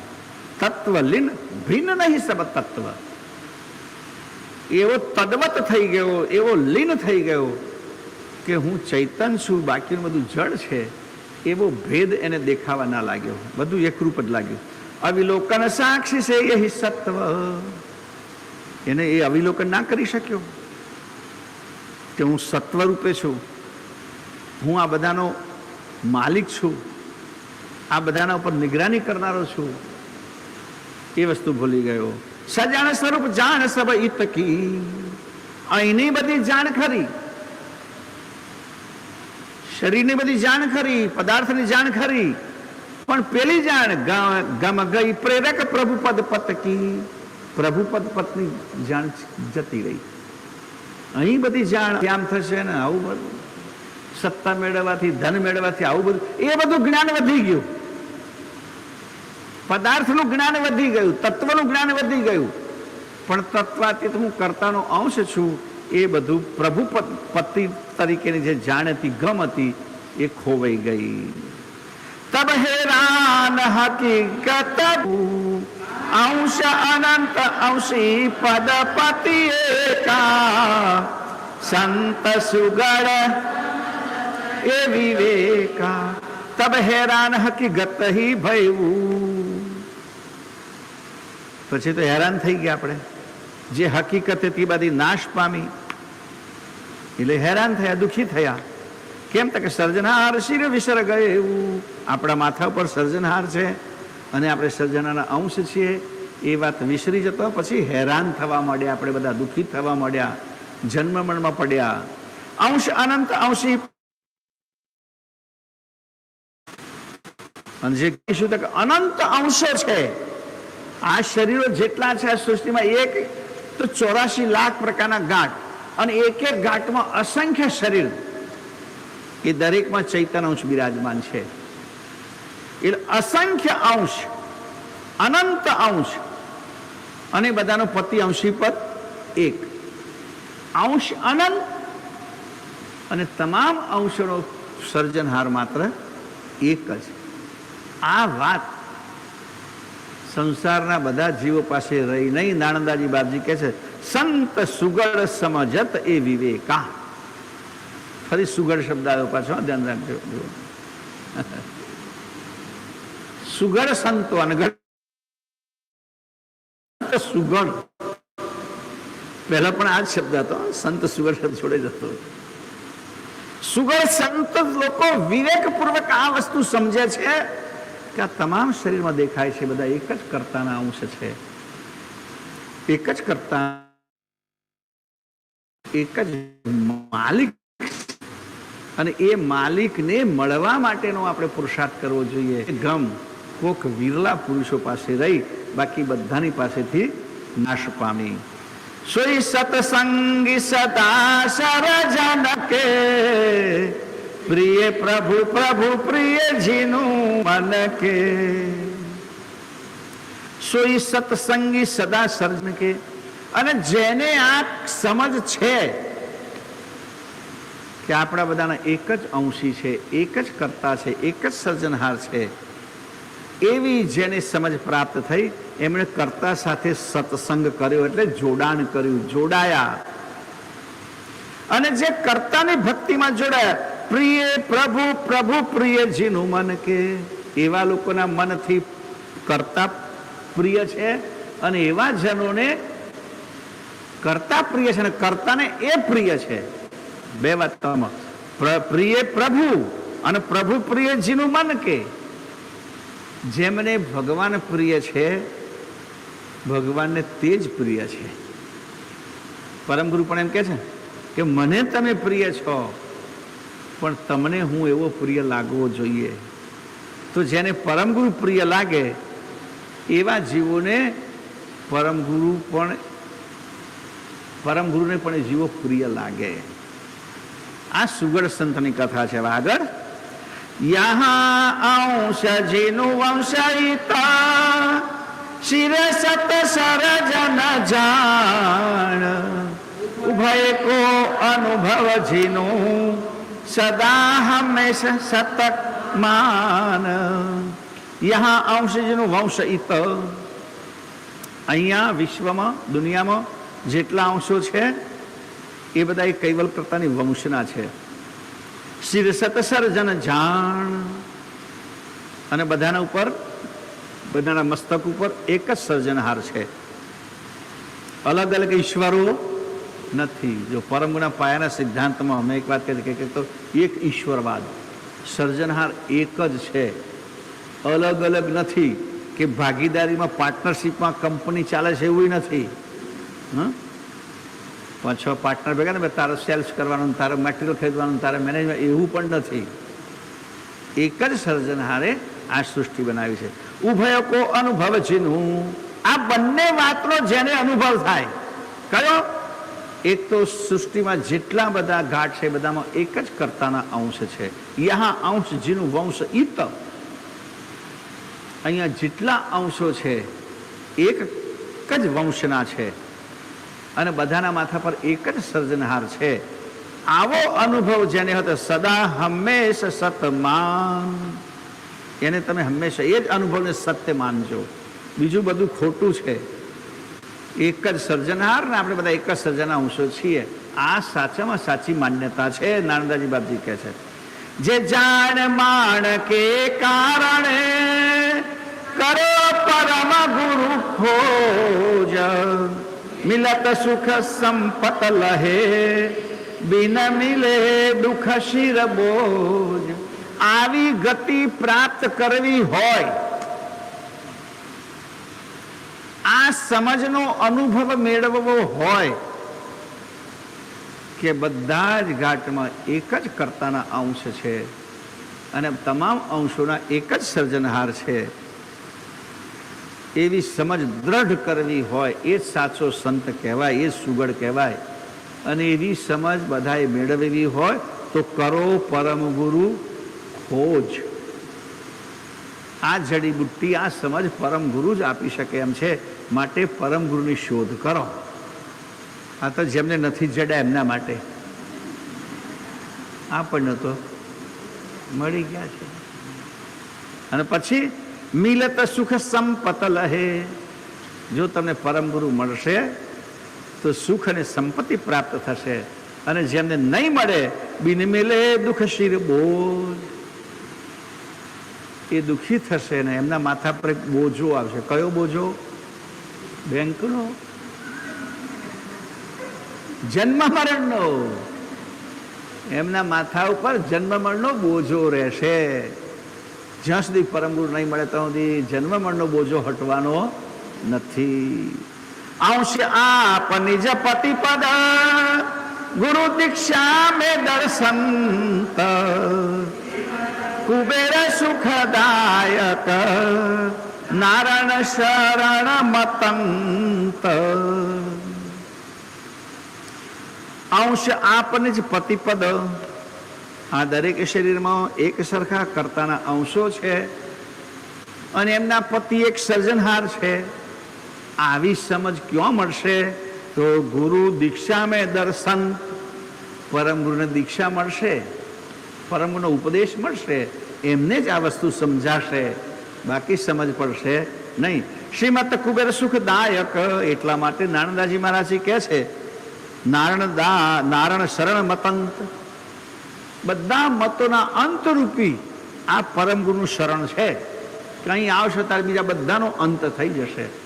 એટલા માટે નાનદાજી મહારાજ કહે છે કે પરમ ગુરુનું શરણ એ સુખદાયક છે, એમાં જ તમને સુખ મળશે. હા, જય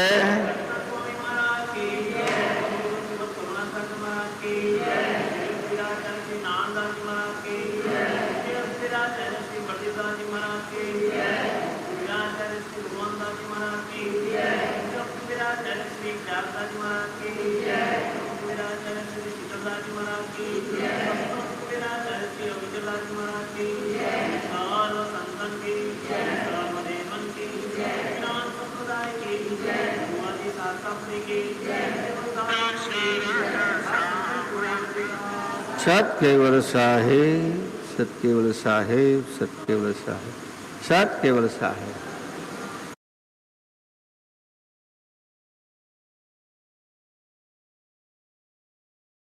श्रीमद् करुणा सागर महाराज की जय, कैवल धाम की जय, श्री विचलदासी महाराज की जय. सत्केवल साहेब.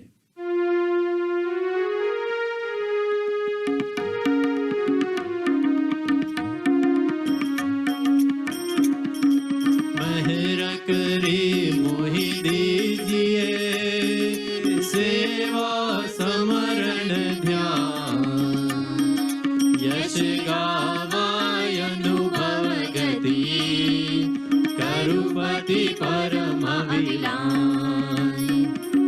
परम गुरु के शरण की महिमाय परम पार, शारद शेषन कही सके के सो रहे इतबार.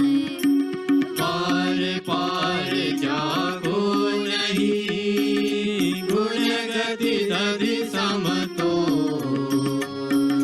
चिड़िया चंच भरी रही, सागर सम तुम छो. दधि सम तुम गुरु गति, मम मति अल्प अजान. महापतित को पावन करो, श्री गुरु परम सजान. सजान शरण आवी पड्यो, नारायण दास यति दे.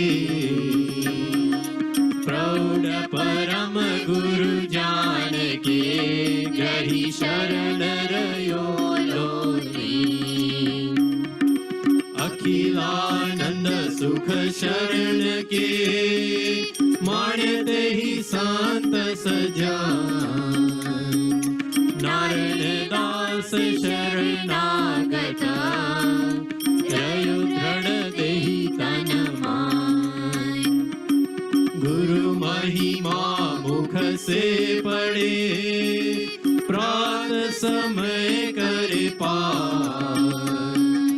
अनंत जन्म यज्ञ संशय को, सबको खालेगा. मनन करे मां ध्यान से, अर्थ विचारे जे. तिनको कैवल मोक्ष को, यामे नहीं संदेह. संध्या समय ही पाठ को, सुने सुनावे जिया. उपासी होय गुरु तनो, पामे अनुभव ग्रह. अष्ट सिद्धि नव निधि सबे, सुख संपत सब साथ. गुरु उपासन में सबे, पामे अनुभव राज. तेहि दाता गुरु परमहि, श्रीमत कुबेर सतना. नारायण दास निर करी चरण विश्राम। मैं अविनाशी उपासी हो संतो, मैं अविनाशी उपासी। गति अघम अगाधल खासी हो संतो, मैं अविनाशी उपासी। जप तप तीरथ व्रत वेदोगत साधन सिद्ध अध्यासी। सुरत नुरत धरि लगन लगावे, तीन लोक पद पासी हो संतो, मैं अविनाशी उपासी। दश अवतार धरे धरणी पर, द्वे माहिया मल जमासी। नाम रहे रूप रहे नन पावे, अंत काल गए नासी हो संतो, मैं अविनाशी उपासी। पृथ्वी तेज पवन नभ पानी, अति परलंत विलासी। 14 लोक है उनकी भीतर, उनकी है झूठी आसी हो संतो, मैं अविनाशी उपासी।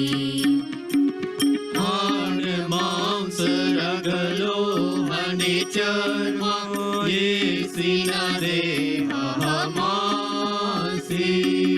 सोहंग साहिब नाम मेरा, निज कैवल पद वासी हो संतो, मैं अविनाशी उपासी। ब्रह्मा विष्णु महेश्वर देवा, जेने सृष्टि प्रकाशी। महामाया का एक दिवस में, अनेक बेर मर जासी हो संतो, मैं अविनाशी उपासी। बीते कल्प रहे शक्ति धर, ज्योत में जाई मिलासी। जैसे कल्प रहे सत ज्योति, राम में जाई मिलासी हो संतो, मैं अविनाशी उपासी। ब्रह्म चिदानंद आनंद सिंधु, जिनु कैवल परकासी। उठत ईश सृष्टि सब पूरत, समता सकल समासी हो संतो, मैं अविनाशी उपासी। आदो अंश वंश हम जाके, अवध काल नहीं खासी। निज घेर सूरत जाई मम लागी, आन्य देव के उदासी हो संतो, मैं अविनाशी उपासी। हे कैवल सदोदित पूरण, निरालंब निरासी। कायम सोई कुबेर कहे, मम आद्य पुरुष अविनाशी हो संतो, मैं अविनाशी उपासी। गति अघम अगाधल खासी हो संतो, मैं अविनाशी उपासी। संध्या समरण आरती, भजन भरोसे दास। मन सा वाचा कर्मणा, करे गुरु चरण निवास। की जय बंदगी कोटि कोटि प्रणाम कीर्तन जानत ब्राह्मण को सोई कल्याप समान गुरु मूरत मुख चंद्रमा सेवक ने नच को अष्टपहर निरखट रहे सोई गुरु मूरत की ओर चार चीन हरि भक्त के प्रगट दिखावन दे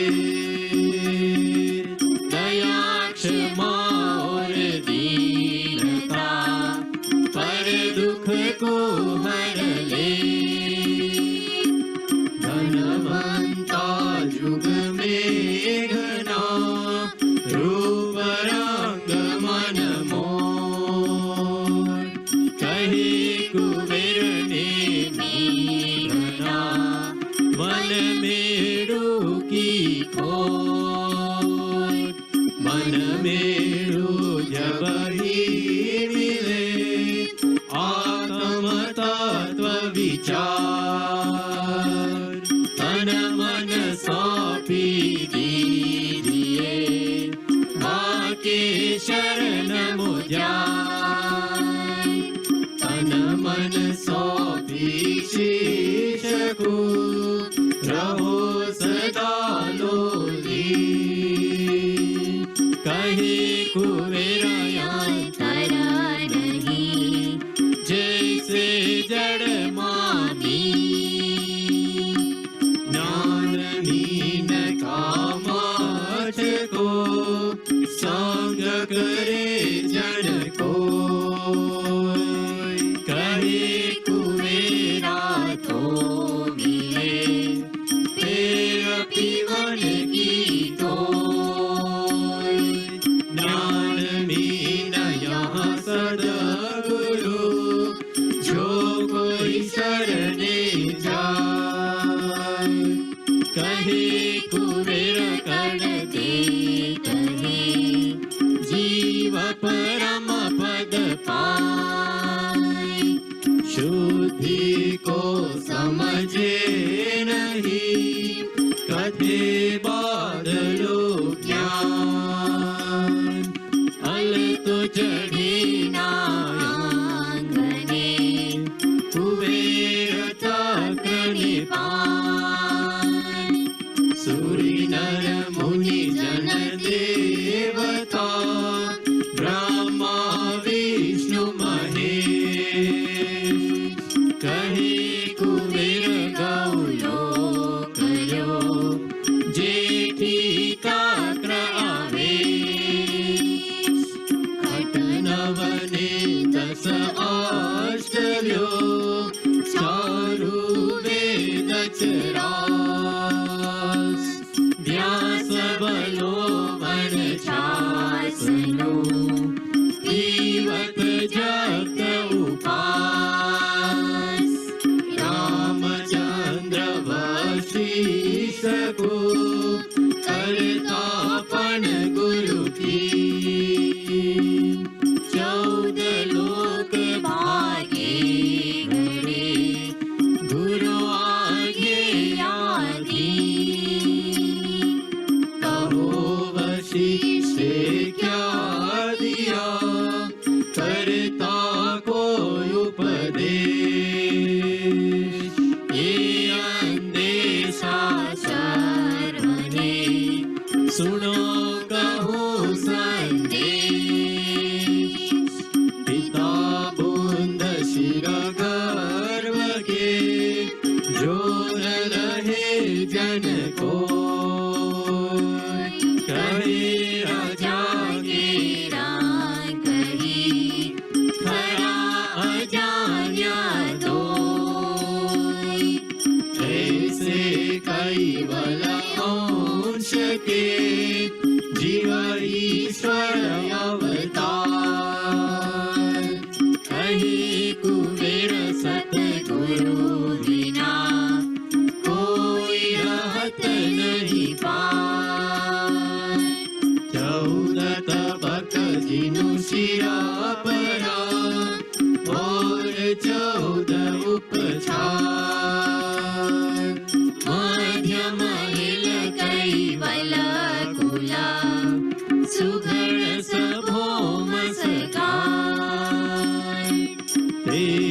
कैवल खुद खावना अखिल जीवन कीर्तान करे कुबेर दर्शावहु जो जन हो यह मान।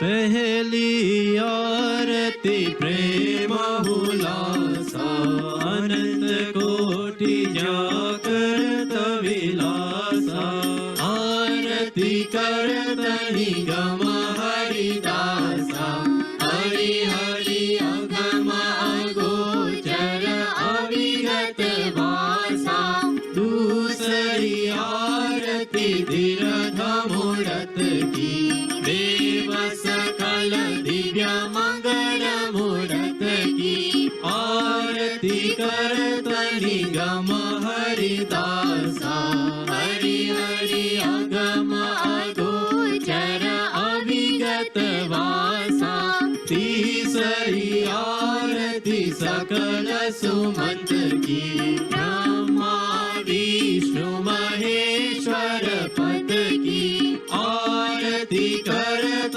निगम हरिदासा हरि हरि अगम अगोचर अविगत वासा चौथी आरती सकल चराचर प्रणव पेच जेहि रही बराबर आरती करत निगम हरिदासा हरि हरि अगम अगोचर अविगत वासा पंचमी आरती परम पुरुष की सकल साज खड़ कर दुरस की आरती करत निगम हरिदासा हरि हरि अगम अगोचर अविगत वासा षष्ठमी आरती सगुण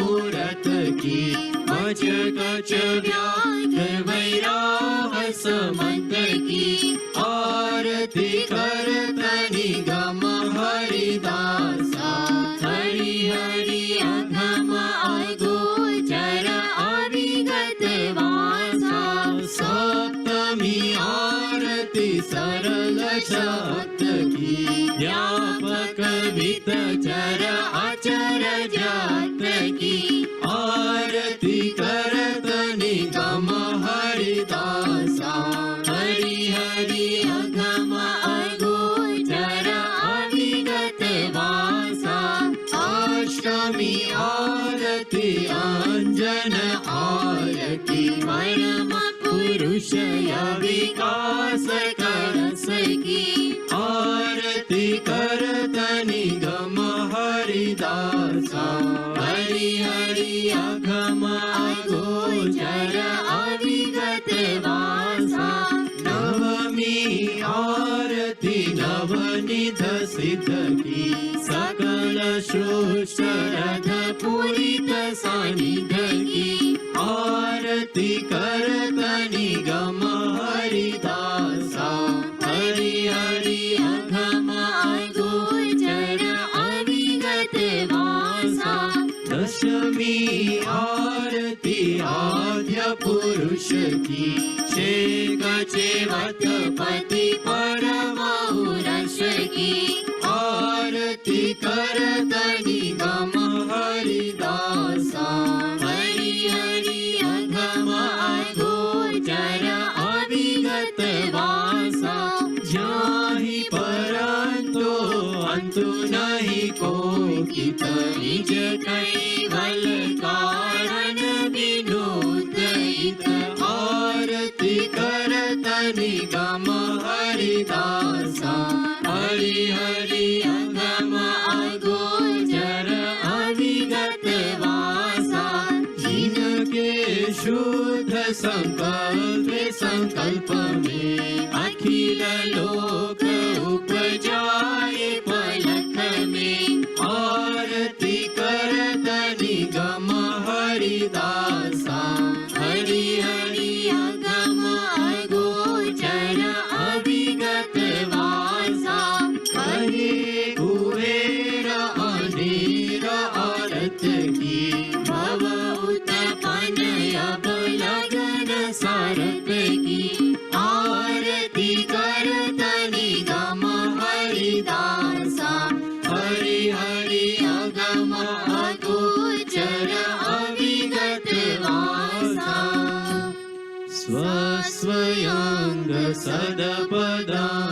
सर्वमोक्षदायका अद्वैताङ्गयनुसुताङ्ग भवविताङ्ग ईश्वरे तद्विताय तदपदाङ्ग सामृताय साक्षिया मङ्गलाय महागताङ्ग अहं नमामि प्राणपते देवाधियाङ्ग चैतनाङ्ग यदलोकां सहितया व्यापिताङ्ग विश्वयाङ्ग अकलिदाङ्ग अनुरणे न भगताङ्ग अनुभवे न वार पार अन्तया सर्वज्ञे स्वच्छान्दनाङ्ग जय जय श्री कुबेर कैवलम्। आदि सकल स्वराज करुणेश गौ करता की जय। श्री कृष्ण साई महाराज की जय। परम गुरु श्रीमद करुणा सागर महाराज की जय। द्वितीय कुराचार्य श्री नारायण दास जी महाराज की जय। तृतीय कुराचार्य श्री बलदेव दास जी महाराज की जय। चतुर्थ कुराचार्य श्री भगवान दास जी महाराज की जय। पंचम कुराचार्य श्री प्रयाग दास जी महाराज की जय। षष्ठम कुराचार्य श्री शीतलदास जी महाराज की जय। सप्तम कुराचार्य श्री अविचल दास जी महाराज की जय। सब संतन की जय। सब देवन की जय। ज्ञान संप्रदाय की जय। श्री गुरु गादी सारसापुर की जय। श्री कैवल धाम की जय। संध्या आरती पुणाहुति का सत्य वो साहिब, सत्य वो साहिब, सत्य वो साहिब।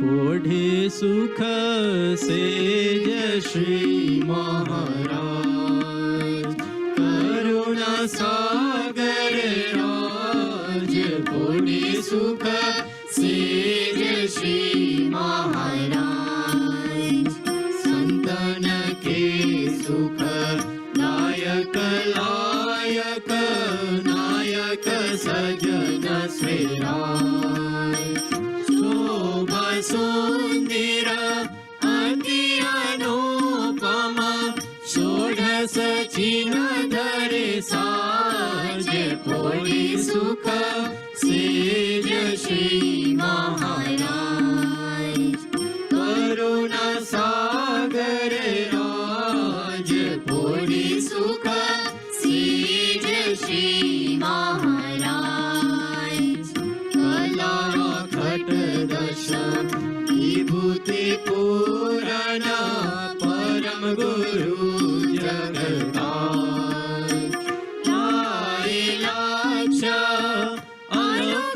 अनुभव सुरगति नाही समाज कोटि सुख से जय श्री महाराज करुणा सागर राज कोटि सुख से जय श्री महाराज नवगण श्यामा स्वरूप स्वामी नामी कहत ललता तेज पूज्य प्रकाश पावन करता रहत जन लाज कोटि सुख से जय श्री महाराज करुणा सागर राज कोटि सुख से जय श्री महाराज चंदन सेज जड़ित सोवृण पुष्प पिछोड़ी बिछाज अतरारग की लपट लगावत सुगंध के सरताज कोटि सुख से जय श्री महाराज करुणा सागर राज कोटि सुख से जय श्री महाराज सेवा करन सब सूर आए संत सजन को समाज आनंद को यति होत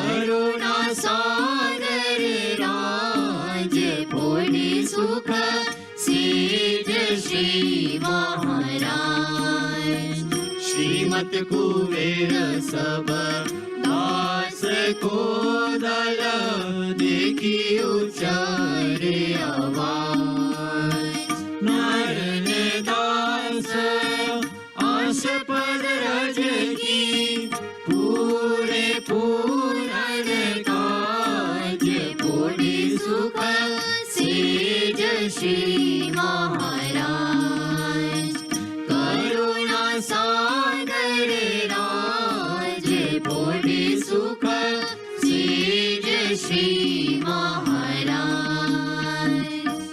आदि शंकर स्वराज करुणेश गौ करता की जय। श्री कृष्ण साई महाराज की जय। परम गुरु श्रीमद करुणा सागर महाराज की जय। द्वितीय कुराचार्य श्री नारायण दास जी महाराज की जय। तृतीय कुराचार्य श्री बलदेव दास जी महाराज की जय। चतुर्थ कुराचार्य श्री भगवान दास जी महाराज की जय। पंचम कुराचार्य श्री प्रयाग दास जी महाराज की जय। षष्टम कुबेराचार्य श्री शीतलदास जी महाराज की जय। सप्तम कुबेराचार्य श्री अविचलदास जी महाराज की जय। श्री सब संतन की जय। सब देवन की जय। श्री ज्ञान संप्रदाय की जय। श्री गुरु गादी सार सापुरी की जय। श्री कैवल धाम की जय। पूर्णार्थी पुनःवर्ती का सत के वो साहिब, सत के वो साहिब, सत के वो साहिब।